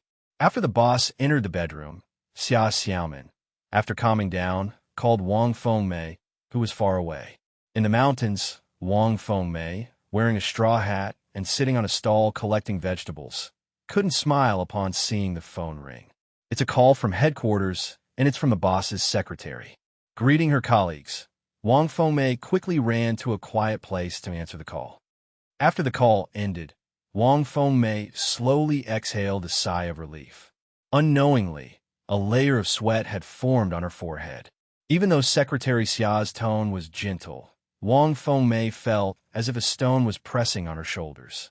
Not until lunch did Wang Fengmei share Secretary Xia's call details with everyone. After lunch, lying in bed ready for a nap, Wang Fengmei deeply understood she should never take advantage of these simple villagers, especially taking kickbacks. Otherwise, she would be in trouble, and her conscience wouldn't allow it either. AMU, sitting in the classroom, was so anxious that he wanted to skip class. Everyone was selling vegetables, yet she was still in class. Even though she knew those big brothers and sisters would collect vegetables every day, she couldn't help but feel anxious. In the afternoon, after kindergarten, Candy led Little Gray and Bun, carrying small backpacks, bouncing towards the office. Entering the office, the small backpack was thrown, creating a perfect parabola that landed precisely on the sofa. The little one walked over to her brother, just about to give him a big hug to let her watch cartoons. But as she reached his feet and looked up, Candy was stunned. Candy scratched her head and stood on tiptoe, carefully observing and confirming. The little one measured with her hand, exclaiming, "Watching the computer." Imo Jingchun couldn't help but twitch at the corner of his mouth, handing his phone to the little one. Holding the phone, Candy, casually opening the game, pouted and muttered. With a side glance, the little one discovered something incredible again. Wow! The little one approached Xia Xiaoman, looking closely, almost wanting to stick right up to her face to observe carefully. It's really amazing how brother and sister managed to have both sides of their faces swollen. Xia Xiaoman was so embarrassed. "Oh, little Candy, can't you stop staring? P.S. Thank you Zhan Shenodo, Nieshu, Ma Shengel, Hongming Zillian, Fengxing Tianxia 007 for your rewards and support." Degree Asterisk. Chapter 393. AMU. Chapter 393. Chapter 393. AMU. Luckily, the allure of the game is stronger for the little one. The little one just marveled for a moment, then walked away on their own. Sitting on the sofa, Candy skillfully opened Big Brother's WeChat and found Yaeling's contact. With a little finger holding the voice button, she said in a cute, childish voice. With a whoosh, the voice message was sent. In less than 3 seconds, Zhou Yaeling replied to the WeChat message with just one word. If you carefully scroll through the chat history, you'll find an interesting scene. The entire conversation is almost repetitive. A few minutes later, Imo Jingchun, sitting at his office desk, heard Zhou Yaeling scream coming from his phone. On my way. With Sima E in hand, Candy unleashed a powerful move, instantly taking out the enemy's shooter and mage. With low health, Zhou Yaeling managed to escape. Sitting on the sofa, Candy frowned and said, "Sister, try not to leave the tower." Luckily, the teammates weren't a drag. Candy effortlessly carried Zhou Yaeling, the little newbie. On Saturday before dawn, when there was just a hint of white in the east, AMU and Shahong got up, each carrying a large bamboo basket disproportionate to their size. They headed towards the vegetable garden. Morning vegetables are the freshest and surely will sell for a good price. Although AMU is still young, she's quite skilled in farming. The field was filled with baby bok choy, and with a single slash, a huge bunch was harvested. AMU and Shahong swiftly cut the bok choy and neatly placed them into the bamboo baskets. Uncle said that neatly arranged vegetables could sell for an extra 50 cents per pound. The dewdrops on the bok choy dampened AMU and Shahong's clothes, but the two little ones didn't mind at all, their faces full of smiles. This is all money right here. The sun rose from the east, gazing at the full bamboo baskets of bok choy. AMU wiped the sweat from her forehead and said with a smile. Shahong nodded sensibly and obediently. She also wanted to help her sister carry the load, but she was too short and could only handle an empty basket. When filled with bok choy, even standing upright, the basket wouldn't lift off the ground. Gritting her teeth, Mu picked up the basket, and the tightened shoulder straps painfully pressed on her shoulders. Only by placing both hands on the straps did it feel slightly better. After about 10 minutes, Mu, drenched in sweat, carried the bok choy to the square in front of a row of beautiful houses. Several large trucks were parked on the square. Wang Fengmei, who was counting money, saw the little one coming, hurriedly patted Lu Zhongquan. Lu Zhongquan nodded and ran over. Unlike Wang Fengmei, Lu Zhongquan, who already has children, couldn't bear to see kids suffer. After queuing for a while, it was finally Mu's turn, holding tightly onto the basket. It's 40 pounds and 6 ounces in total, but I'll count it as 41 pounds for you. Peeking out, Mu glanced at the red numbers, happily nodding her head. Mu counted the money, happily tucked it into a red plastic bag, then stuffed it into the innermost pocket of her clothing. After confirming several times that it wouldn't fall out, Mu carried the large bamboo basket and ran back. One basket was over 200 yuan, and her sister had another basket. That's over 400 yuan in total. In the past, Mu wouldn't have dared to even imagine it. Given how the vegetables are growing in the field, if it rains in the next couple of days, the bok choy that was harvested today should regrow soon. On the way back, Mu thought about what vegetables to plant after the bok choy season ended. Suddenly, Mu's eyes lit up. Got it. When selling the vegetables later, she planned to ask the pretty big sister. Surely, the big sister would know what vegetables are popular with city folks. No. It's about which vegetables sell for more. In a vegetable garden, Mu leaned close to her sister's ear and whispered. Shahong nodded, somewhat understanding. Since her sister said so, there must be a reason. Sighing as she again set off with a basket of bok choy, Mu pondered the woes of having money. When penniless, there was no need to worry about anyone eyeing the household money. But now, every household was making money selling vegetables. There was always the fear of someone coveting it. On her way back after selling vegetables again, Mu was even happier. The pretty big sister said the colleagues at her company liked eating cucumbers, and cucumbers sold for a higher price too. Unfortunately, the small store didn't have seeds for sale. Otherwise, she could have bought some cucumber seeds directly. However, Mu thought the big sister's suggestion was also good, to plant cucumber seeds kept at home. Though they didn't look very good, they were quite profitable. In the evening, everyone gathered to eat dinner in the company canteen. Upon eating a bite of baby bok choy, Candy's eyes lit up. This pak choy is delicious. After taking a bite, Mo Jingchun also noticed the evening meal tasted completely different from lunch. Thinking of the blue truck parked in a lot, Mo Jingchun glanced at Xia Xiaoman and said, "These are the vegetables bought from the mountains, right?" Though Mo Jingchun exaggerated slightly, it also indicated that the taste of these vegetables was indeed excellent. Eating like this every day, Candy's eyes sparkled hearing this. Mo Jingchun rolled his eyes. It's only a few months into the year. Even if every household raised pigs, they'd all be piglets now. Eating preserved pork daily seems unlikely. Moreover, Mo Jingchun could foresee that people wouldn't raise too many pigs. Raising pigs takes a long time, and they consume a lot of feed. Would villagers use vegetables to feed pigs? They might have before, but not anymore. That's cold hard cash. Wouldn't it be better to exchange vegetables for money? P.S. A big thank you to Yuanqi Bird and Hongmeng Zillion for their rewards and support. Chapter 394. It's done. Chapter 394. Chapter 394. It's done. Mo Jingchun, as the boss of the company, can't hog all the cured pork he's acquired.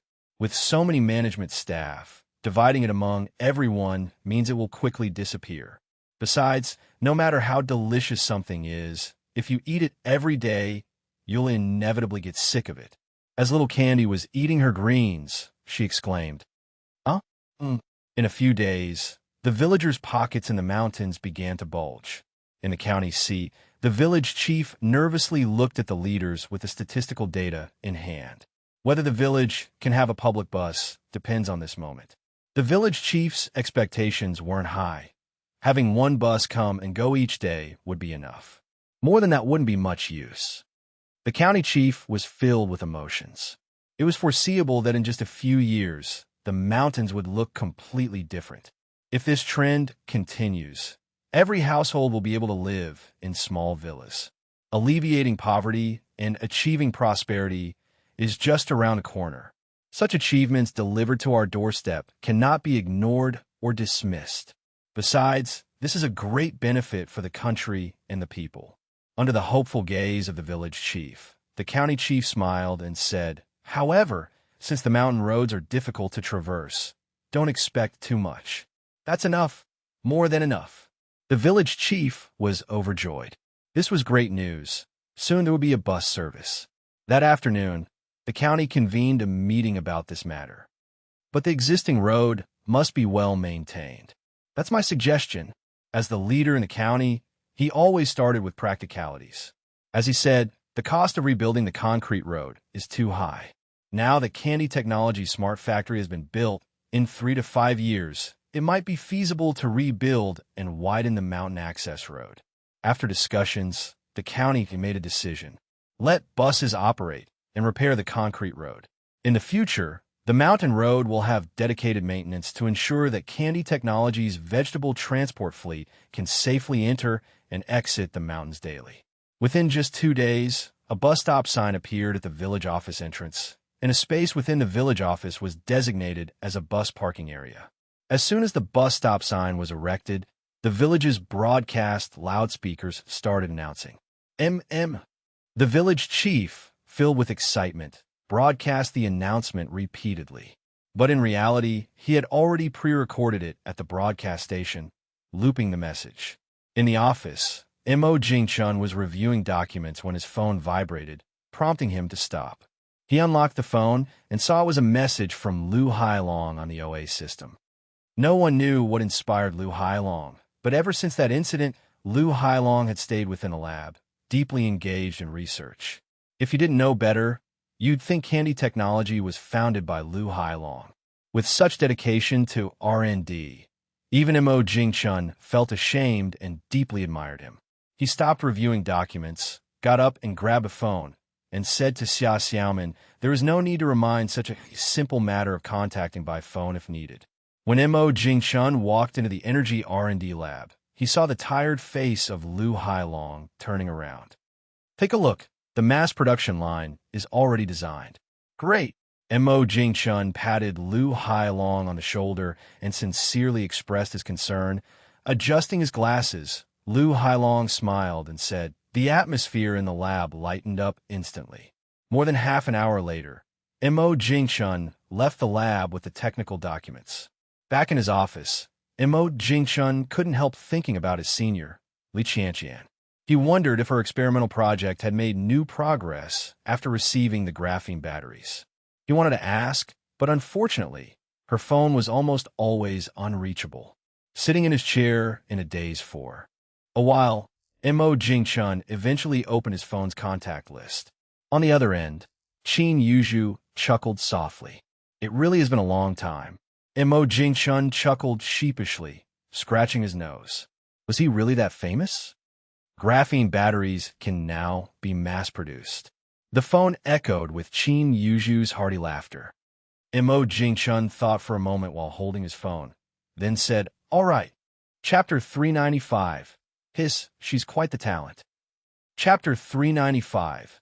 Chapter 395. Hiss, she's quite the talent. After half a month, Mo Jingchun returned to the villa to live again. He could sleep at the company, but always felt like something was missing.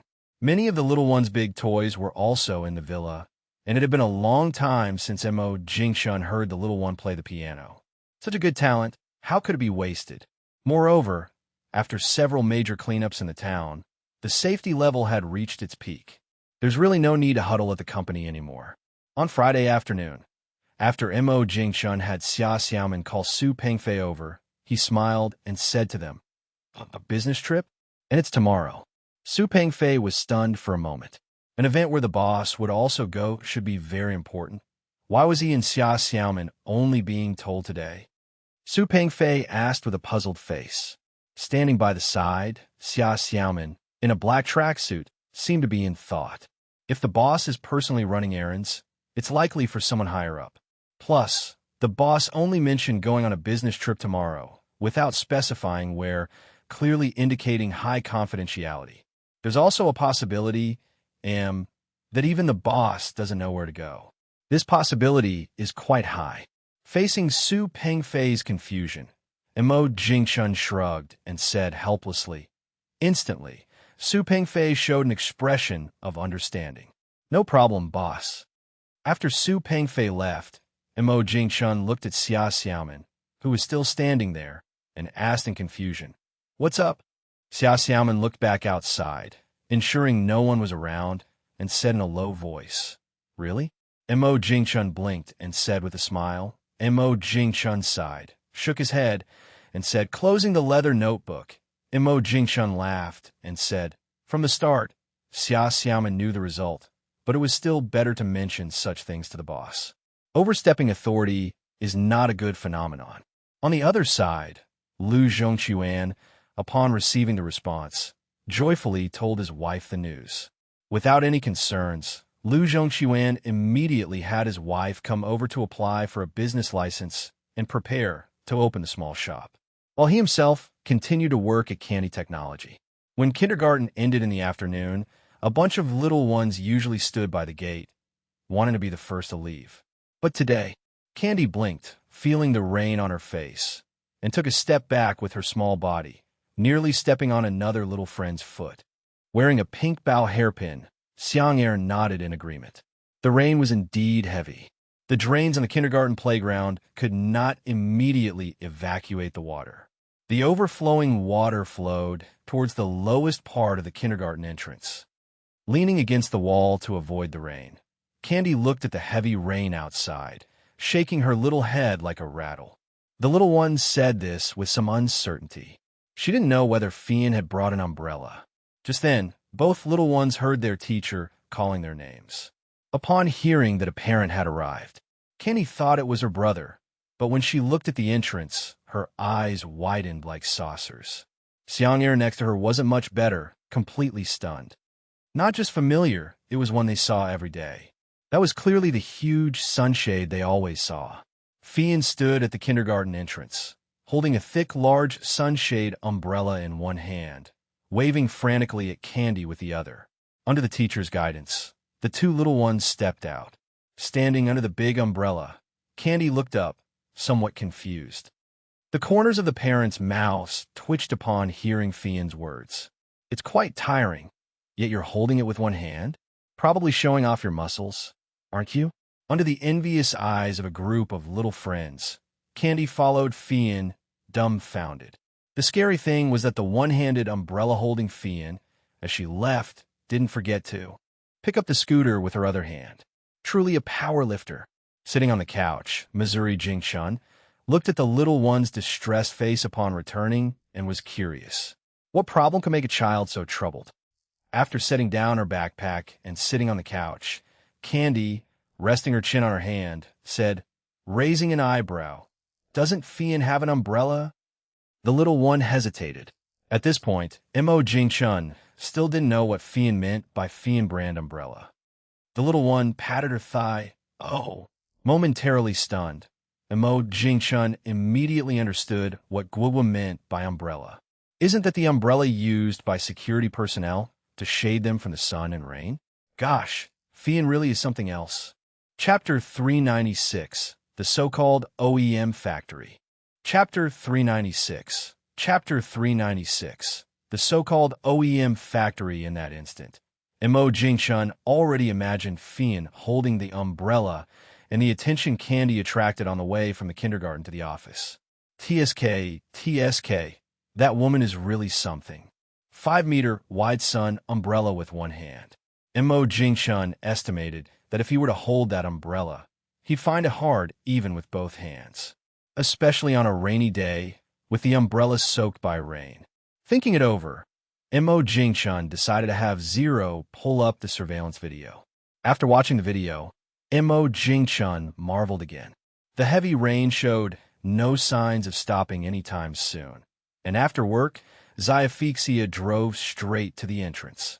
Even so, Mo Jingchun and Candy still got wet from the rain. Sitting in the back, Candy dried off the rain with a napkin, missing Fian's big umbrella at this moment. On the way back, passing by several city rivers, Mo Jingchun furrowed his brow. The usually crystal-clear river water now nearly overflowed onto the roads. Clearly, the rain today was heavy and fierce. Thinking it over, Mo Jingchun planned to call his grandpa at home, asking him to check around the hometown for any landslides. Just as he was about to make the call, Mo Jingchun chuckled helplessly. How could he forget? Grandpa's family started a business, and everyone is helping out in the city. According to his elder brother, Grandpa now has boundless energy. His biggest hobby is finding treasures among a pile of reclaimed goods. Fortunately, the heavy rain finally stopped by nighttime.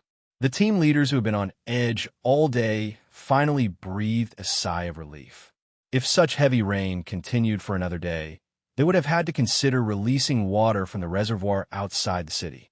Otherwise, if the dam burst, the consequences would be unimaginable. As the first reservoir built since Xia country's founding for power generation, its importance is self-evident. Although in modern times, its power output can't match those of large reservoirs, its significance hasn't diminished at all. Nearly all the living water for the southern Wan province region comes from this reservoir. With such a large amount of stored water, if it all reached the urban area, not to exaggerate, there wouldn't be a single neighborhood in the county that could avoid disaster. In the living room, Mo Jingchun checked the weather forecast, and it showed sunny days ahead. Watching TV for a bit and feeling sleepy, Mo Jingchun patted Candy, who was leaning on him playing a game. The game almost over, Candy looked up in confusion and asked, we can go out and have fun again? Mo Jingchun rolled his eyes, not even knowing where to go yet. But if they have the time, they could indeed visit some nearby tourist spots. After all, once they're out, they're out. The next morning, around the usual workday time, Mo Jingchun woke the little one up. Despite yawning continuously, the little one got up. According to Qin Yuju's arrangements, the person picking them up would wait at Candy Technology at 9 o'clock. He was also given the car number plate. While having breakfast, Zero's voice echoed in the dining room. Upon hearing this, Mo Jingchun raised his watch to check the time. Not yet 8 o'clock, still early, no rush. Biting into a deep-fried dough stick, Mo Jingchun said, at 8:40, Mo Jingchun, Su Pengfei, and Xia Xiaoman met at the south gate of the company. Su Pengfei and Xia Xiaoman wore expressions full of resentment. After receiving Zero's message, they quickened their breakfast and arrived with their luggage at the south gate by 8:10. Only to find out later that the appointed time was actually 9 o'clock. Accepting the strawberries handed to them by the little one, Su Pengfei and Xia Xiaoman just let it go. No choice, that little one's too good at winning people over. The buzz-cut handsome young man leading the way nodded after Mo Jingchun spoke. In the car, at first, Mo Jingchun kept looking at the scenery. Outside, attempting to memorize the route. But after a few hours, Mo Jingchun completely gave up. Does he have some serious issue? Xiaophixia, who drives, can't remember the route? Or perhaps Zero can't record the trajectory. All the way, except for having lunch around noon at a service area, they never stopped for a break. The car sped along the highway the whole time. By a little past 4, Mo Jingchun, looking at the trajectory maps sent by Zero on his phone, couldn't help but fall in a thought. Why does it feel like we're heading to some remote area, not some major city? Past 6, Mo Jingchun finally saw Qin Yuju at the entrance of a university. His first words after spotting Qin Yuju were, Mo Jingchun was completely dumbfounded. Letting a school be a contract factory, Qin, are you serious? I admit this university is strong, a 211 university, but academia is academia, not a processing factory. In black casual clothing, Qin Yuju calmly said. Mo Jingchun shrugged helplessly. It's not his imagination. It's just that there are no contract factories in this area at all. Half an hour later, sitting inside the special car, Mo Jingchun couldn't help but exclaim in shock. Inside the cleanroom production workshop, wearing a white dust-free suit, Mo Jingchun picked up a copper-colored object on the production line. His hands were shaking. Although it's not yet a finished product, Mo Jingchun isn't blind. It's clearly a bullet without gunpowder yet added. As for which gun the bullet is for, Mo Jingchun couldn't say. In this area, Mo Jingchun knew very little. He only knew bullets were distinguished by their millimeter measurements. Turning to Candy, Mo Jingchun stood dumbfounded and asked Qin Yuju. P.S. Thanks to Isong Liang's song, Azuo, Jimu, Reader 202-20506-1056-52598, Hongmeng Zillian for the rewards and support. Chapter 397, Within Reach. Chapter 397. Chapter 397. Within Reach, Mo Jingchun originally thought he had guessed the beginning correctly, only the ending was a bit off. However, it now appeared that Mo Jingchun hadn't even guessed the beginning correctly. When Qin Yuju mentioned recommending a subcontractor at the start, Mo Jingchun thought it would be one of the domestic state-owned enterprises. Otherwise, he wouldn't have mentioned the necessity to first inspect the subcontractor factory. But Mo Jingchun really didn't expect that the subcontractor Qin Yuju mentioned would be a military factory. Recalling Qin Yuju mentioning that there were several subcontractors to inspect, Mo Jingchun's expression turned peculiar. Factories like this one, hollowing out entire mountains, probably exist in large numbers in the country. There might be plenty of backup subcontractors as well. Inside her white dust-proof suit, Qin Yuju confidently and charmingly smiled. Of course, Mo Jingchun believed these words. If military factories can't ensure the quality of their products, then very few factories can. After all, the products from military factories are closely linked to the lives of soldiers, leaving no room for the slightest negligence. Looking at the fully automated production line, Mo Jingchun felt a bit embarrassed. He was extremely satisfied with this subcontractor factory. As for the installation of new production lines, Mo Jingchun was even less worried, as there were many more professionals here. Guided by Qin Yuju, Mo Jingchun took a stroll around the place. Then, Mo Jingchun discovered that the information on the internet couldn't be trusted. Who said that military products have low intelligence levels? Damn it, the entire production line is intelligent. Not to mention, even the transport workers are all robots. The tracks on the ground appeared to be the power source for these robots. Although he only took a tour, perhaps seeing less than 1% of the entire military factory. Based on these observations, Mo Jingchun could fully imagine how intelligent this military factory was. However, Mo Jingchun speculated that such intelligent military factories shouldn't account for a large proportion. The more intelligent, the more obvious the shortcomings. An electromagnetic pulse could paralyze the entire factory. "Brother, are you done yet? It's not fun at all in here," said Candy, puffing her cheeks while wearing an oversized dust-proof suit. Through several doors, Mo Jingchun and a few others finally emerged from the inside. The most overwhelmed was Su Pengfei. Having never interacted with the military before, Su Pengfei was deeply shocked to see such an intelligent military factory for the first time. Xia Xiaoman, who had a special department background, was a bit surprised, but only just that. It's important to know that on this planet, humans, who claim to be its masters, have discovered many phenomena that cannot be explained by existing science. But with the advancement of science, many of these mysteries were eventually resolved. Science is just so fascinating, which is probably why top scientists are so obsessed with exploring it. Pulling off her dust-proof suit, Candy eagerly jumped out. After wandering around, the little one's mask was full of steam. Throwing the mask into the trash can, Candy took a big breath. Seeing Mr. Sun again, the little one smiled and closed her eyes. The next second, she felt herself lift off the ground. Opening her eyes, she found herself in her brother's arms. This was more like it after walking such a long distance. Guo's little feet were already sore. Under the leadership of Qin Yuju, Mo Jingchun and his group arrived at a nondescript office building in the city center.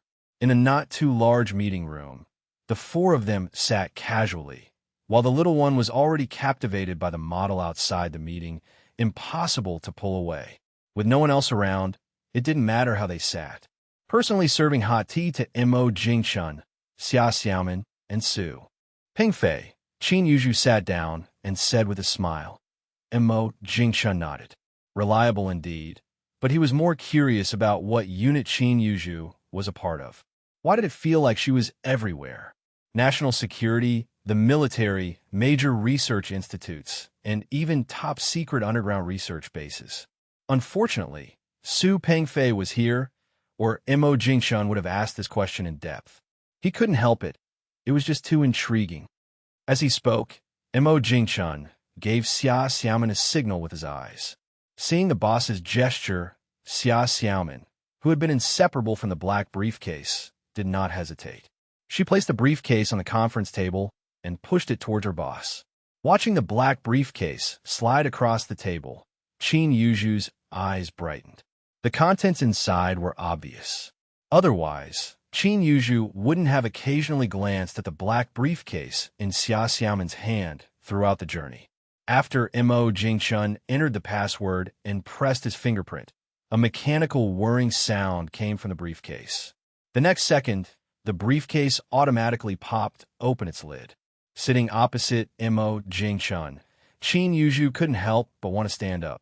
The lid was just too obstructive. With a gentle push, Mo Jingchun slid the briefcase across the table to Qin Yuzhu's front. Looking at the graphene battery production process information within arm's reach, Qin Yuzhu refrained from reaching out to take it. The only reason being that they hadn't discussed how to cooperate yet. Taking it directly would be easy, but doing so would signify the end, like killing the goose that lays the golden eggs. Mo Jingchun drummed his fingers on the conference table, as if deep in thought. According to the original plan, it would be split evenly. But upon learning that the subcontractor was a military factory, Mo Jingchun revised some of his ideas. Mo Jingchun paused and said, "Having the military factory as a subcontractor, I feel assured." Before Qin Yuzhu could finish speaking, Mo Jingchun gestured for her to stop. "Sister Qin, here's the deal." After thinking for a moment, Mo Jingchun added, Chapter 398, Candy's Gift. Chapter 398, Chapter 398, Candy's Gift. After Mo Jingchun finished speaking, Qin Yuzhu pondered for a while and then slowly said, with a shrug, Mo Jingchun smiled and said, Mo Jingchun believed that the higher-ups could reject it. After graphene batteries go into mass production, the amount used by the military is definitely a staggering figure that Mo Jingchun couldn't have guessed. After Qin Yuzhu hurriedly left the meeting room, Mo Jingchun calmly blew on his hot tea and tried to take a small sip. Just this small sip made Mo Jingchun's eyes light up. Qin is indeed Qin, handling things differently. If he wasn't mistaken, this tea should be the yellow buds from his hometown, picked just after Qingming Festival, the newly harvested tea leaves. Very thoughtful. Sitting beside Mo Jingchun was Su Pengfei, who had remained silent throughout the journey, feeling like an extra. Apart from gaining some insights, it seemed he didn't play any role. When there was no one around, Su Pengfei, who had held back for a long time, finally spoke. Mo Jingchun, leisurely sipping his tea, was stunned for a moment and said somewhat uncertainly. But then Mo Jingchun thought about it. That model wasn't a toy. Saying this, Mo Jingchun got up and went out alone. Just as Su Pengfei was about to get up and follow, he was stopped by Xia Xiaomin. Thinking it over, Su Pengfei realized it made sense and then sat back down. Holding a teacup, examining Su Pengfei, Xia Xiaomin rolled her eyes and said, "What else could it be?" Seeming to know what Su Pengfei was thinking, Xia Xiaomin chuckled and said, "However," Xia Xiaomin looked at Su Pengfei, shrugged her charming shoulders, and laughed. On the hallway outside the meeting room, a little one stood on a box from who knows where, leaning on the model, stretching his neck to study the aircraft carrier model. From time to time, he would stretch out his little hands to touch here and there. Especially those fighter jets, the little one couldn't help but pick them up for a look. Next to the little one, a quiet girl stood smiling, watching Candy play. As Mo Jingchun walked over and nodded apologetically, greeting, he pinched Candy's small cheek. Before the little one could react, Mo Jingchun picked him up and walked back to the meeting room. Although the little one didn't say anything, nor did he cry or make a fuss, his eyes lingered longingly on the aircraft carrier model. Such a big model, he really wanted one. The quiet girl saw all this in the little one's eyes. Since the little one had been taken away by his brother, her task naturally ended as well. Returning to the meeting room with the little one, Mo Jingchun waited for about 10 minutes or so, and Qin Yuzhu came back. With a face full of smiles, Qin Yuzhu saw Candy in the meeting room and didn't think much of it. Before even sitting down, Qin Yuzhu winked and laughed out loud. Mo Jingchun raised an eyebrow and laughed. Oh, running a company for so long. This is the first time Mo Jingchun encountered a mutual concession. As night fell, after having dinner, Mo Jingchun did not refuse Qin Yuzhu's request to stay overnight. Not to mention spending money on a hotel, it's not very safe either. The next morning, when Mo Jingchun got up, he didn't see Qin Yuzhu, but instead saw the quiet girl who looked after Candy the day before, attending to them. To be honest, Mo Jingchun seriously suspected that Qin Yuzhu didn't sleep last night and went ahead with setting up the production line with the technical documents overnight. As they were leaving that morning, the quiet girl, along with two buzz-cut handsome guys, carried a box over. Qin Yinran, with a smile, said, "Mr." As Mo Jingchun was opening the car door, he was slightly surprised. If Candy really liked it, then it must mean what's inside the box was meant for Candy. A little thought, and Mo Jingchun guessed what was inside. Mo Jingchun's mouth twitched. He said, Qin Yinran shook her head and softly said, with her smile. Always present, Qin Yinran's lips slightly curled. "Mr. The journey back home was long, breaking the little one's dream of going outside to play once again. As the cars cruised along the highway, the little one wasn't at all saddened by not being able to go play. Instead, he turned to look at the trunk from time to time. Unable to resist anymore, Mo Jingchun, resting with eyes closed, spoke. Sister Yinran has already told... Yinran, is that the name of that quiet girl? Just don't know her surname. Doesn't matter, since there's no connection anyway. In the evening, when Mo Jingchun got home, with the help of Wild Wolf and others, they took out the aircraft carrier model. Looking at the removable fighter jets, Mo Jingchun was astonished. This model was quite different from the one in the hallway. While Mo Jingchun wasn't certain about other things, he was 100% certain that the aircraft model on the hallway's aircraft carrier was fixed. Chapter 399. Candy. Watch my brilliant assist. Chapter 399. Chapter 399. Candy. Watch my brilliant assist. In the study on the second floor, Wild Wolf and the others have already left. In the study, only Mo Jingchun and Candy remain. Beside the aircraft carrier model, standing on his little stool, the little guy has a silly grin on his face. Brother, this small airplane can be taken off, standing in place. Mo Jingchun sighed and said, but the more it was like this, the more Mo Jingchun was worried that someday the fighter jet on the aircraft carrier model would go missing. If it couldn't be taken off, at least he wouldn't have to worry about it getting lost. Patting the little guy on the shoulder, Mo Jingchun turned and left. Oh, here I come. I almost forgot. Probably after sitting in the car all day, by the time Mo Jingchun finished everything, wearing pajamas and drying his hair with a towel, he walked into the bedroom to find the little guy already asleep on the bed. On the 2-meter-wide bed, the little guy lay right in the middle, not forgetting to cover himself with a blanket, leaving one foot outside. Watching the little guy run into kindergarten with his backpack, just as he was about to turn away, Mo Jingchun saw Fian under the big sunshade and chuckled, teasingly saying, watching the boss leave, Fian scratched her head, somewhat perplexed. It's just a shabby sunshade. What's so special about it? Such sunshades. There are at least 20 in the park. As the kindergarten bell rang, Fian sat bored in the chair, watching the kindergarten. Just arriving at the office, Mo Jingchun, sipping the hot tea made by Xia Xiaomin, didn't even warm his seat before getting a call from Old Yu. How many has it been this month? 5 or 6? He couldn't remember. But Mo Jingchun could understand old Yu's feelings very well. With such pressure delaying the release of the new flagship phone Mate 90, not being anxious would be odd.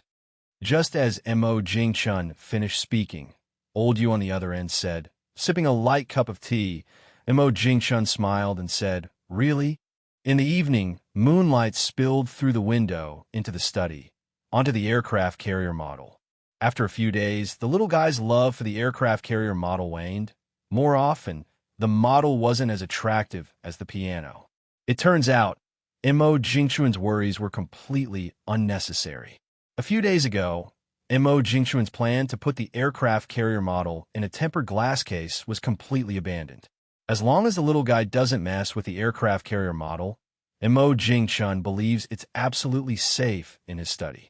In this villa, besides Mo Jingchun and Candy, practically no one else would come in. Without permission, others couldn't enter unless they physically broke the study door. On Friday night, Mo Jingchun played Kings with Candy on his spare phone, since there were no plans for the next day. Both agreed to sleep until they woke up naturally the next morning. If the little guy woke up first, he'd go downstairs to find Fian to fill his belly. The little guy glanced at Mo Jingchun with disdain. After finally stealing a kill, Mo Jingchun's mouth twitched. That remark was really brutal. What do you mean worse than your sister? Thinking about it, Mo Jingchun laughed. It doesn't matter if Zhou Yaling plays better. Does her account have national rank marks? No, it doesn't. But his account, full of national rank marks. With the enemy's crystal exploding, Candy, lying on the sofa, finally breathed a sigh of relief. Winning this game wasn't easy. It took over 40 minutes. I'm exhausted, asterisk. Brother, maybe you should just play alone. Another hit to the heart, my friend. Just as Mo Jingchun puckered his lips, about to secretly complain about Zhou Yaling, Candy's phone rang. The little guy, seeing the caller ID, handed the phone to his brother without any hesitation. Brother, it's a call from Mrs. Mrs. Qin. Mo Jingchun laughed in his heart. But, thinking about it, there's a 30-year age gap between the little guy and Qin Yuzhu, spanning 3 generational gaps. Calling aunt doesn't seem wrong. Yeah, no problem. Hello, Mrs. Qin, ahem. Candy, standing beside, blinked with wide eyes, having just heard it all. Brother also called her Mrs. Qin. The phone was on speaker, and, after a moment of silence, a cold laugh came from the other end. Probably upon hearing the words, Mrs. Qin, the originally delighted Qin Yuzhu was also stunned. Well, Mo Jingchun, I heard you just call me Mrs. Mo Jingchun felt wronged. Who could have guessed he'd be led astray by Candy? Qin, do you believe me if I say it was a misunderstanding? The phone was in Guo's hand, and Guo said it was Mrs. At this moment, Candy, with ears pricked, showed a sly gaze, giving Mo Jingchun a divine assist. Silence, still silence. Both Mo Jingchun and Qin Yuzhu, miles away, were silent. The next second, Qin Yuzhu chuckled coldly. Mo Jingchun was dumbfounded. There are plenty of kids who cheat their fathers, but not many who cheat their brothers. Who would have thought he'd be the target? P.S. Thanks to Azo, Hongmeng Zillian, and God of War for their rewards and support. Chapter 400. What do you mean by that thing? Chapter 400. Chapter 400. What do you mean by that thing? This is great. Now it can't be explained clearly. Mo Jingchun, unable to refute, just opened up, letting Qin Yuzhu sneer away. Do I look that old? Inside the base, Qin Yuzhu looked at her phone with some insecurity. Just when Mo Jingchun thought Qin Yuzhu would continue to rant for a while, the voice stopped abruptly, and silence fell. Looking at the wrinkles and dark circles, Qin Yuzhu sighed softly. All right, let's stop this.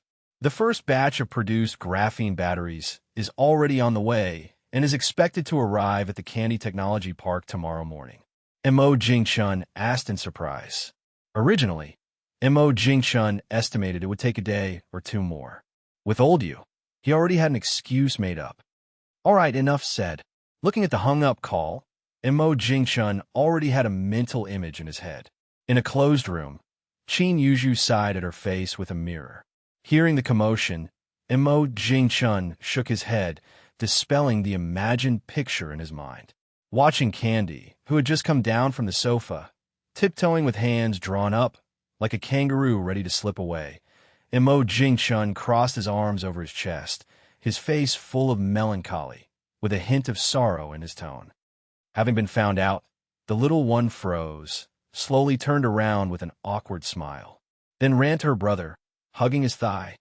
With a smile on his face, Imo Jingchun gently rubbed the little one's head and said, Imo Jingchun spoke through gritted teeth. Startled, Candy hugged Imo Jingchun's thigh even tighter.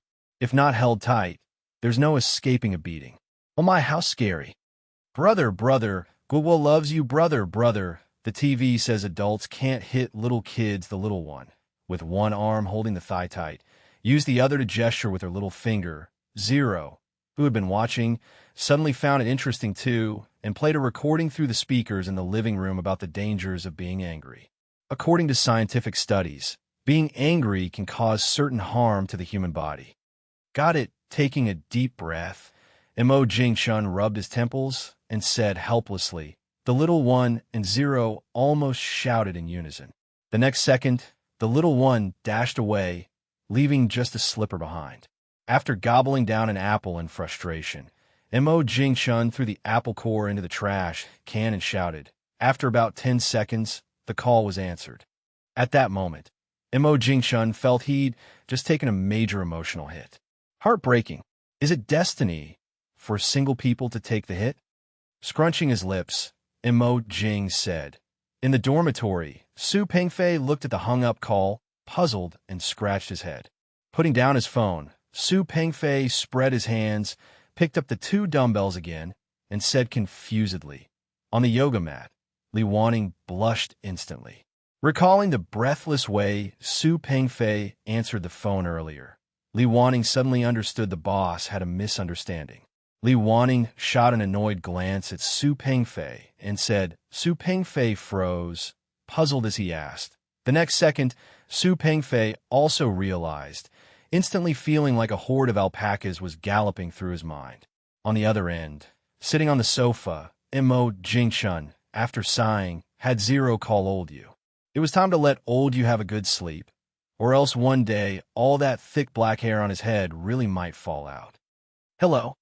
The call was connected in less than 3 seconds, and old you's first words were about graphene batteries.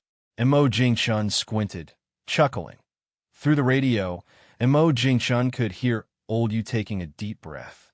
Imo Jingchun glanced at the list of goods sent by Qin Yuju and laughed. All right. Imo Jingchun touched his nose, smiling as he said, once the phone inspection tests are fine, then announced the launch date. The next morning, Imo Jingchun was woken up by a phone call. After checking the time, Imo Jingchun patted his head, realizing what Qin Yuju meant by morning was actually 7:30. Cough, cough, boss. We seemingly don't need to unload.